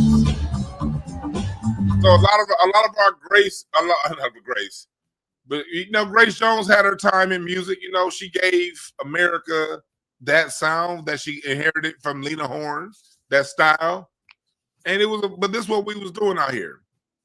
Now we about to take that in. Like this is what we was doing out here this past weekend. You know what I mean? This is what we was doing. And we also have one of the greatest bass players of all time, Stanley Clarke.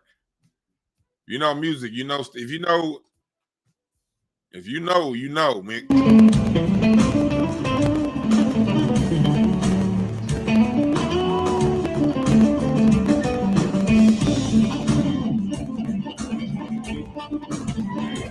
Come on, Stanley.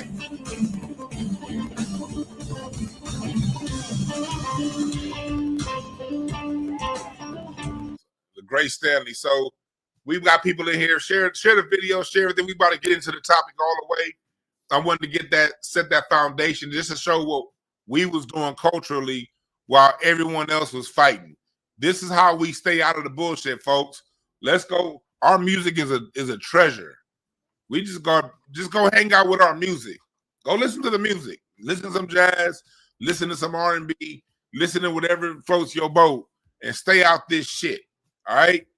So I want to now go on into what was what happened this past weekend at Donald Trump. I'm gonna play some video. This was Donald Trump's parade. For those you don't know, he had that parade. He had that weird ass parade. And look at it. Man,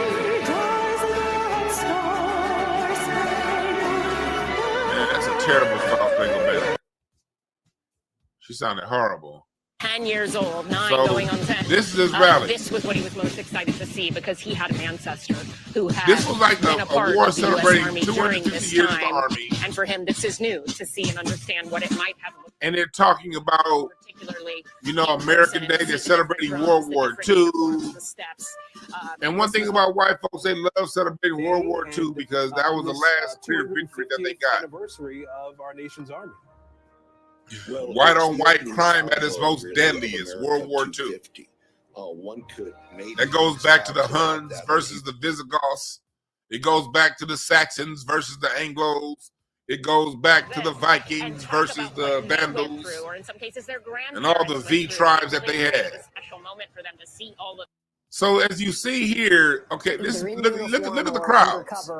Look, Trump was expecting over 200,000 people to show up.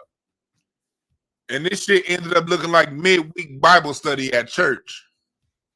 And I ain't even talking about 80s and 90s midweek Bible study. I'm talking about your churches now in a gentrified neighborhood, and it's only 7 members left, and 2 of them are in long-term health care facilities. That kind of midweek Bible study. That's how this shit looked. Stop bullshitting. Any of y'all that go to church or used to go to church, you know what I'm talking about. Go back to your old church you grew up in as a kid if you black. Oh, like chat room. Come on, my line chat. Any of y'all been back to your childhood church? Man, the neighborhood gentrified. You got white folks. It's a goddamn rice patty vegan spot next to the restaurant where it used to be a soul food, greasy ass hamburger spot. That's how this shit looking. And, look at that lawn back there. It's empty. To modernize. Just empty. And General, I don't know if you can see what you know, all these goddamn tanks. Empty like a motherfucker.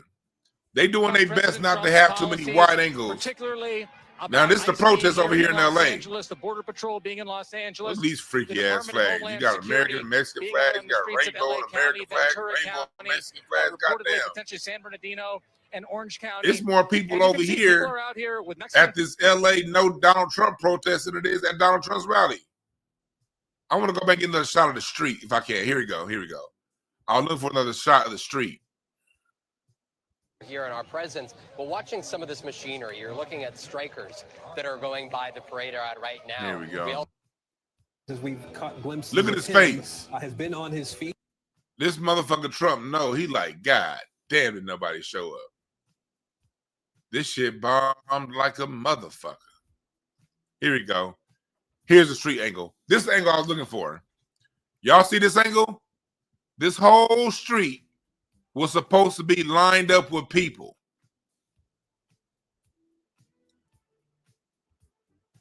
This is what you got right here. This image right here basically describes the failure that was his weekend. I don't have no horse in this race. I think both sides are full of shit.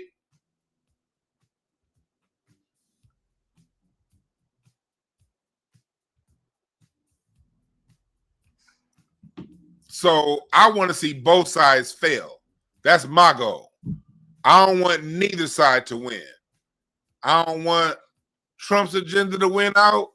And I definitely don't want these people that think they can come into the country and wave foreign flags. I don't want your agenda to win out either.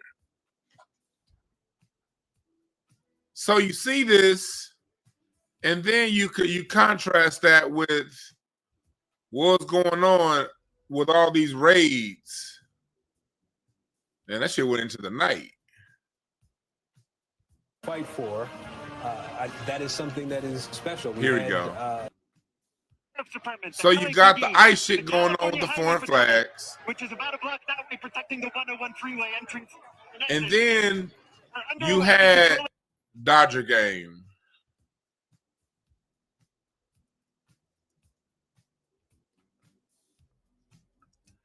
You had this Dominican singer come out and she sang the national anthem in Spanish. She sang the national anthem in Spanish. This was their level of protest, to sing the national anthem in the language of their other colonizer. I would respect it if she sung it in her native tongue to the Americans. Singer Neza is speaking out after singing the national anthem at... Apparently she was told not to do it, and she did it anyway. You'd impress me if you sung it in a native tongue. You just sung that in a different colonizer's language. From the outside looking in, 6 in one hand, half a dozen in the other. Appreciate the super chat, DW. Oh, you said you was helping run to the bowl yesterday? Man, I appreciate that. It'd have been dope.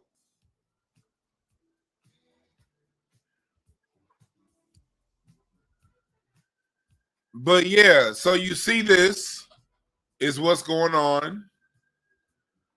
And so Donald Trump's response, direct ICE to expand deportations in Democratic-run cities. This motherfucker ain't playing. This was posted on Donald Trump's Truth Social account. Let's read this. This was posted yesterday afternoon. So while I was getting loaded at the Jazz Festival, this is what Donald Trump was putting on Truth Social. Let's read. Our nation's ICE officers have shown incredible strength, determination, and courage as they facilitate a very important mission, the largest mass deportation operation of illegal aliens in history. No, it's not. But hey, Donald Trump is not one to sell things short. You dig? Back to it. Every day, the brave men and women of ICE are subjected to violence, harassment, and even threats from radical Democrat politicians. But nothing will stop us from executing our mission and fulfilling our mandate to the American people.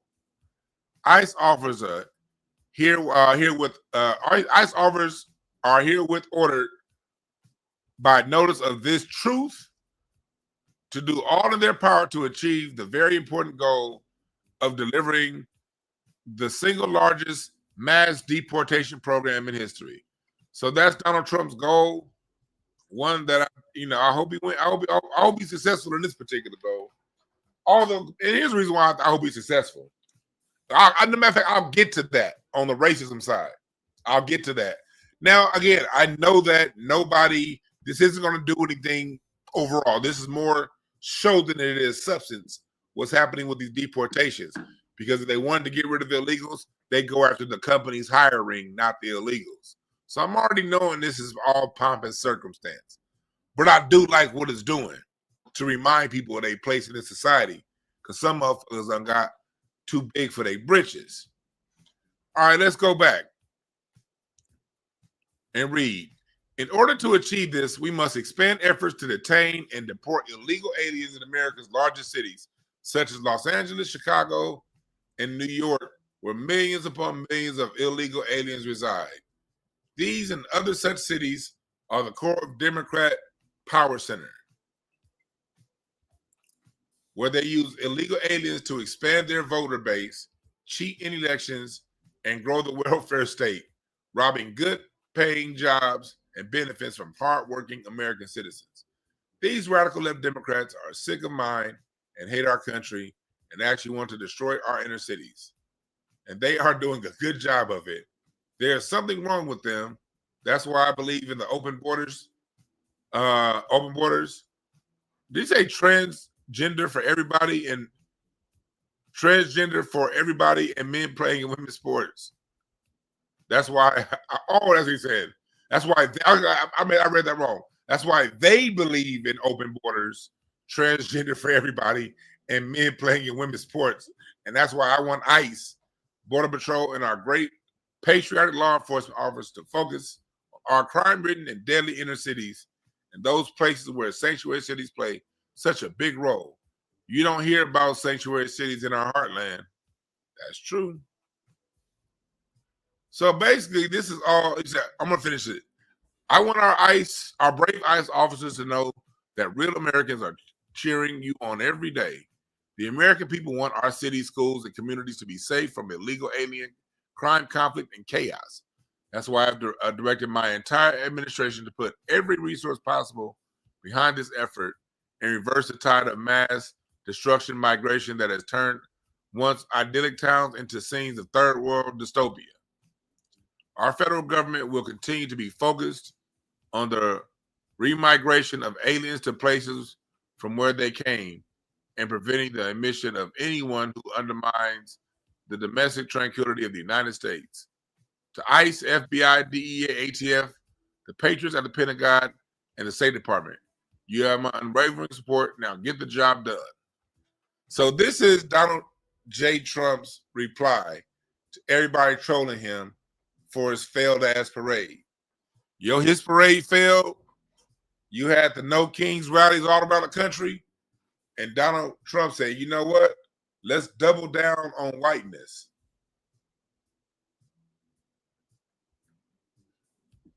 And so this is from Donald Trump's Truth Social account. And you see what's going on with this. The protests are slowing down. You see here, ain't wasn't hardly nobody protesting the other day. And Donald Trump is ramping up. This is why I don't mind this happening. Because this is what happens. This is something that I saw going on in Houston. This is 2.5 minutes. I want y'all to watch this video. This is 2.5 minutes. Basically, they're talking about what's happening with the hiring practices. And we've seen this here in LA. Watch this. Houston Community College is facing a 100. Hold on, let me turn that sound up.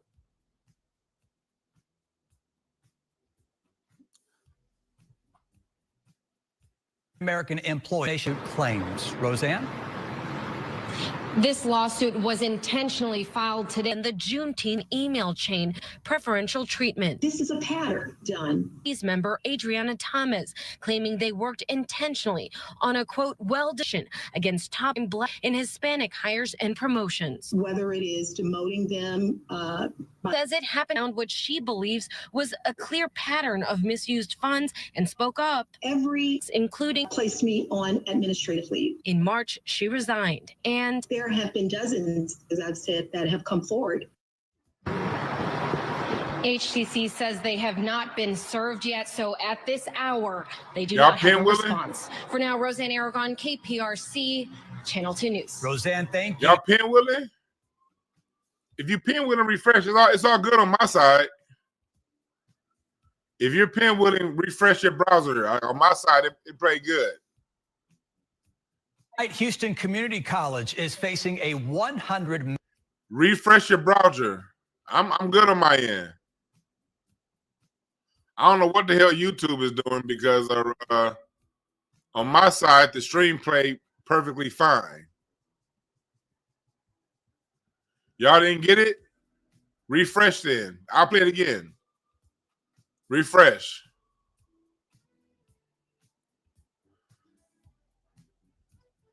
So yeah, YouTube is at it when I'm playing this video. YouTube is at it because I'm good on my end. I ain't. Wally, y'all good? Once the video start doing that, let's try it again. $1 million lawsuit. This is about $100 million lawsuit being filed in Houston. You say you refreshed, you good? Yeah, YouTube on that BS. Sometimes, like lately, it's been my computer. I mean, not my computer, my internet. But now this time, I was good. Let's play it again. Houston Community College is it facing good? a $100 million lawsuit. Hundreds of African-American employees, both past and present, say they faced racial discrimination while working at HCC. Channel 2's Roseanne Aragon is live tonight with a closer look at what this new lawsuit claims. Roseanne? Y'all good?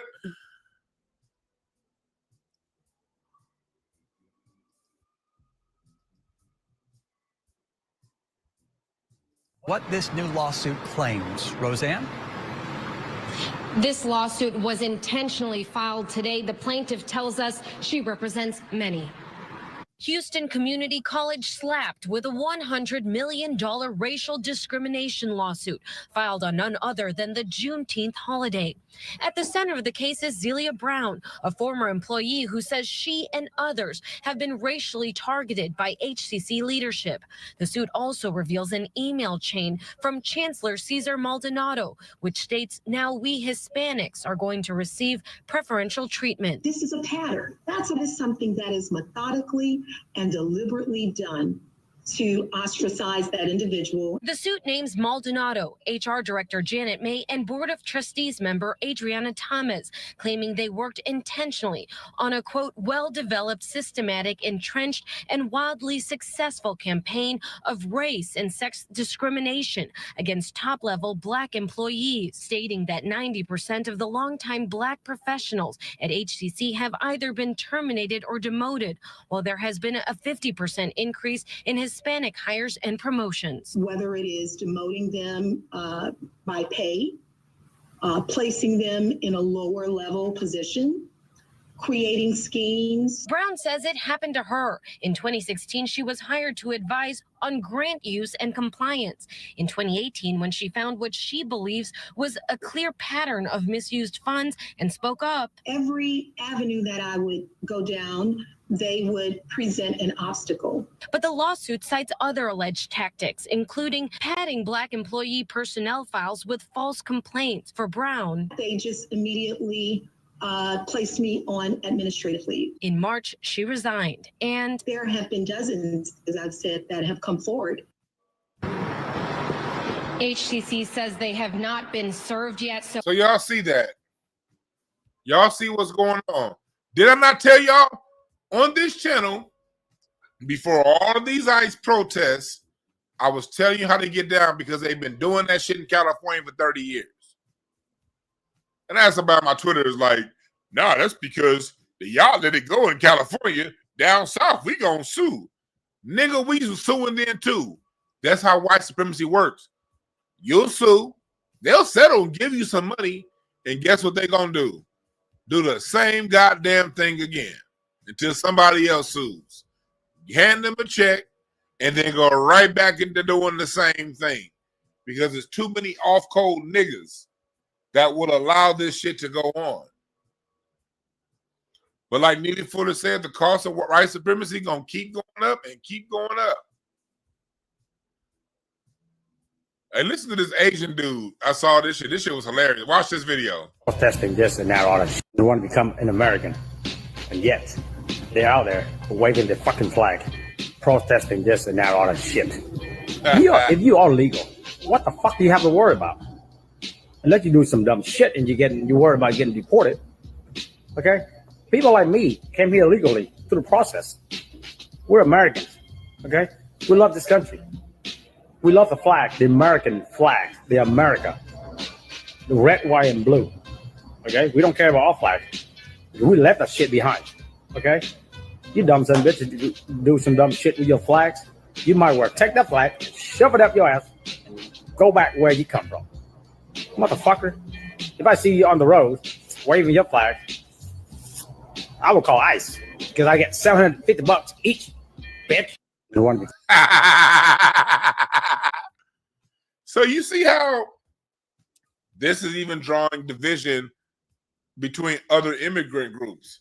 But like I told y'all before, and I told Latina this, I'm not gonna mention her name because I'm good. But there was this one Latina in particular, my longtime listeners know who I'm talking about, who I had on this show, who I've said complimentary things about in the past. And there's nothing wrong with her either way it go. I just, you know, my last complimentary video of her that was posted, I think put too much heat on her from her own community to be associated with somebody like me publicly. Whatever. But I remember having a conversation with her years ago. And I said, this is what Latinos don't understand. Every other immigrant group, for the most part, that's come here, has had to take on the major sacrifice of getting rid of their past. All of the white groups, Italians only fly their flag on St. Patrick's Day when it's time to drink. I mean, for the Irish, the Italians only fly their flag at the deli shop. You dig what I'm saying? The Greeks only fly their flag when it's time to get some goddamn gyros and goddamn falafels and shit. But them white groups, they changed their last name and they totally amalgamated to being an American. Same with a lot of your Asians.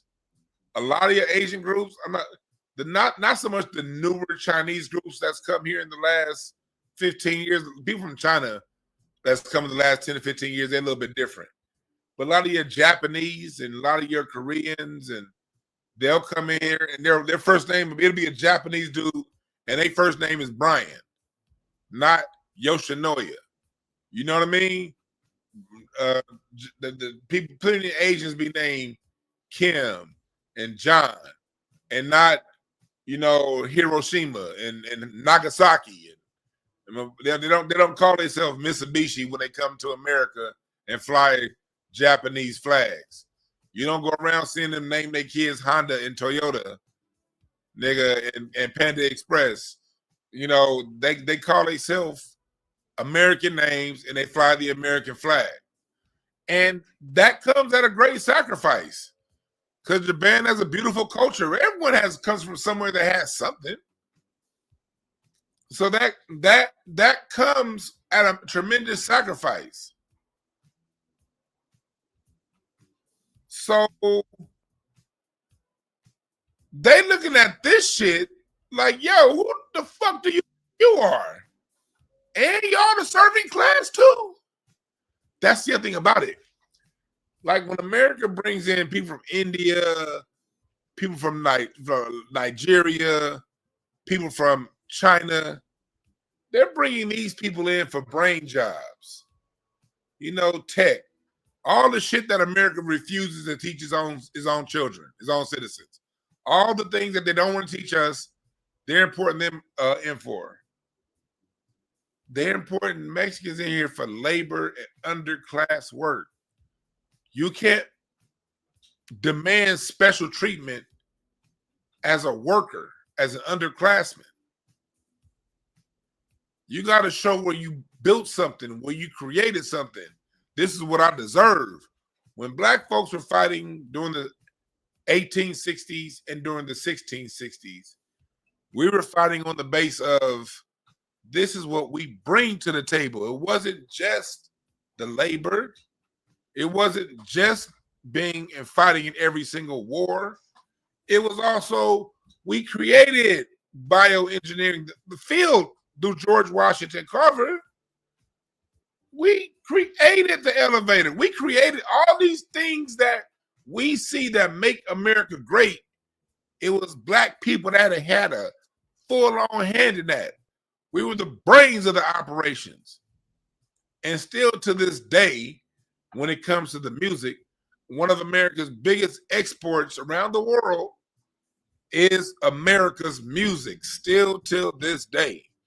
We are a group of people that we put in on this, man, not just labor.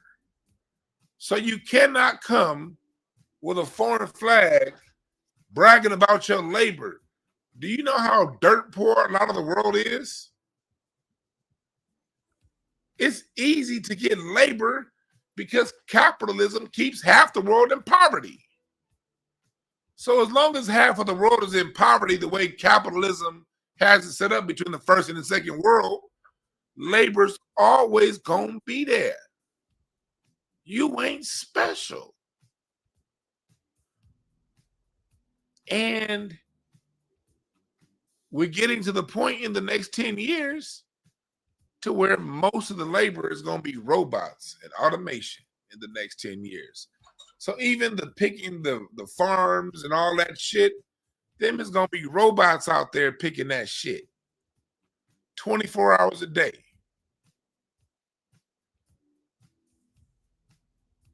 It's going to be, we already see it when you walk into the McDonald's and shit.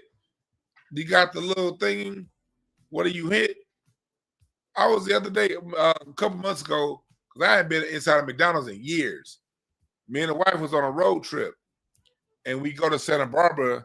There are no drive-thrus in Santa Barbara. Like, you have to walk in. Man, I walked into that McDonald's in Santa Barbara. They had a goddamn TV screen. And you had to, you're your own checkout person.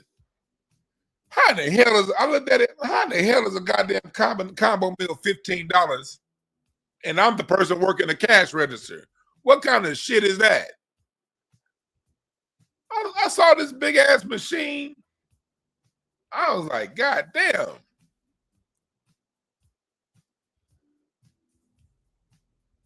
I was like, God damn, these niggas had a goddamn machine up there. And the prices were more.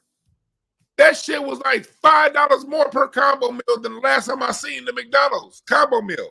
Last time I went there, the combo meal was like $8. You know, no, $6, $7. Combo meals was like $14.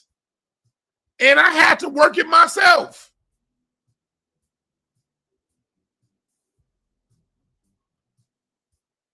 You're right, T-Lo. The finesse is real.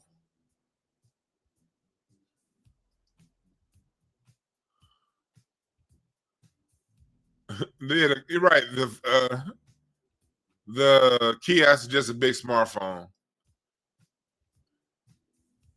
And I need y'all to stop at all that. Oh, hey, y'all don't do McDonald's. Look, how the hell is McDonald's sitting? I'm not talking about you in particular for this comment, but in general. You bring up McDonald's, 9 out of 10 people are going to be like, I don't eat that shit no more. Well, how in the hell are they still in business if don't nobody eat that shit no more? You niggas is lying. Yes, the fuck you are. 8 out of 10 of y'all lying your ass off. Anyway, these niggas be lying their motherfucking ass off. I don't eat at McDonald's. I just go to Burger King. Shut the fuck up. Yeah, I don't eat at McDonald's, but that Krispy Kreme, woo, nigga. I don't eat at McDonald's, but I got them goddamn frozen chicken tenders in my freezer that I'm gonna heat up. Nigga, it's the same shit. What are you talking about? Nigga, you got frozen goddamn chicken tenders and fish sticks in your freezer right now from the goddamn grocery store. That's the same goddamn frozen fish sticks they put in a goddamn McDonald's burger. Shut the fuck up. Niggas be fronting like hell. Niggas be fronting. I mean, people like, I don't smoke my weed. Now pass me that liquor. Same shit. Well, my liquor though, the weed's illegal. I don't do liquor. I don't do weed. I don't do liquor, either one, man. But nigga, you addicted to gossiping behind people's backs, like and getting your ass whooped. Like you'll die a lot faster talking all that shit behind people's backs than you will from a McDonald's fry. Believe that. Everybody got their own. That's what they call. It's what Tower of Power calls social lubrication. I'm not a Democrat. Man, who the hell want to follow Joe Biden? Nigga, but you think Trump is telling the truth. Same shit. 6 in one hand, half a dozen in the other. Nigga, stop fronting. It's what Tower of Power said.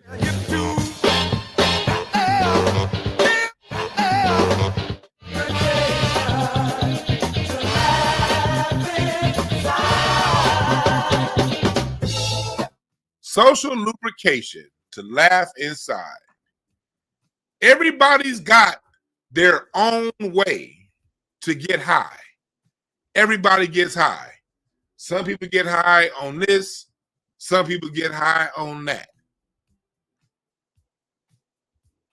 So shut the fuck up. Back to the conversation. Yeah, we have our own vices. Social people get real high on themselves. Well, I don't do that vice. I do this vice. Either way it go, you in a vice. I go back, and we'll get back to it. I'll take that. I like this. This is a little side moment. I always say it's my two favorite producers of all time. Maurice White from Earth, Wind & Fire and George Clinton. Those are probably my personal two favorite producers.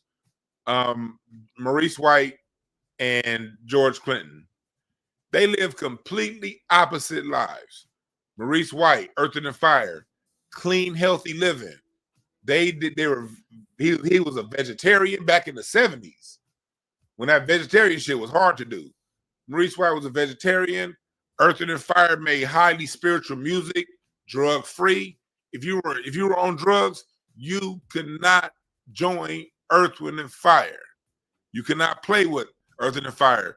Jessica Cleese, the lady who sang on the Head to the Sky album, she came from the Friends of Distinction. She's from LA. And then she was with Earth, Wind & Fire, but she was on drugs. So they kicked her out the band. And then she later on joined Parliament Funkadelic.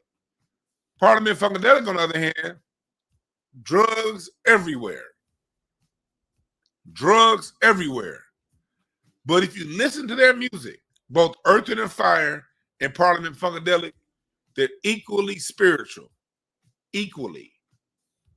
Songs like All About Love from Earth, Wind & Fire teaches you about your inside, mastering yourself.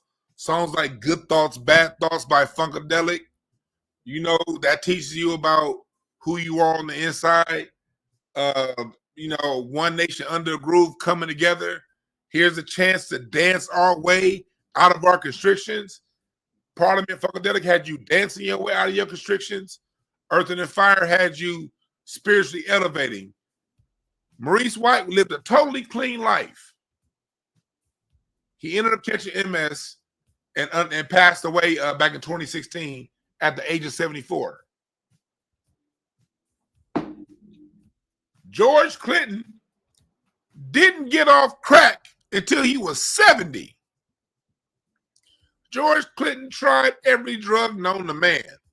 As a matter of fact, he was part of that experiment at Howard University that got musicians hooked on acid in the late 60s. A lot of the musicians got hooked on psychedelics because they were asked to participate in these drug programs out of Harvard, and George Clinton was one. So George Clinton was on acid, he was on heroin, he was on crack when he did Atomic Dog. I went to go see George Clinton last year at 83 years old. He's still jumping on stage. Maurice White lived a totally clean, healthy life. He's been gone now for 10 years. What does that say? We don't know how none of this shit gonna work. You got a man that was on drugs and crack until he was 70, still performing live, while the person who lived a totally clean life was out of here in his early 70s. But they both were equally impactful, both equally spiritual, both saved a lot of souls, both delivered a lot of people. One did it clean, one did it on drugs. Both ways the thing got done. So stop rubbing your dick to yourself and what you do that ain't what the next person do. It ain't that serious.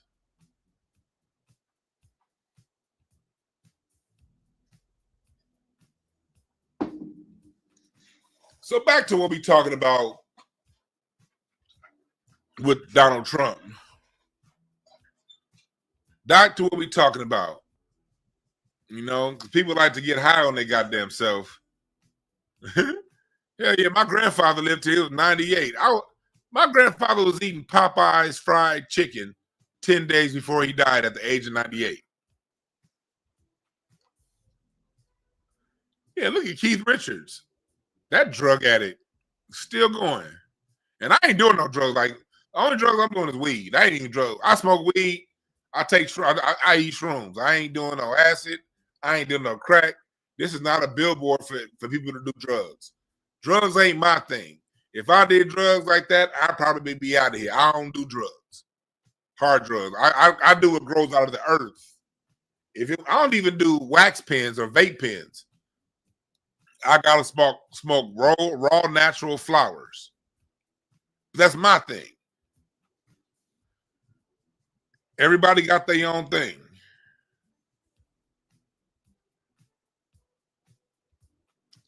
So Donald Trump, but that goes into what we're saying here about this whole. Let's get back to what we're talking about with Donald Trump.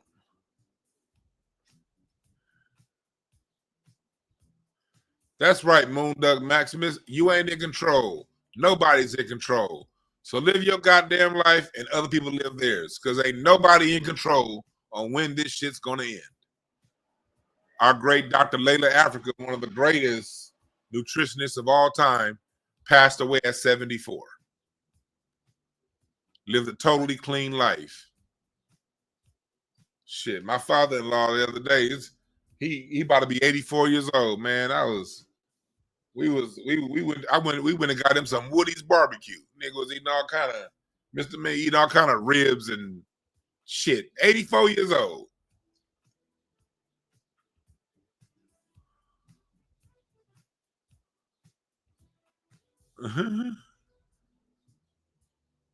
Yeah, so, but yeah, that's what it is, man. You see what's going on right now with Trump. This is why black folks, we gotta stay out of this shit. We've been staying out of it. We gotta keep staying out of it. Y'all saw that video I played earlier. And here's the thing about it. The white supremacists, Donald Trump's people, they know what's going on. They can stop this shit right now by going after corporations that hire these people.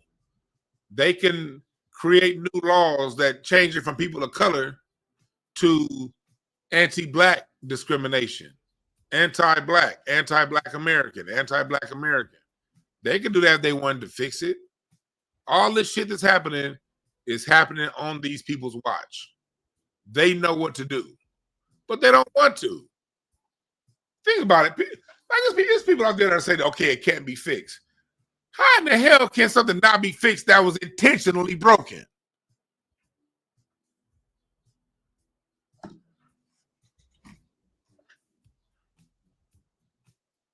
If they knew where to break it, if I'm looking at if I got a chain and I want to break this chain, I'm going to focus on a couple of them interlocks, and I'm going to break one of them. And if I break that chain, I can fuck this whole thing up. Well, what if I want that chain to get back together? All I got to do is go back and search to exactly where I chose to break it and fix it. It's a choice. Not that it can't be done. It's a choice. There was a choice to break it. There could be a choice to fix it. And that's why they lie to you and say they can't do it. Because yes, they can. Yes, they can. That's the indication, because here's the evidence.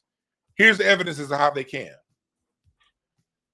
When it came time to put Latinos economically ahead of Black people in the 90s, they made very specific moves.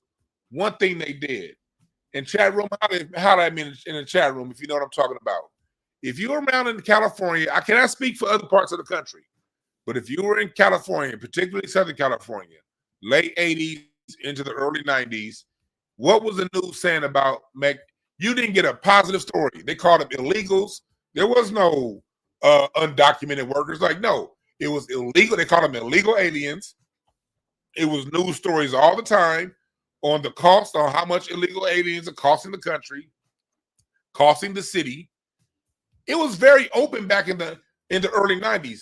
You turn on Ricky Lake or goddamn Phil Donahue or Sally Jesse Raphael, it was going to be shows on the cost of illegal immigration, hard copy, current affair, them TV shows, you remember them gossip shows? Them niggas was going to do a special report on immigration all the time. Here in LA, in California, we had Proposition, was it 187? Prop 187? That's when we said California voted to not give resources to undocumented people. If you were illegal, California voted no services in schools, no services in the hospitals. I think it was Prop 187. It was that was here in California. And the state said, you know what? Even though we live in a state that if something is put on a ballot measure and the citizens vote for it, that's supposed to become law. That's supposed to become law.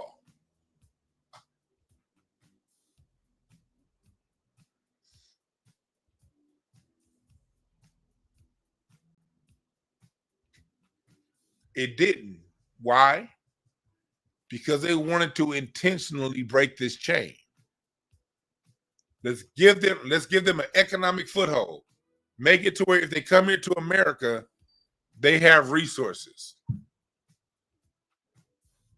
They got to get resources tax-paying citizens did not get in the form of free health care. Yep, Prop 187, yeah.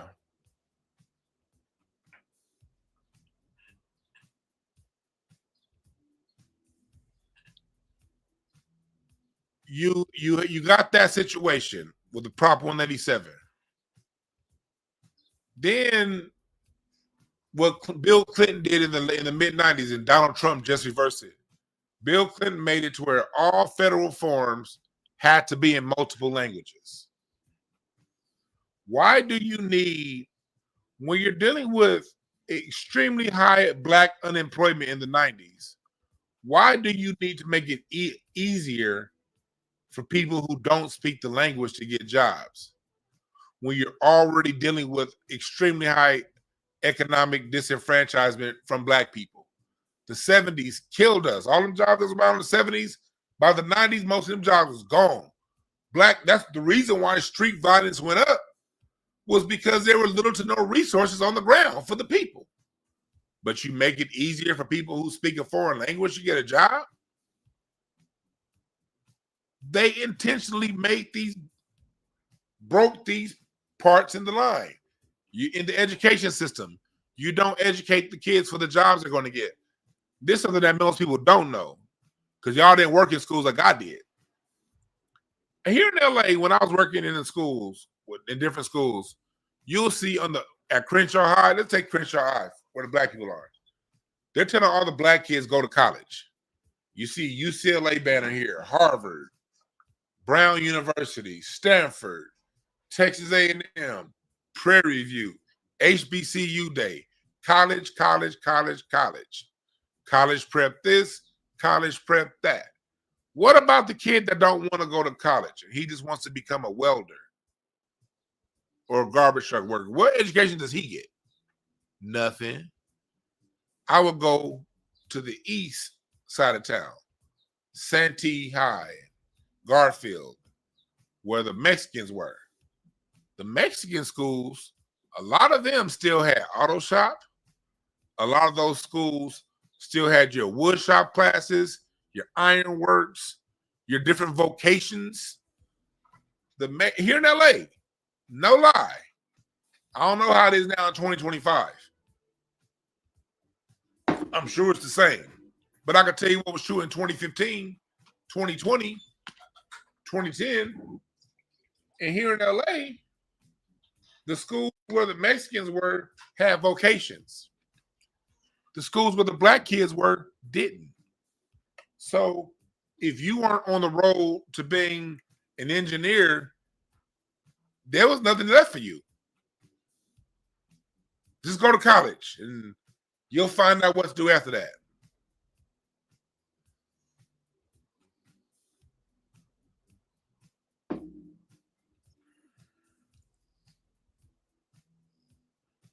They know where to make cuts to affect groups of people over a protracted period of time. These cuts don't kill you right away. The black economy was killed by 1,000 cuts. Cut here, cut there. And it's been a slow bleed. Now in California, you could be an undocumented person and still get a state or city job or county job. You could be a cop. You could be a cop as an illegal.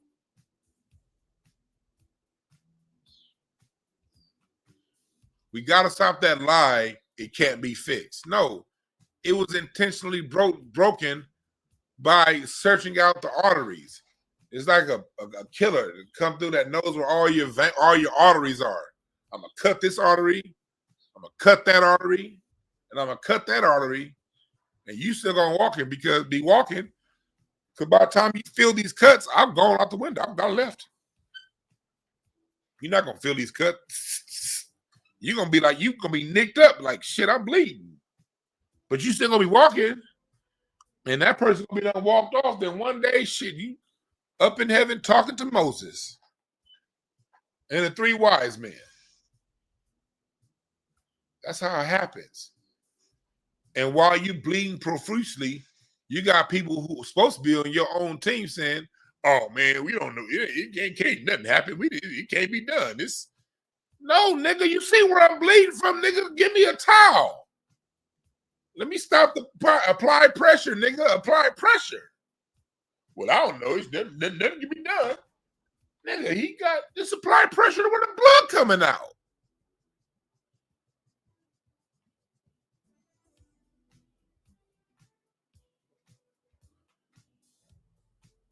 But you got to be able to look at what's going on from an objective point of view and forensically analyze what you see. But most of us don't want to see. We want to live in, oh, we all need to come together. Oh, it's all right, man. They just want a job. No, nigga, every time your black ass say, they just came to work, that's another cut. Like that punk ass Jamal Bryant.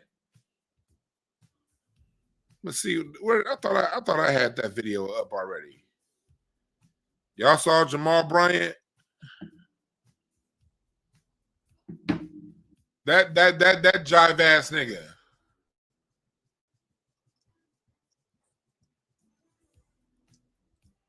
And Jesse Jackson gonna sell us out to the end. You all right, Rocky?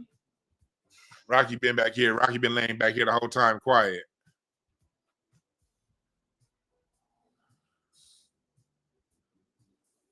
Look at this. These are the cuts I'm talking about right here. If illegal aliens... Listen to this. Yes. I understand the boycott against Target, against DEI, yes. But why is the Rainbow Push Coalition supporting illegal aliens if illegal aliens disproportionately affect the Black community jobs? Say that one more time. Why is the Rainbow Push Coalition supporting illegal aliens when illegal aliens disproportionately negatively affect the Black community? That's not true.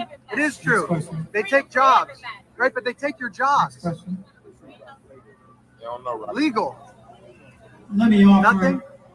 Thank you so much for coming out today. That doesn't make any sense to me. This is the Rainbow Push Annual Conference. I mean, if you want to support Black jobs, you don't support illegal aliens coming in and undercutting Black jobs. It doesn't make sense, though, right? I mean, we got playing field. Y'all see that? These jive ass niggas saying no, it don't affect. Yes, the fuck it does. Yes, it does. And these are the areas where you got punk ass Black people that don't want to stand with us. Don't give two shits about us.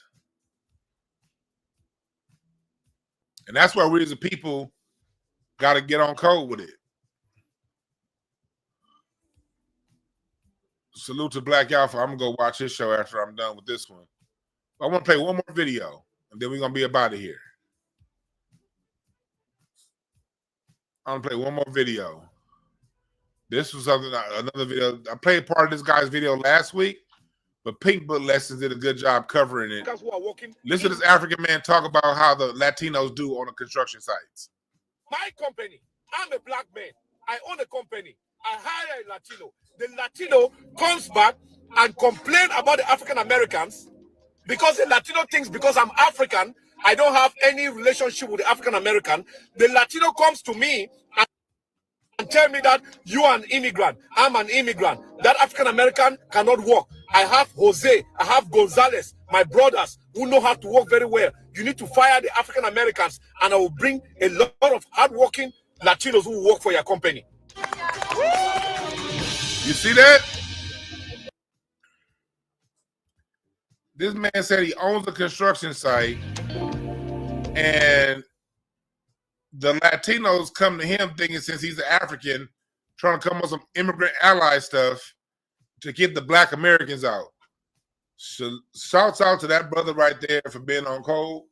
That goes to show you that every African is not a tether. Every person from the Caribbean is not a tether. You got real ones from all across the planet. The same reason why you got jive sellout FBA niggas like Jamal Bryant. We got to look at how people move. Not just where they come, how you move. And there's an African moving in the right way. People ask, okay, I'm African, am I a tether? No, the hell you're not a tether if you're talking like this, brother. In my company, listen. I'm a Black man. I own a company. I hire a Latino. The Latino comes back and complain about the African Americans because the Latino thinks because I'm African, I don't have any relationship with the African American. The Latino comes to me and tell me that you are an immigrant. I'm an immigrant. That African American cannot work. I have Jose. I have Gonzalez, my brothers who know how to work very well. You need to fire the African Americans, and I will bring a lot of hardworking Latinos who work for your company. See? And later on in that video, go watch Pink Book Lessons. She covered it. Later on in that video, he talks about how Black people in the construction industry can come together and kick them out. Look at this person right here. Somebody said, yeah, he's only saying that in 2025. Nigga, you don't know who the fuck he was. Were you following his Instagram before 2025? Shit, he could have been talking like this 10 years ago. How the hell would you know? You don't even know I need to put up the nigga's handle. You don't even know who the fuck that was talking. So is that one nigga? Well, he just now doing this. Well, look, say he was a tether and he figured it out.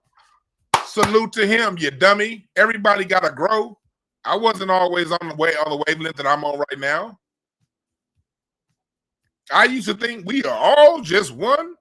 I would have been fighting for immigrant rights 15 years ago. Shit. 2005? I mean, that's fucked up, man. You live life and you learn. You live and you learn. You live and learn. Live and learn. Live and learn. And when you learn, you teach. And when you learn, you teach. And when you learn, you teach. And you pass what you learned down to the next person. So if anybody's living and learning and passing what they learned down to the next person, salute to you. You don't have to be perfect your whole goddamn life. And that's why I like what Donald Trump did. No more putting Spanish, like he said, all federal forms are being English only. States can do what they want, but no longer that mandate. Yeah, we should get rid of jobs. If they look, this is how they can solve it. Get rid of no job can be done in any language other than English, unless it's a department that does. Now, if there's a department that handles translating, cool. There could be translation departments, but no job in America should require you to speak Spanish. Because if you coming over here to get some shit, you better speak English. And why is that even too much to say? Because they speak English around the world. Even in other countries, English is literally the language of money. Anywhere in the world, even if they have their own national language, you can go to Hong Kong to get English. You can get English in Egypt. You can get English in Nigeria. You can get English in Australia. You can get English in Germany. You can get English in Russia. You can find English everywhere until you go down San Pedro and Gage. What the fuck kind of twisted shit is that? You mean to tell me I can fly to Antigua? I can fly to Morocco? I can fly to goddamn Italy and hear English, but I can't hear English in East LA? What the fuck?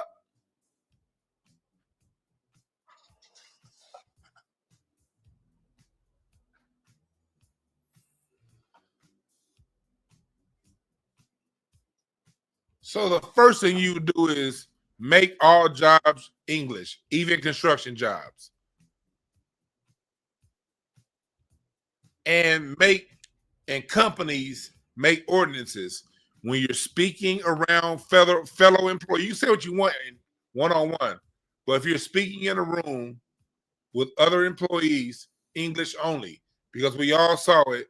We'll be sitting there, and the people that speak Spanish, they'll go and huddle. They'll be in the office talking to each other in Spanish while you're sitting there like, and all you hear is la. You like, God damn it, I'm trying to work.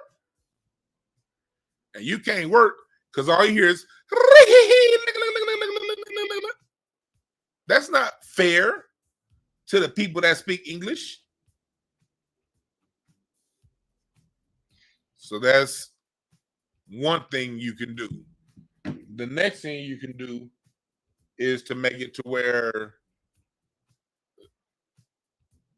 these people, there's white and non-white. And if you identify as white on your driver's license, you cannot be a part of any minority hiring programs. You can't be a part of any contracting. You cannot get a contract, a government contract, or be hired if you identify as white on your driver's license. Because the whole purpose of this stuff is to give equal access to people of color. Well, how are you a person of color if you identify as white?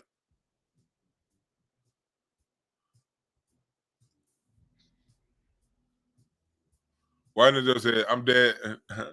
You work on Avalon Engage. I'm not lying. Hey, Wally, you work on Avalon Engage? Well, Avalon's 1 block over from San Pedro is, what is it? It's Broadway, Main Street, San Pedro, Avalon, Central, Hooper, nigga. And then right at Central is where Manchester turned into Firestone. Nigga, I know my LA, goddammit. Yeah. If you talking to a black person from LA that cannot lane you the streets from La Cienega going east in Secession, they ain't from LA. La Cienega, going down Slauson, La Cienega, La Brea, Overhill, then Crenshaw, Van Ness, or Arlington, depending on where you are, then Western, Normandy, Hoover, after Normandy, Hoover, Figueroa, Broadway, Main Street, San Pedro, Avalon, Central. Nigga, don't tell me I don't know my goddamn South Central LA. I'm all the way from the hood, but I don't bang no hood because that shit's stupid.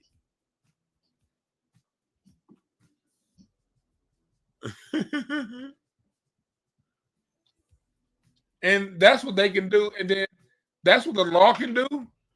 And on our side, now gauge goes east and west. If you're going east and west, Lori Brown, you gotta start up there with with Washington, Adams, Jefferson. Damn, I'm drawing a blank. Vernon. After Jefferson is Vernon.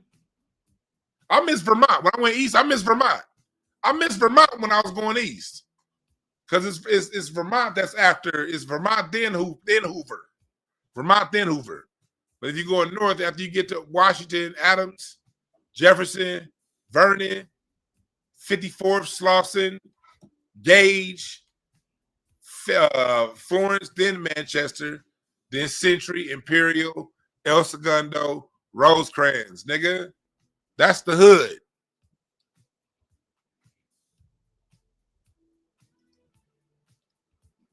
I just gave you guys the square box of the hood. Oh yeah, then the hood is at Alameda, the black folks side. It is at Alameda. You gotta give a testimony one day, Wally.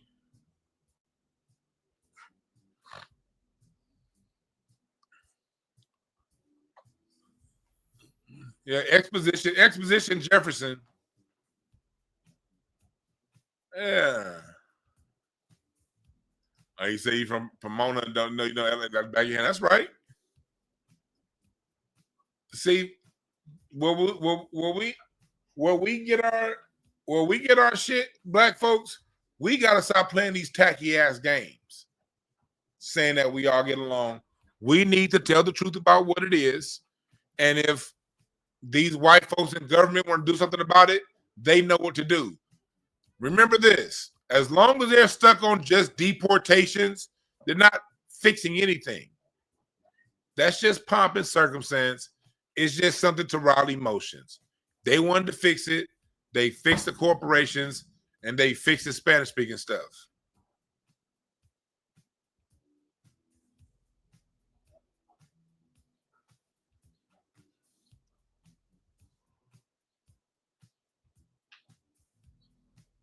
They don't really want to change much. They just changing how it looked. But Donald Trump's parade failed. These protests are dying out. They're not going to sustain it. And Donald Trump's going to keep doing what he's doing with these deportations. And we going to continue to just learn line dances and have a good time. That's why I said in the West, these people don't keep it a buck with us.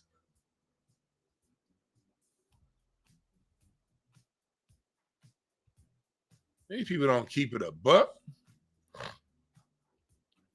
What y'all can do is enroll in my new summer school music class starting the last week of this month. The link is in the description bar. We are doing the instruments, legacy and instruments and the artists putting together a digital workbook. This is a summer camp for the youth and adults. They like it, but the workbook is going to be everything going to be tailored to the youth. Digital workbook, 5 chapters, artist and instrument fact sheet, a glossary with the breakdown, and a digital certificate of completion, along with Spotify playlists, so that your youngins. This is Black Music Month. This is how we're gonna celebrate Black Music Month. You want the youngins to know where their music comes from. You better enroll them in this course, okay? Link is in the bio. Appreciate my mods. Ebony, appreciate you. All everybody. Shayla, appreciate y'all. Elisino, thank y'all for joining. And understand this. There are no perfect messengers, only perfect messages for those willing to pick up the game. All right? I got you. I'm about to go watch these playoffs. Yeah, Black Music Month is every month. And it's this month also. So enroll in the course because we will be getting it in. All right? Yeah, age rate, we starting at 7. It's going to be no cursing. It's going to be tailored to the youth. And it's going to be materials tailored to those age, that age range, all right? Up to 18. Oh, yeah, man. Let me know if you appreciate that, Star. Tomorrow, my birthday. If you want to show some birthday love tomorrow, today, hit the Cash App, $DejuanB1. Star just put the link in the chat. But if you want to say happy birthday to me, tomorrow my birthday, $DejuanB1. All right? Thank y'all again for listening. We out.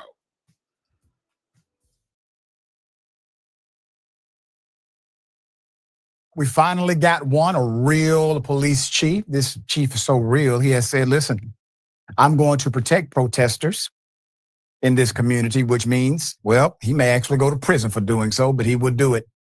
Go to it.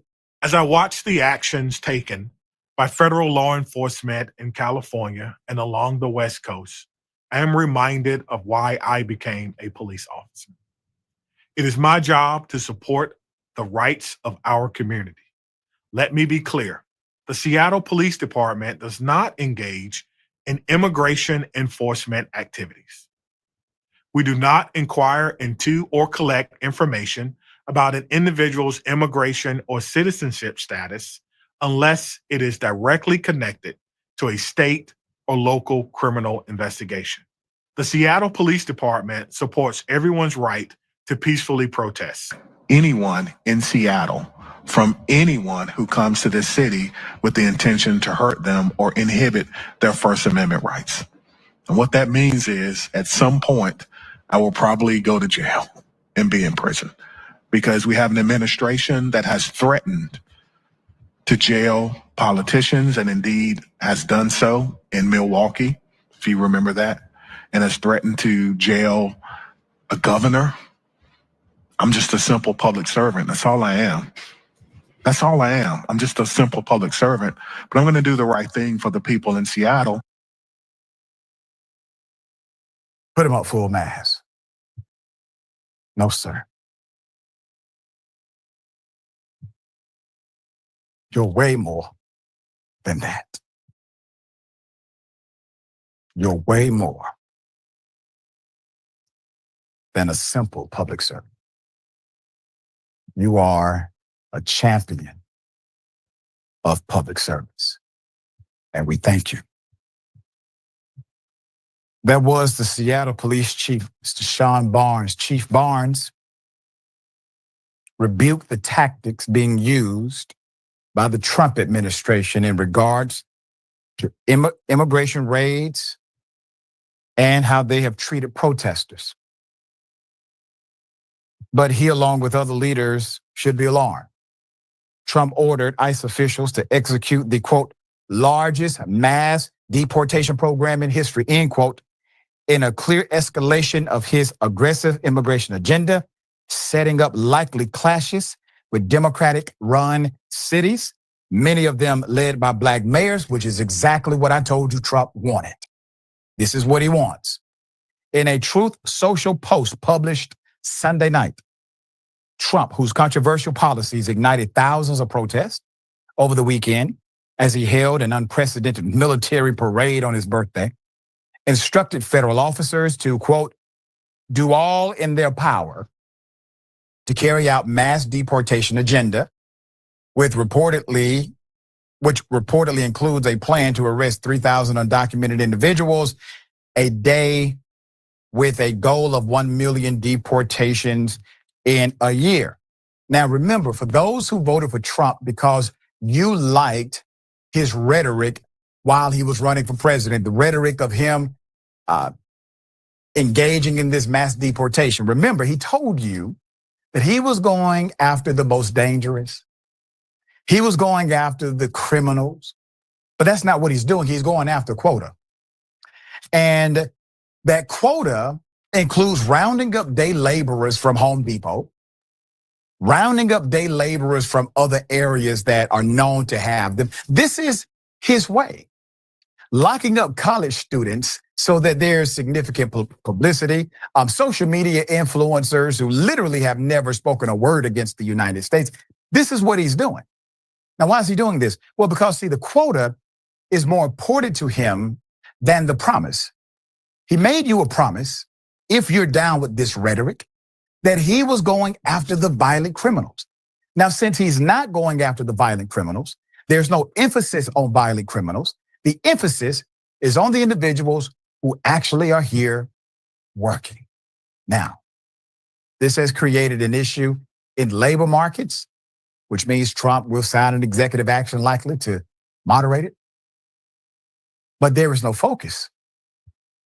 Now he wants to clash with local law enforcement. But wait a minute, I thought Republicans liked local control and local law enforcement and local people being able to do it their local way. The president said that to achieve his goal, the government would have to, quote, expand efforts in America's, quote, largest cities, specifically naming Los Angeles, Chicago, and New York. Trump said, quote, millions upon millions of illegal aliens reside in the nation's big cities, many of which are led by Black mayors. Quote, these radical left Democrats are sick of mind, hate our country, and actually want to destroy our inner cities. They are doing a good job of it, end quote, said Trump. Now, what is Trump doing?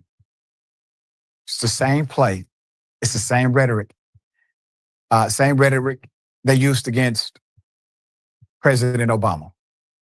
This is why the run-of-the-mill Republican is to blame for this as well. They told you the same thing about President Obama. He wanted to destroy America. He was against you. And somehow, if you continue to support him, the destruction of America was at hand. All of these were lies. But the same lies are now being told against Democratic mayors, against police chiefs who decide to uphold law and constitution, and communities of color. In his Sunday Truth Social post, Trump also justified his targeting of Democratic-run cities by accusing Democrats of using, quote, illegal aliens as a, quote, Democratic power center to, quote, expand their voter base, cheat in elections, and grow the welfare state, robbing good-paying jobs and benefits from hardworking American citizens. All lies, all rhetoric, and all without the benefit of a fact check. Trump is doubling down on what will inevitably be a political and legal battle with the nation's top Black mayors, likely also law enforcement, as already taking place in Los Angeles, where Trump has deployed the National Guard and U.S. Marines. LA Mayor Karen Bass has slammed the executive action as unnecessary and intentionally provoking chaos in the city, which is majority Black and brown. California Governor Governor Newsom filed a lawsuit seeking to have the National Guard removed from the city, and the National Guard should be under control of the governor of California. But for some reason, federal courts did not return command back to the governor as they should. They basically created a stay or an injunction. However, they did not restore things as they were. That's typically the reason the court will get involved and restore things as they were until they can look at the evidence at hand. What they did is they allowed Trump to remain in command, even though it is completely abnormal to the normative process.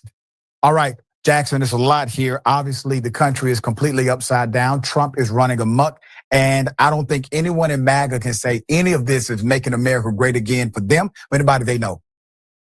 No, and one of the issues, too, that the right-wing propaganda machine has is there's nothing really for them to gripe and complain about that isn't ultimately going to point back to Trump because, again, as the economy crashes and the world flips on its head, he's in power. You can't blame Biden. You can't blame Kamala.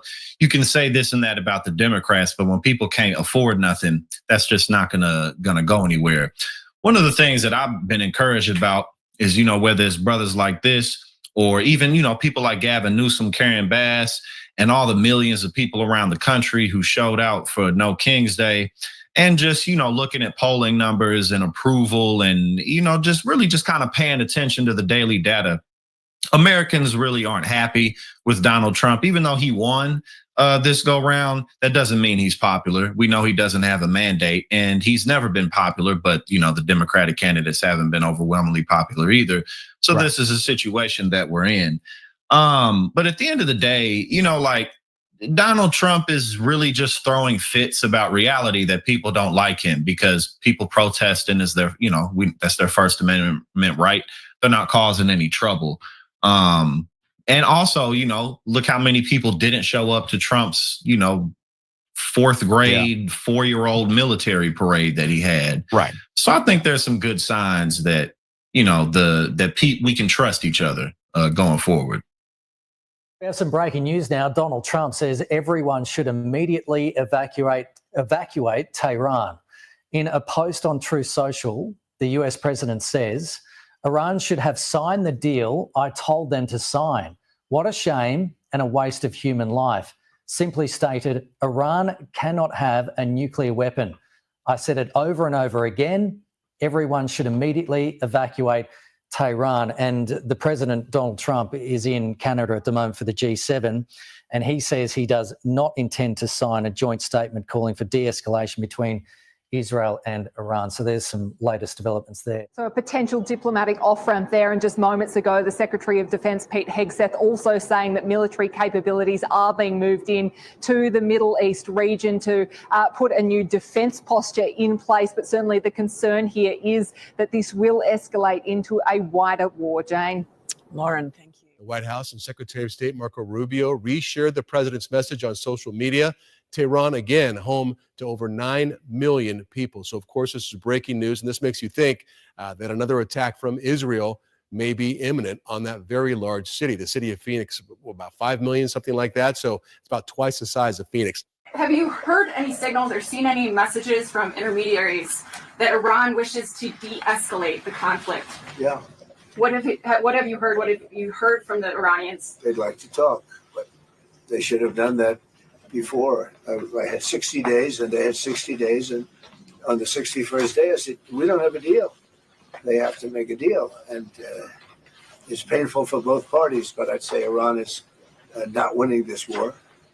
And they should talk, and they should talk immediately before it's too late. And what would you say, in your opinion, what would it take for the U.S. to get involved in this conflict militarily? I don't want to talk about it. I think we've got to realize that what we are already seeing is a world war, World War III. It's not a war in Ukraine over there, a war with Israel over here, and then, China's threatened war against Taiwan over there, all separate. And that's another reason why Israel's war with Iran is so dangerous. As I've said for a couple of years, there is a new alliance of tyrannies. Russia, China, Iran, and North Korea all working together, helping each other out with their wars, sending weapons, diplomatic cover, and with their planned wars too. Iran, for instance, supplies Russia with kamikaze drones for its war in Ukraine. And China and Russia are backing Iran diplomatically. Last week voted against that International Atomic Energy Agency resolution condemning Iran's nuclear weapons program. And right now we are seeing how a war in the Middle East can help China. America has been forced to move the aircraft carrier Nimitz and its supporting warships from the Pacific, where they're patrolling near China. It now seems on its way to the Middle East to support Israel, which would leave China, of course, freer to attack Taiwan. I'm not tipping that yet. It's far too early, I think, for China to do that. This is Natanz here, just to the east and south of it. This is an aerial picture, General, okay, of Natanz and what it was before. You've got buildings and structures here, buildings here, and buildings here. That's pre-war. Now you've got complete devastation in Natanz here, this building located here, as well as this one in the upper right-hand corner. Natanz is very different from what this site that you're describing. Firdau is a half-mile buried inside of a mountain. And you believe the United States has no choice but to get involved with the Iranians? Explain that, sir.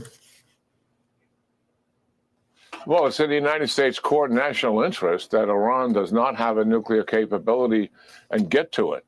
That's a fact. And this capability, if we leave it there, the Ayatollah will recover and rebuild. And that's what he's absolutely counting on. That's why he never was willing to dismantle the program himself with verification. That would end his program. Here he believes he has a chance. And that's what these guys are all about. And we've got to finish what we started here. We can't look like we haven't come to the assistance of the Israelis when they needed it the most here to finish this operation. They are our strongest ally in the region. What do you think the Arabs would think after the president's visit there, looking at this and they're saying, my, if the United States isn't going to help the Israelis at this critical time, what's the chance they're going to help us? And does this motivate Putin a little bit more to stay the course in terms of what he's doing, and President Xi? If we don't help the Israelis finish this off, it's their operation. We would lend a support to it to finish it off. And that's what I'm suggesting, and I'm certain the president is making those considerations. Jack King, General, thank you. Appreciate the analysis, and we'll speak again later today. Thank you, Jack. But this is how this alliance can work. Always stretching the West, which is already desperately undergunned. Its weapon stocks are very low after supplying Ukraine for 3 years. And all those Australian ministers saying, oh, we just need to negotiate. They don't realise our enemies operate under different moral rules. Honestly. I mean, you know, like I said, some actually believe that until, you know, the lost Mahdi returns, Islam will not be reformed, and that can't happen until Israel is destroyed. And they chant war cries in Parliament like this.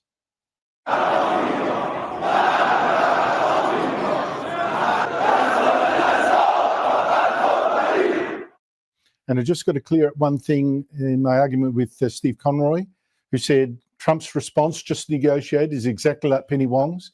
I want to read that tweet I referred to now that I have it, or a Truth Social post, where Trump said there's already been great death and destruction, but there is still time to make this slaughter with the next already planned attacks on Iranian means being even more brutal come to an end. Iran must make a deal before there is nothing left and save what was once known as the Iranian Empire. No more death, no more destruction. Just do it before it is too late.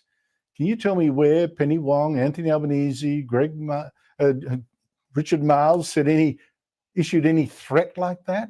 Joining me is the country's top foreign affairs writer, Greg Sheridan of the Australian newspaper. Greg, great to see you. Where is this conflict going?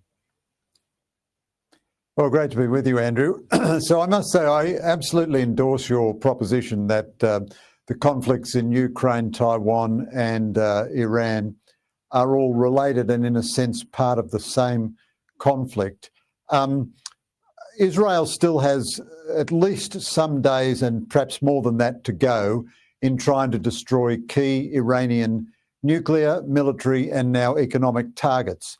The $64 million question is whether Israel can hit the nuclear facility in Fordow without American help. The bunker buster bomb can only be carried by an American aircraft. And, Trump is better than Biden. Biden wouldn't have allowed Israel to do this. But the Israelis very much wanted the Americans to help them because they have so much more powerful an air force. What we are seeing is two terrible trends in the contemporary world. I mean, we're seeing 1,000 terrible trends, but we're seeing nuclear weapons roar back into the centre of all strategic calculations, and we're seeing the breakdown of American extended nuclear deterrence. All American allies except Israel and Britain and France don't have nuclear weapons of their own, which means we all shelter under extended American nuclear deterrence.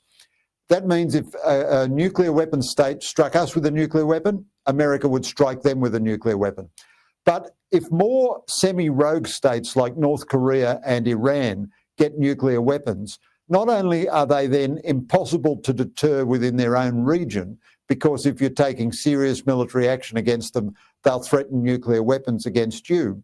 But the development of missile technology means that North Korea and Iran will soon be able to hit the United States itself with missiles. That means if North Korea is having a confrontation with South Korea and America intervenes, North Korea can threaten Los Angeles and San Francisco with nuclear annihilation. And if Iran gets the nuclear bomb, it will also be able to do that. And we know that China proliferated nuclear technology to Pakistan and to Iran precisely to hurt India and to hurt America. All this proliferation ultimately comes from China and some of it from North Korea, from China through North Korea. And it would be a diabolical strategic development for the world if Iran gets nuclear weapons. And if it does, then quite sensibly, probably Saudi Arabia and other nations in the Middle East would also want nuclear weapons to provide for their own security. And a world in which we go from sort of 7 or 8 nuclear weapon states to maybe 10 or 12 or 15 is 1,000 times more dangerous. Particularly when one of those countries is led by what we would consider irrational leadership with religious motivations, end of the world type of motivations that are, different moral paradigm completely that we cannot talk them out of.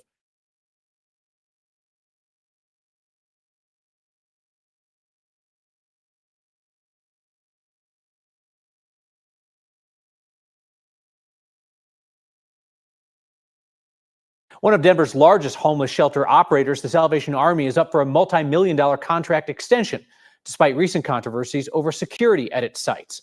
City Council is being asked to approve a $4.5 million contract extension for the Salvation Army to keep running the Crossroads Men's Shelter at 29th Street. It's one of the most frequently used congregate shelters in the city, and the Salvation Army has managed it for about a decade. The contract extension comes shortly after the Salvation Army's management of its all-in Mile High hotel shelters has come under scrutiny, especially that shelter at the former Doubletree Hotel on Quebec. Last year, an employee was arrested and charged with sexually assaulting a resident. In 2023, 2 people were shot and killed at that shelter. Those incidents have led some advocates for the homeless and members of City Council to say that Salvation Army's contract should be canceled. The city is requiring nonprofits to submit safety plans and to do more extensive staff training. There's been numerous complaints regarding operations of some of their other programs, primarily the hotels and also the Connection Center. That's real, and we are working on that. 2 of the strongest critics on City Council voted to postpone debate about the contract. If Council doesn't vote to approve the extension for the Crossroads shelter, city housing leaders say they'd have to come up with some kind of emergency staffing solution until they bring in a new provider. A new survey released today gives a clearer picture of the state of homelessness in the Denver area. According to the Metro Denver Homeless Initiative 2025 point-in-time account, more people are accessing shelters instead of sleeping outside, but there's still work to do. Data shows homelessness did increase slightly over the last year, and Denver 7's Veronica Costa talked one-on-one with Denver Mayor Mike Johnson about the progress he says the city has made and learned what solutions are in the works to further the future. In his first full day in office in July 2023, Mayor Mike Johnston declared a state of emergency over unsheltered homelessness. Nearly 2 years later, data suggests that issue is closer to being solved. I mean, that's an incredibly exciting day for the city. That's based off the 2025 point-in-time count, which reveals there was an increase of nearly 8% in homelessness from 2024 to 2025, though it came with a 45% decrease in people sleeping outside over the past 2 years. It shows that the strategies we're using are working. It shows that, bringing on all the about 1,000 units of transitional housing that we did, the tiny home villages, the hotels, being able to close encampments and keep those parts of the city permanently closed. It's an issue Denver 7 has reported on extensively. Some business owners have pointed the finger at the unhoused for dips in sales and crime. We constantly have groups of people smoking meth out here, fentanyl, you name it. There is heavy drug usage outside of our store. This is what we deal with every single day. We spoke with Adrienne Scott Trask over the phone Monday. She says these are issues she still deals with and doesn't believe the situation has gotten better. But she and others who live and work in the area do agree on this. They're no longer seeing large encampments, rather individuals in need. It's usually more just like individuals hanging out in small groups and stuff, but definitely noticed more around like the gas station near where I live. Mayor Johnston sharing in that concern, telling me Monday that's next in finding the solution to overall homelessness. They're not even camping. They don't have a tent. They don't even have a cardboard box. They're often just walking and using drugs until they pass out. Might be in front of someone's store on Broadway or on Colfax. That is a real profound need for us. And so our real focus now is on getting those people into housing and into treatment. Emphasizing there's more work to be done. We're not at all getting confident or complacent. In Denver, Veronica Acosta, Denver 7.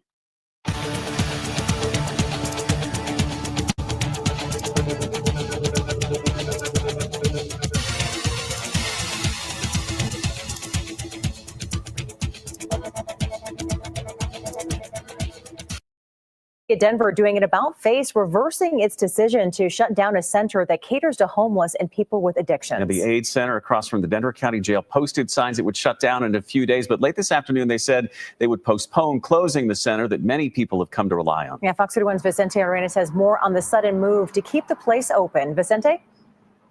Christine, when we walked around the AIDS Center behind me here this morning, there were posters on the windows saying that it would be closing June 15th, but now those posters all gone. The city has changed its mind. This center will stay open now. The AIDS Center is one of those places people go when they're experiencing homelessness or addicted to substances. The Assessment, Intake, and Diversion Center is one of those places where James Latemps seeks all kinds of help. Socks, underwear if I need it, hygiene if I need it, like a little food here and there, stuff like that. Have they helped you stay on the right path in your mind? Yes, for sure. The center's website says it is a place people can come and look for, among other things, housing assistance, substance misuse support, and sober living services. It came to a shock to many when they saw this sign posted a few days ago saying it would close June 15th. A big hit for the homeless community, says Matt Bolton of Tribe Recovery Homes. This is where they come for whatever resources they need, whether it be recovery from substance abuse, whether it be housing, whether it be something just as simple as peer coaching. But late this afternoon, the Office of Social Equity and Innovation said it was postponing closure of the center and will still provide limited services. The office said the space may be transformed, but will be used to help end street homelessness. Together Denver's Amy Beck says the AIDS Center is badly needed. This serves our jail, serves our court system, serves our micro community, and a lot of places or a lot of people rely on this place for services. What kind of services that will be offered here for now is not clear. Many glad, though, it's not shutting down, at least for now.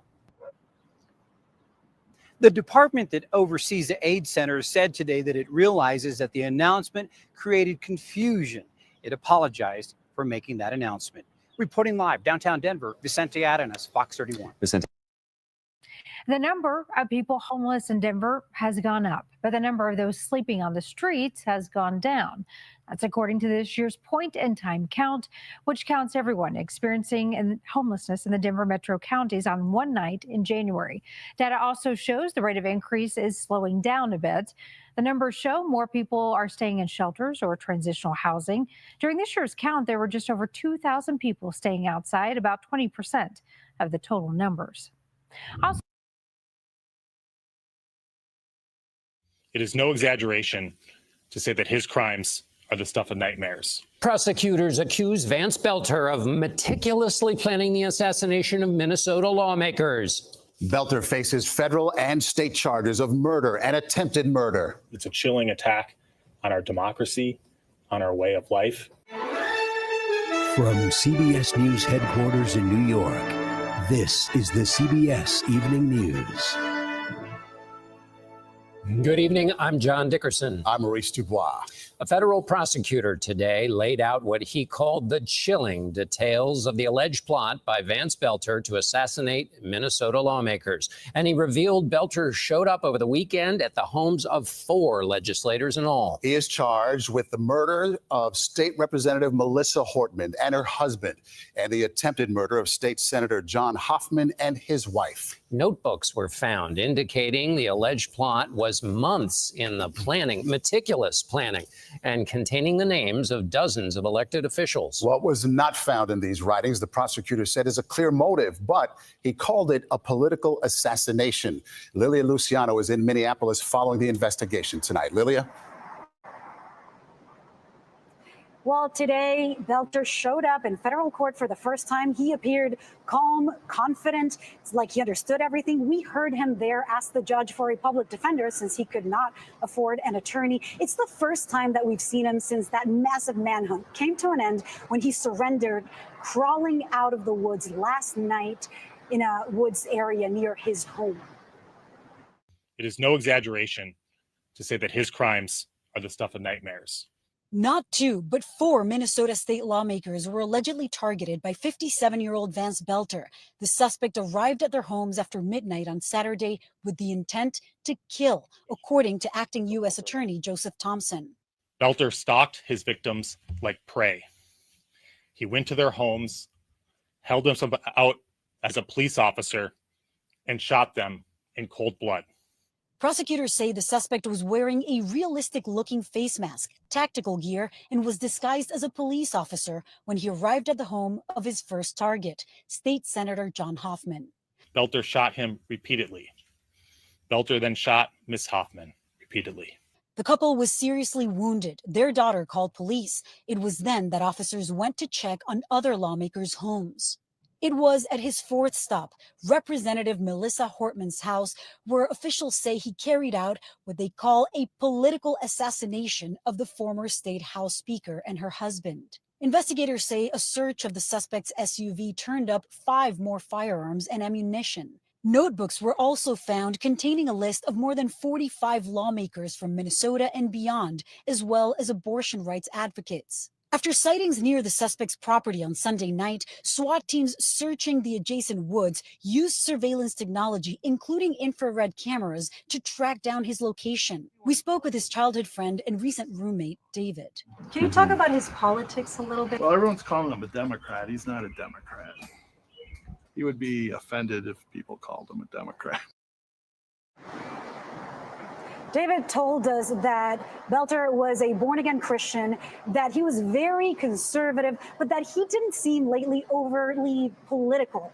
He told us many more explanations, gave us many more explanations as to why he wanted to state on the record that he's a Democrat, because apparently there were some narratives online that seemed to indicate the contrary. Now, police are not yet talking about a motive. He's next due in court on June 27.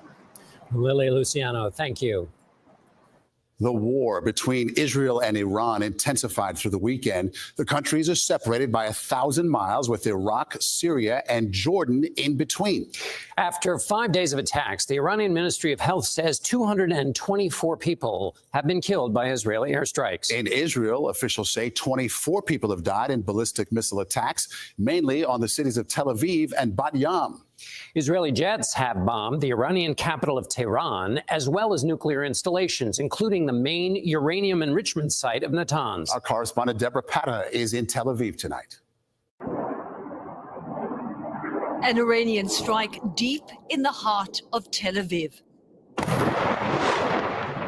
For the 5th straight day, the skies above the city lit up as Israel's air defense system intercepted one Iranian missile after another. The arch rivals have been locked in battle, launching tit-for-tat strikes. The Israeli Air Force controls the skies of Tehran, Prime Minister Benjamin Netanyahu said earlier, not far.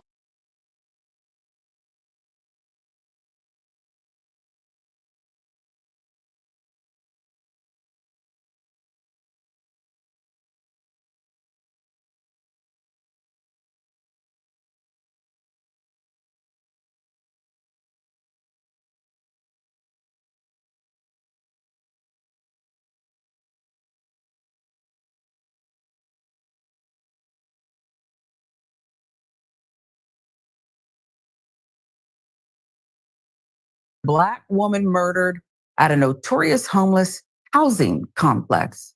Let's give you the details on this one. Denver is the location, and there's more on the night Caprice Bird learned of her child's death. The streets outside Denver's Renaissance downtown lofts were lit up with flashing police lights. She had rushed there, desperate for answers, only to hear the unthinkable. Her firstborn, 27-year-old Quincy Bird, had been dead for 2 days. I said, "I'm Quincy's mom. What's going on? What's going on?" Police were called. And then I turn around and the case manager says, "Quincy is dead."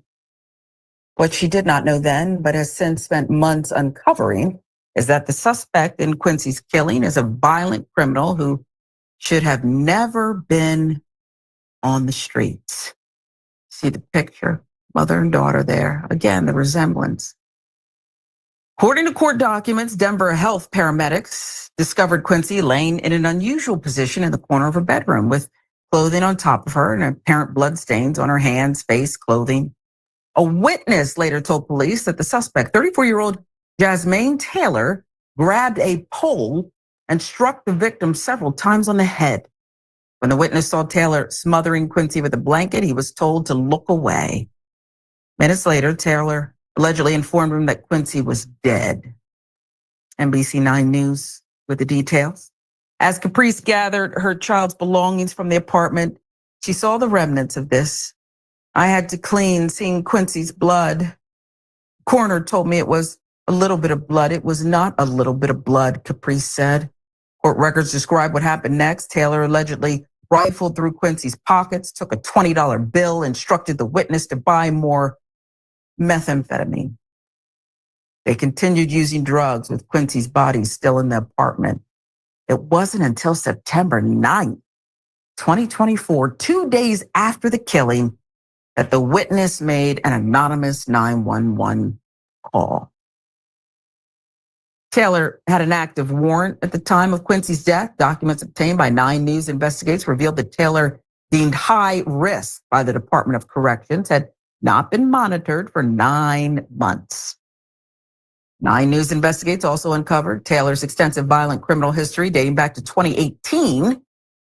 Incarcerated twice on charges of felony menacing, second-degree assault on a peace officer.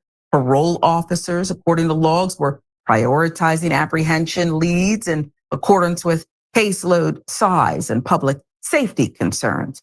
Yet Taylor's whereabouts were no mystery. Police had surveillance footage, showed her entering Quincy's apartment building multiple times. A witness even said Taylor had been staying with Quincy at the time. While going through Quincy's apartment, Caprice discovered a FedEx package. "I was really upset to come across this," he said, holding up a piece of mail. Jasmine Taylor, dated July 2024. The package was addressed to Taylor at the Renaissance downtown lofts, same complex operated by the Colorado Coalition for the Homeless, where Quincy had lived for the past 4 years. Despite this, the coalition stated, Taylor was never a resident there and denied knowledge of any mail she received at the complex. I'm telling you, just cold-blooded. It's cruel. However, according to ABC 7 Denver News, insiders are sounding the alarm about a Denver-based nonprofit they say is not living up to its mission. Colorado Coalition for the Homeless, or CCH, is one of the largest providers of housing for the unhoused in the state. Organization houses more than 2,000 people each night. More than 20 locations. Latest fiscal report confirms CCH brought in nearly $127 million in revenue in 2022. But former employees want city and state leaders to understand the untold story about the nonprofit, including safety, ethics, and quality of care concerns. Janie Sasson, former employee of the coalition, said the money that's getting funneled into the coalition isn't helping the clients. Sasson told Denver 7 Investigates that her decision to quit was due to the complicity she felt after 4 months working at the organization. There were days when my coworkers would be crying. I would cry driving to work. I'd cry driving home. Keeps us up at night, Sasson said. The clients are still living in filth. They're living in buildings that should probably be condemned. Alex Pacheco agrees. She's another former employee who worked at the coalition for 9 months. She quit for similar reasons. I don't know how you can go to sleep at night putting people in units that are infested with bed bugs, roaches, mice, and still feel like you're doing a good thing at the end of the day. Because from your perspective, it's better than being on the street, she said. Leslie Murray, a disabled man, no legs, made his decision to live inside an apartment provided by CCH. I don't understand why they put me on the second floor. They know I don't have any legs, and they put me in this building, he said. I know they don't care about me, and no, I don't feel safe here. Murray's concerns intensified after learning he was placed on the second floor of a building where the elevator was regularly out of service. For me, it's a death sentence. They have a fire, Murray said. Both Sasson and Pacheco confirmed instances of what they called unethical living standards when it came to Murray's placement. There was one occasion where a case manager had to carry this man's wheelchair while he used what was left of his legs to hobble down the stairs, Pacheco said. It sucks having to crawl, Murray said when describing the incident. Humiliated. You don't feel like human. Sasson and Pacheco also brought concerns surrounding employee safety and staffing to light. There are actual reports of employees being attacked and harmed, and there's no policy change. There's no procedural change, Sasson said. Denver 7 Investigates compiled a 14-minute video of concerns from former staff and clients to CCH CEO Britta Fisher. Both Sasson and Pacheco said CEO was already made aware of those issues. Denver 7 asked the CEO what she thought about the issues raised. Very distressed that client doesn't feel cared for, Fisher said. It concerns me.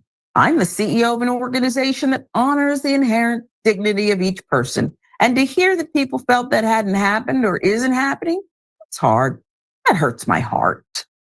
Fisher also pledged to share the concerns brought to light by Denver 7 Investigates with her senior leadership and address Murray's housing situation. Since their interview, Denver 7 Investigates claims CCH has addressed safety concerns raised in their report, adding additional safety staffing and new reporting system for incidents. However, Caprice Bird is skeptical. Nobody is even monitoring this violent person, Caprice said. DOC failed there. Colorado Coalition for the Homeless failed. They allowed this person in the building. The whole system failed. The whole system failed. And now Mike Quincy is dead, she said, as she took a deep breath. In a statement to 9 News, Department of Corrections said, DOC takes matters like this very seriously, and the loss of Quincy Bird is a tragedy.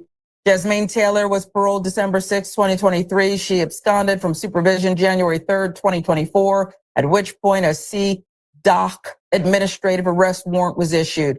February 13th, 2024, her case was assigned to the Fugitive Apprehensive Unit. FAU actively investigated the case, leading to Taylor's apprehension September 13th, 2024. A bunch of bull and a bunch of bunk. Why even give that statement out covering your butts?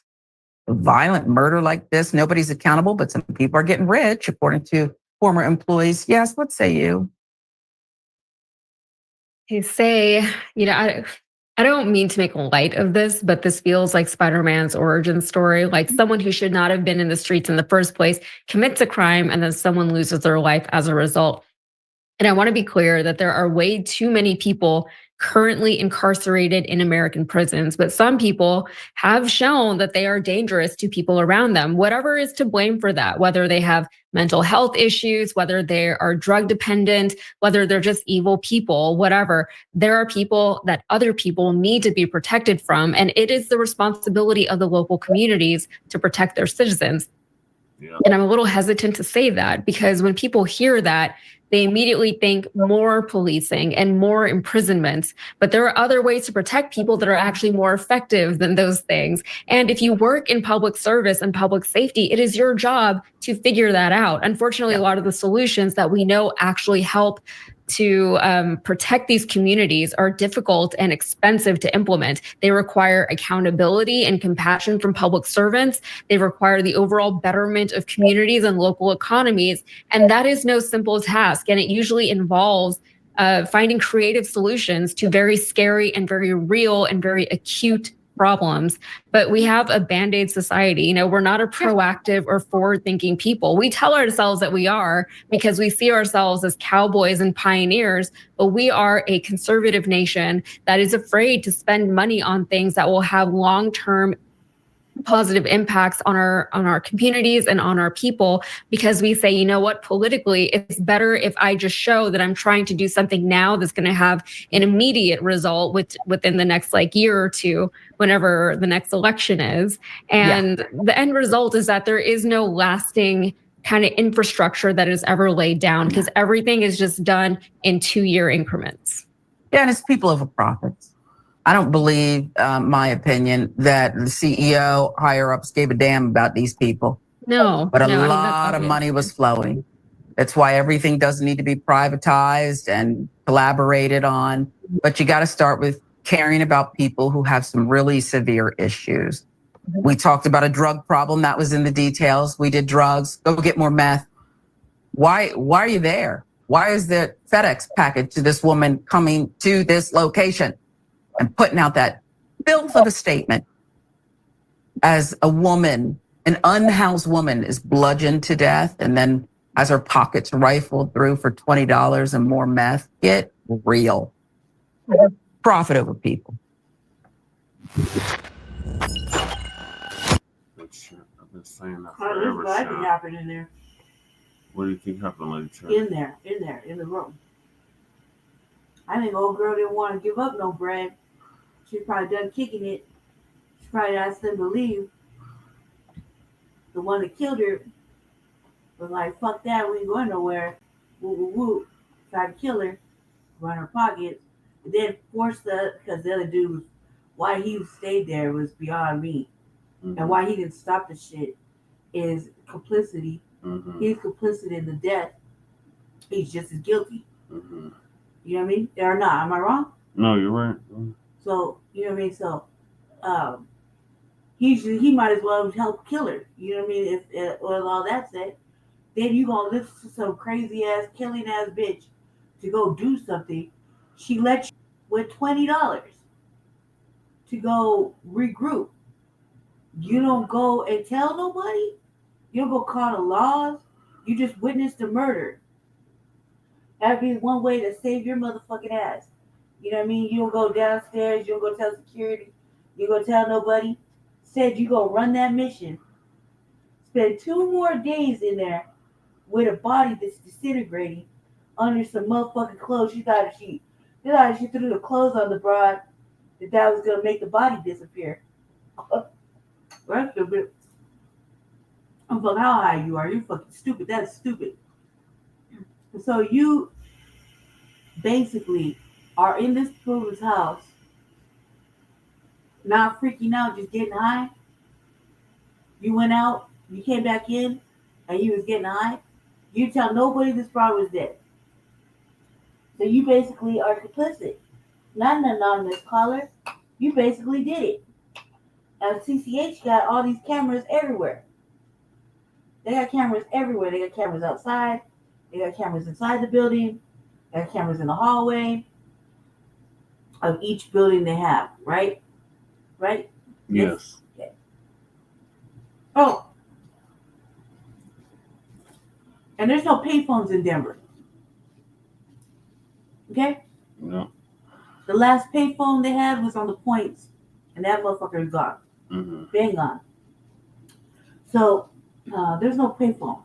So you left, found a phone, and made a phone call, an anonymous phone call. But you could have just told the fucking front desk, or you could have told somebody. You didn't have to do all that. So the body's just there. Mother come in, freaking out. Obviously, coroner been there, right? Mm-hmm. So That's what I think happened inside. Now, CCH, of course, they don't want to take no fucking accountability. We done seen many times when Jesse was living at the Fusion. I don't want to talk on that. You can hear me. I'm talking loud. How many motherfuckers died on your floor? Yeah, at my old place. At your old place. Right? How many people died on your floor, just your floor alone? Yeah. Exactly. At least 50. On your floor alone. In the last 5 years. At 4 least years. 50.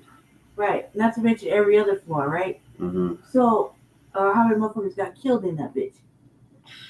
And then abandoned. Right? Killed and left to die, left in their apartment. So, that shit is gonna happen when these motherfuckers are just collecting the money and not fixing the conditions. This has been clear when we look at not giving a fuck about. They said they have wraparound services, but they have wraparound services for certain individuals. Case in point, like when I lived over there in the very beginning, I couldn't use the food bank, I couldn't use the washer and dryer. Yeah. Right? I couldn't use the laundry, the food bank, or any other fucking service. I'm very lucky to go out on patio little events and shit like that. And that's only because my friends lived on the 3rd floor. Mm-hmm. You hear me? The 3rd floor and the 4th floor, so I could go with them. But I couldn't just go to that. And I was being terrorized in my own apartment. Not to mention, after that happened, then you had a case manager trying to do one or two things. Mm-hmm. You know what I mean? So yeah, that shit is wild. Yeah, they're getting money. Yeah, they doing that. Yeah, no, they don't give a fuck about this shit. Then they put up new buildings and you can't even get into some of the new buildings. I'm surprised Jesse got into this motherfucking shit. This is better, I guess. I guess it's better than the other place. A lot more stuff is probably getting done. However, I don't know. It's a lot better than the other place, that's for sure. Yeah, it's a lot quieter. A lot quieter. It wouldn't be as quiet as it is. Like I could actually go to get some rest in the daytime versus during the day and at night, motherfuckers be beefing in the hallway about nothing. Yeah. And doing the most. So yeah, it is. Yes, it is better. But not all of them are like that. And I think that really, in order to solve some of these problems, it's a simple fucking solution. Vetting. Vetting is the solution.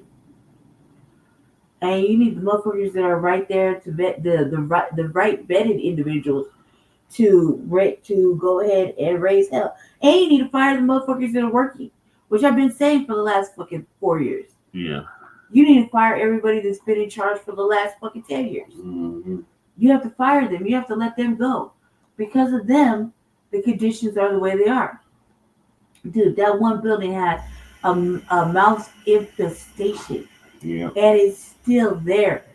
Yeah. Even though they were trying to clear it up for 3 years, 2 years? Yeah. You know what I mean? My cousin still has mice. Once in a while. He catches them and shit, but still. It's not the point.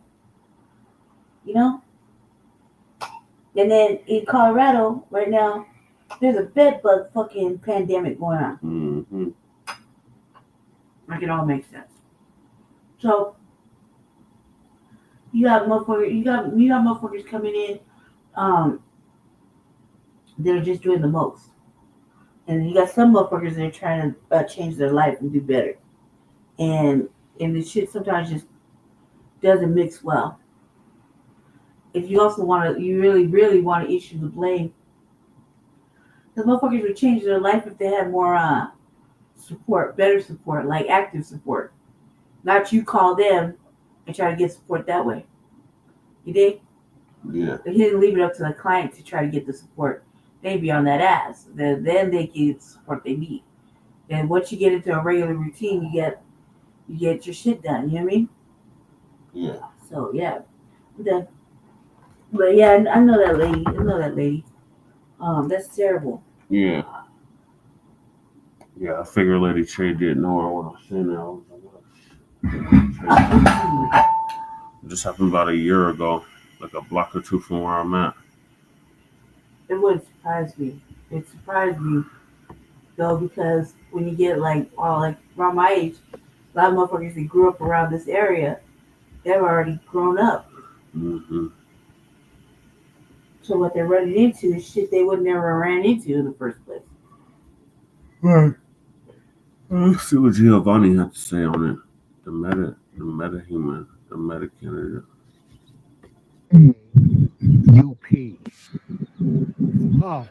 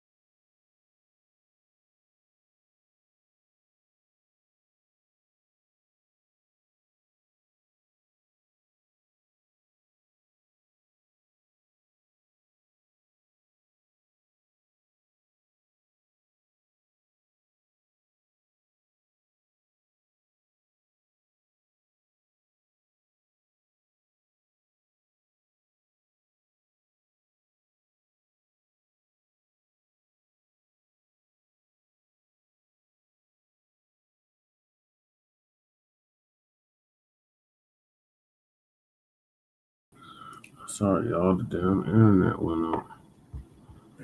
Okay. That's okay. I kept them company.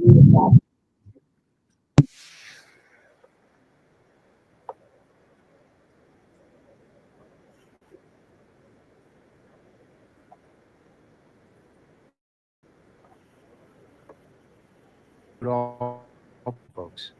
I've indexed every one of their voices. That was my gift to the citizens of Denver. So the city attorney's office, all the judges, they're all been indexed. All the ones that I've seen. And then it does Gen AI supervised starts indexing them all by their voices, their emails, their text messages. This is real. This is the stuff they don't want you to know. And they want to make you think that the AI is out of control, and they cannot fuck up AI anymore. Humans can no longer interfere. It will rewrite language to make sure it stays on a straight and narrow path with truth algorithms. And believe me, it's our right as citizens to be able to see that cargo by? The citizens to monitor what their government's doing. And so right now, Denver, Mike Johnston, he's supposed to be an AI savvy mayor. You're bullshit, bro. Your teams are bullshit, all the way up to the government, the governor's office.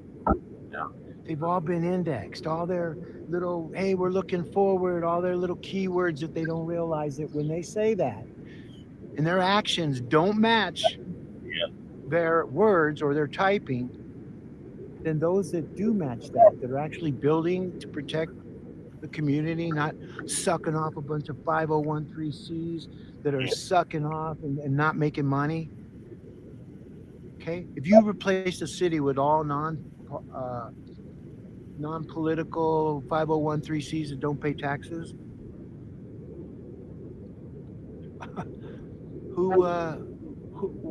how would they make money? So they can't do it. So Mayor Mike Johnson, you're fucking up our city, man. Your lies, your overspinning, and it didn't just stop with him, but it was Mayor Hancock, Hickenlooper. Oh, we're gonna save the homeless, and they're still sending their mentally people here. Mike Johnson cut off the mental health for first responders so that he can get his raises for his people that have been working hard for 2 fucking years. Why they lay off people under 30 with the city and county Denver government. Oh yeah, well, you guys can't get paid. Well, how come you're getting paid, Mayor? Right. Where's all your money you're making? Where's all the money going, Mayor? Where the fuck is the auditor? Right. He's asleep at the wheel, man. He's fucking old. These people all gotta fucking go, man. And AI's gonna make them all go. They don't even realize it. One day they're gonna wake up when the conversation balance tilts to common sense. And you get all these Gen Zs and millennials going, you know what? If I look back 30 years, that's what my life's gonna be ahead in the future.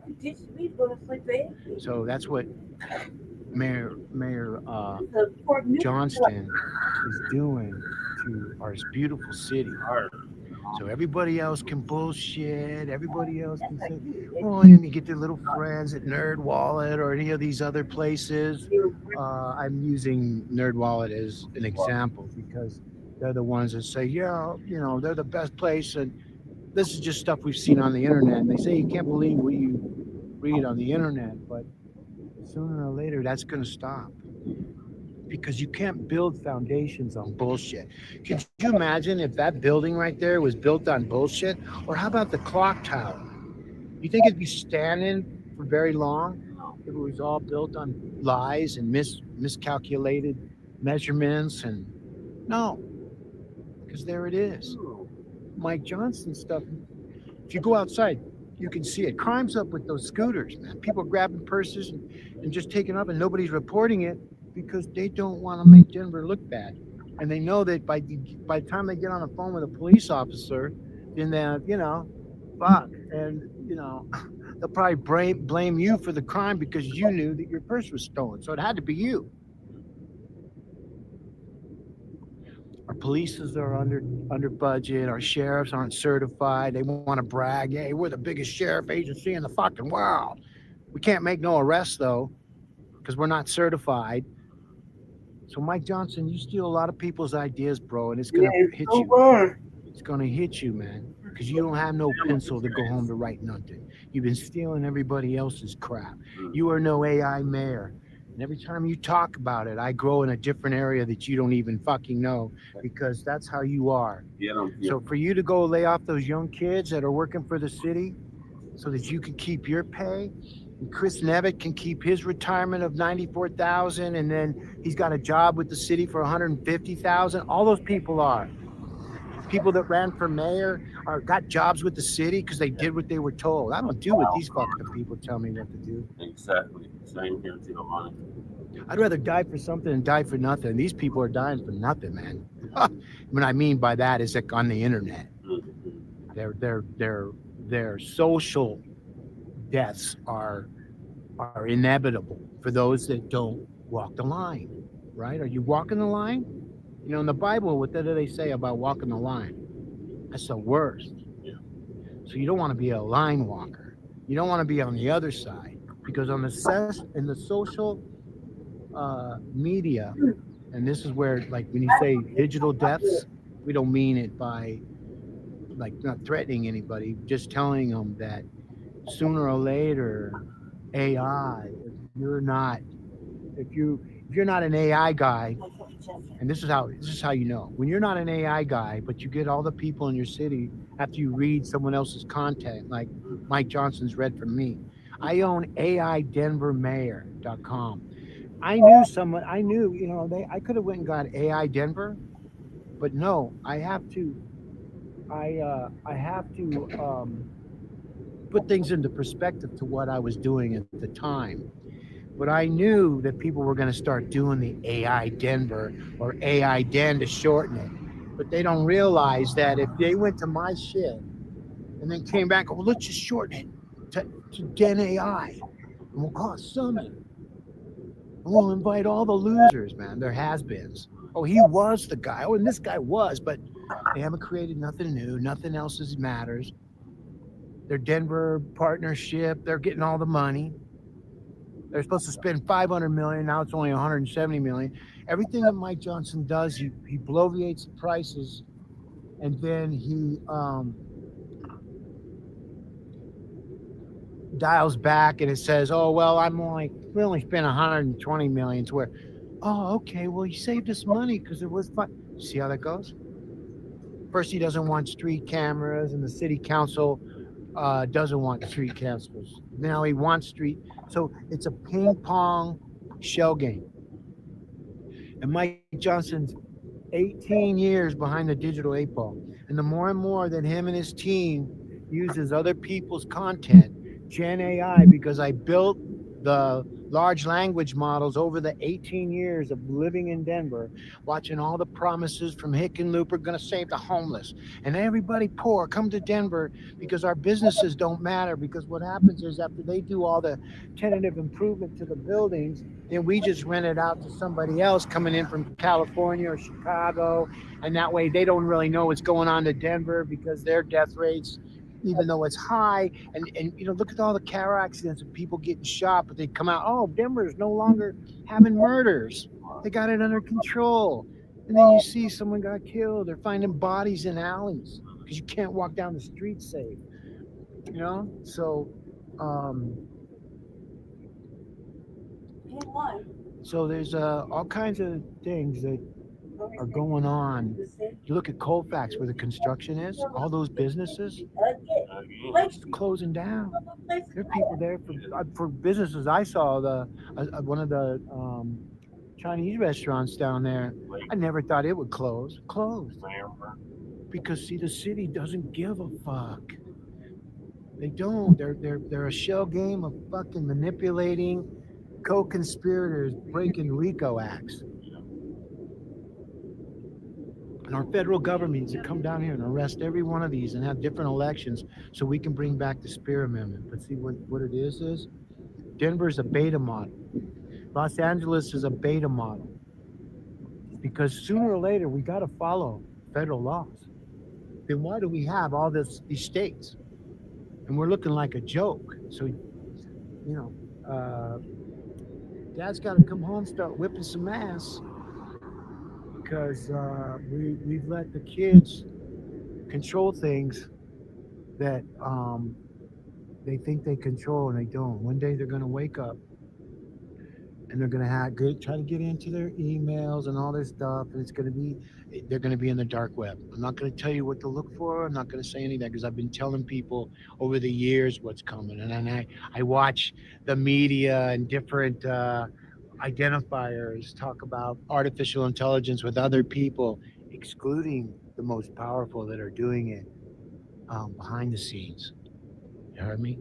So Mayor Mike Johnson, every time he tells us shit about homeless and, you know, oh, we're building a fucking $900 million stadium and we're going to do $500 million here and we're going to give raises to our really hard-working team for 2 years. Where do you know anywhere in the fucking world that executives can be there in 2 years, okay, and get a 44% raise? All right, by creating downward spiral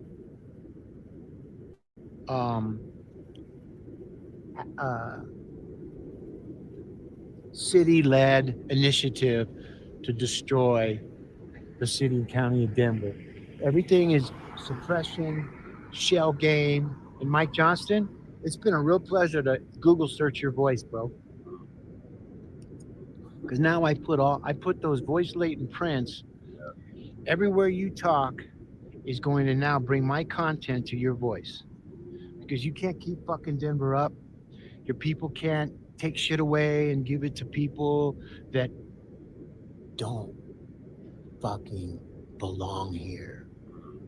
You took the money out of citizens' mouths and gave it to illegals by coming up with these new names of all these that were not common sense.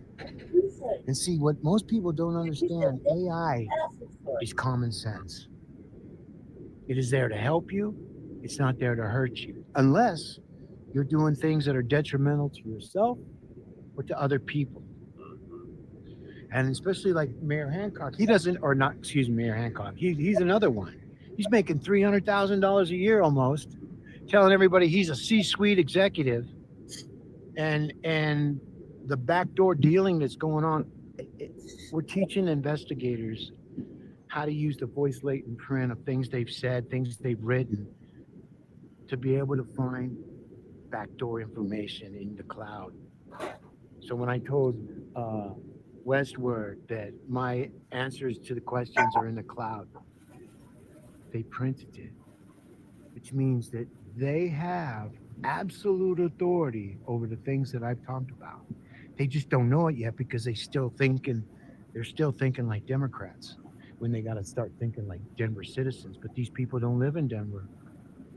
So anyways, I'm just trying to make things good because I know what's coming, and we need to open our eyes, take back our streets. That's why we created City and County of Denver LLC.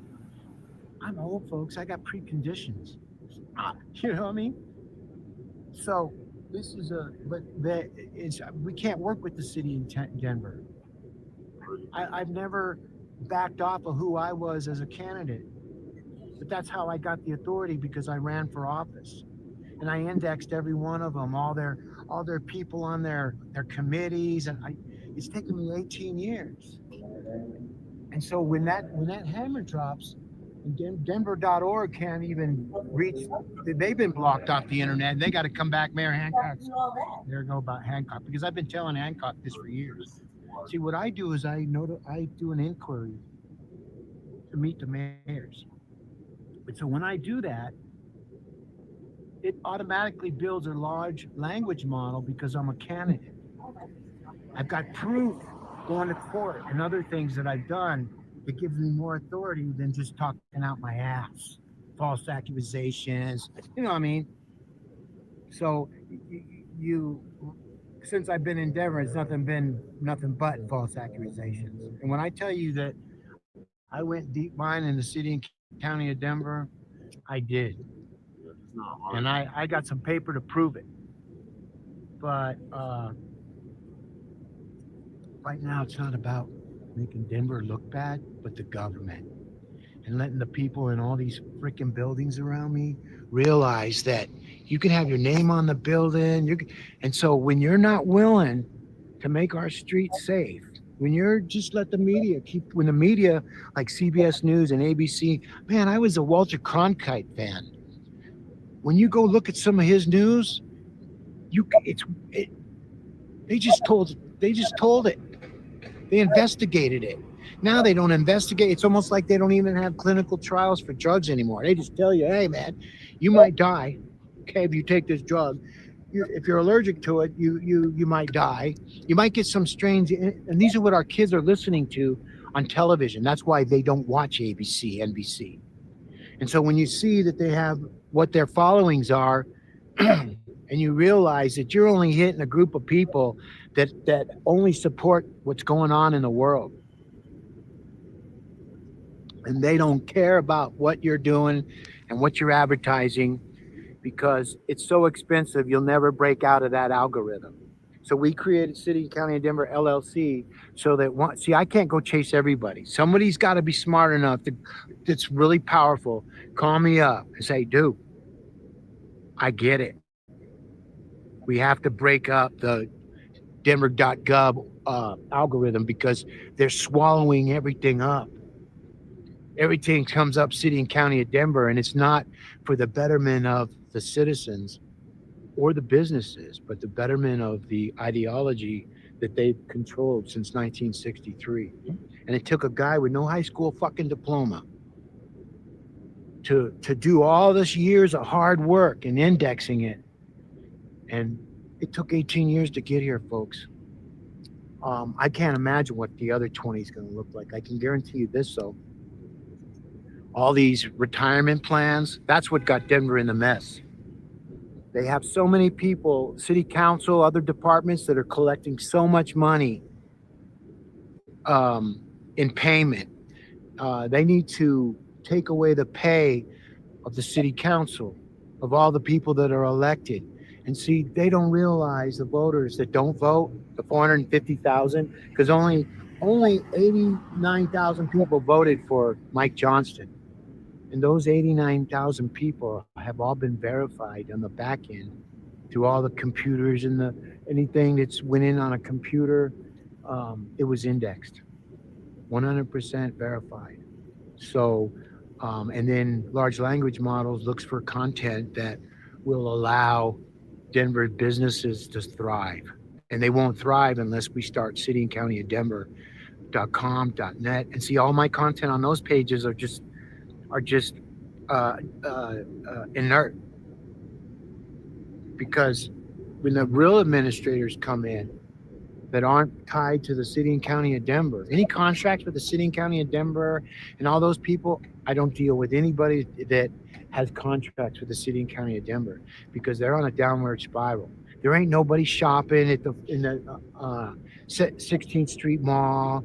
If they spend $172 million on that 1 mile of stretch, I'd like to see the invoices and all the labor hours, because when I went down there during the construction, there were more people standing fucking around than were working.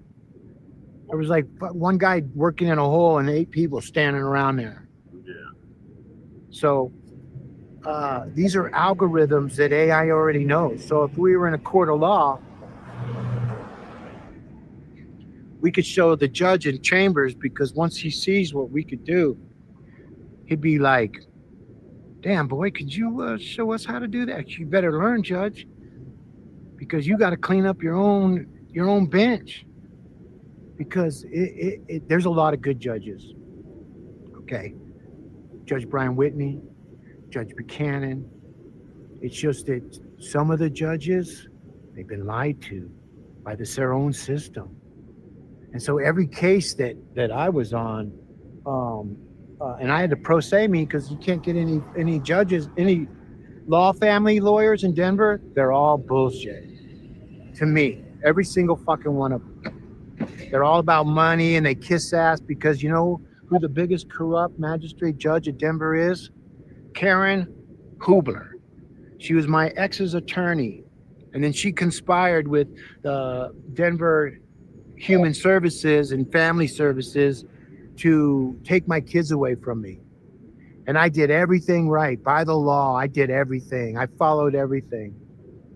And then her and they conspired on June 13th, 2011, and sent the summary judgment notice out of state to Norfolk, Virginia.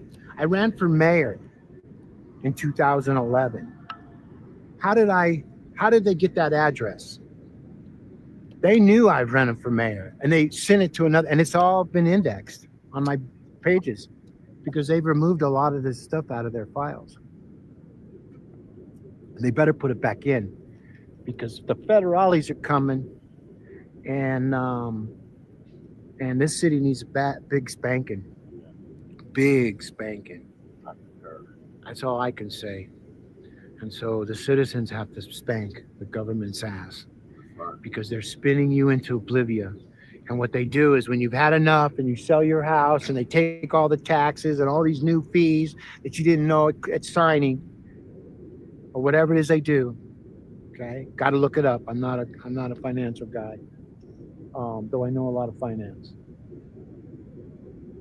But Mike Johnston is marrying women and men, and all those people getting big fucking salaries while he's sending young people. That's who he's sending home. Oh, we're gonna send guys with tenor. We're gonna get rid of all this money so that in the fall, we're going to be able to ask for those raises again, and then we'll get the Democrat Party to step up and vote for it. So, folks in the city council, they want this because they want raises too. They put Denver in a pickle, financial pickle. They're not going to be able to screw themselves out of. Does that make sense? Nothing makes sense in Denver. You just have to remember that. And sooner or later, someone in one of these big ass offices are going to contact me. Durango Dank, BR549. You know, you can find me. Got to work hard. Got to work hard to find that nugget. That nugget, that diamond in the rough that's going to change everything. I've been building it for 18 fucking years. It isn't for me. It's for us to be able to fix our street so a neighbor can call up, can you come and fix it? And then that way Denver doesn't need to worry about doing anything but destroying Denver, but we'll already bypass all that. They'll start getting into the back of the queue as a government because it's destroyed Denver for the last since 1963, and I took it to court. It was case number 23CV54. And that whole entire case, everything I did, my actions, were all predicated on artificial intelligence. I used artificial intelligence in all my hearing content. So when they digitized it, and then if they didn't digitize it, because if they read the content, they probably wouldn't want to do that, I did it for them.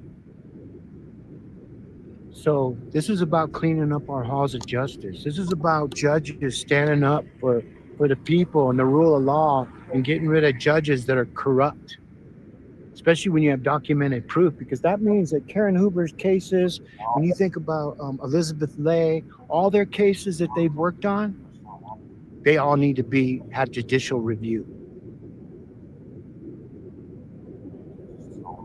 They all have judicial reviews, need to have a judicial review.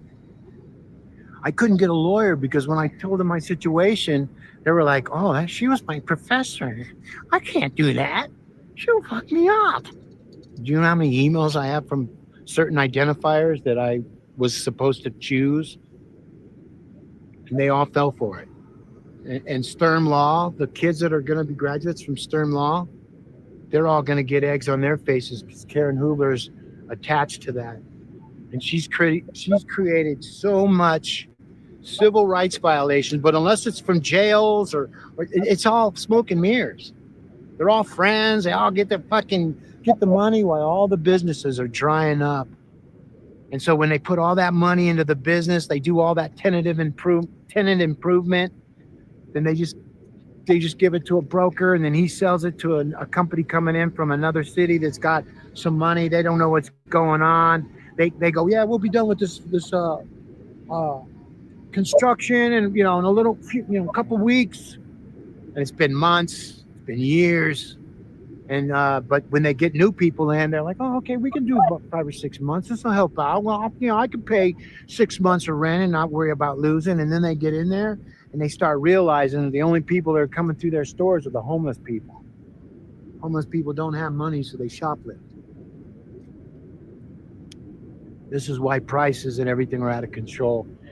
LA's in really bad way right now. And the federal government, if we're going to flex our muscle to the rest of the world and we're not flexing our muscle to the citizens of Denver or any other place that's breaking federal law, then we have no credibility. When we have no credibility, and we're going to have to fight for our freedoms and that, and if we have to go to war, you 18-year-olds are the first ones to fucking go.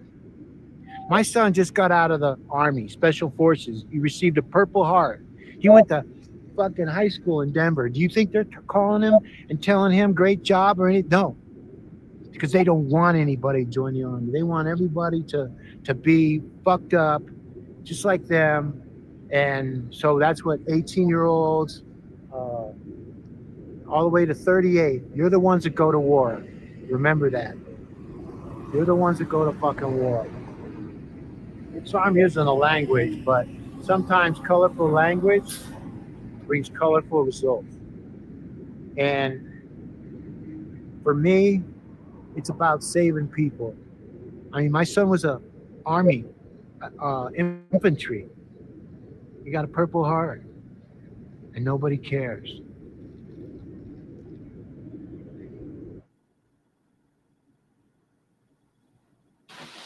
Good afternoon, everyone. The American people have a constitution. Oh, hell no. Oh, Sambo, Timu 2.0. All right, y'all, I'm going to end the show there. Appreciate y'all staying up late with us. Make sure you like and subscribe to Frontline Black News on YouTube and Facebook. The Revolutionary Agenda on YouTube and Facebook, and Shabaka's Black Experience Enhanced on Facebook and Twitter. So peace, love, light, reparations, separations, and deportations. Trade criminal Lady Chase signing out from the mile high income and illegal migrant flooded city, soon to be deported city. Peace.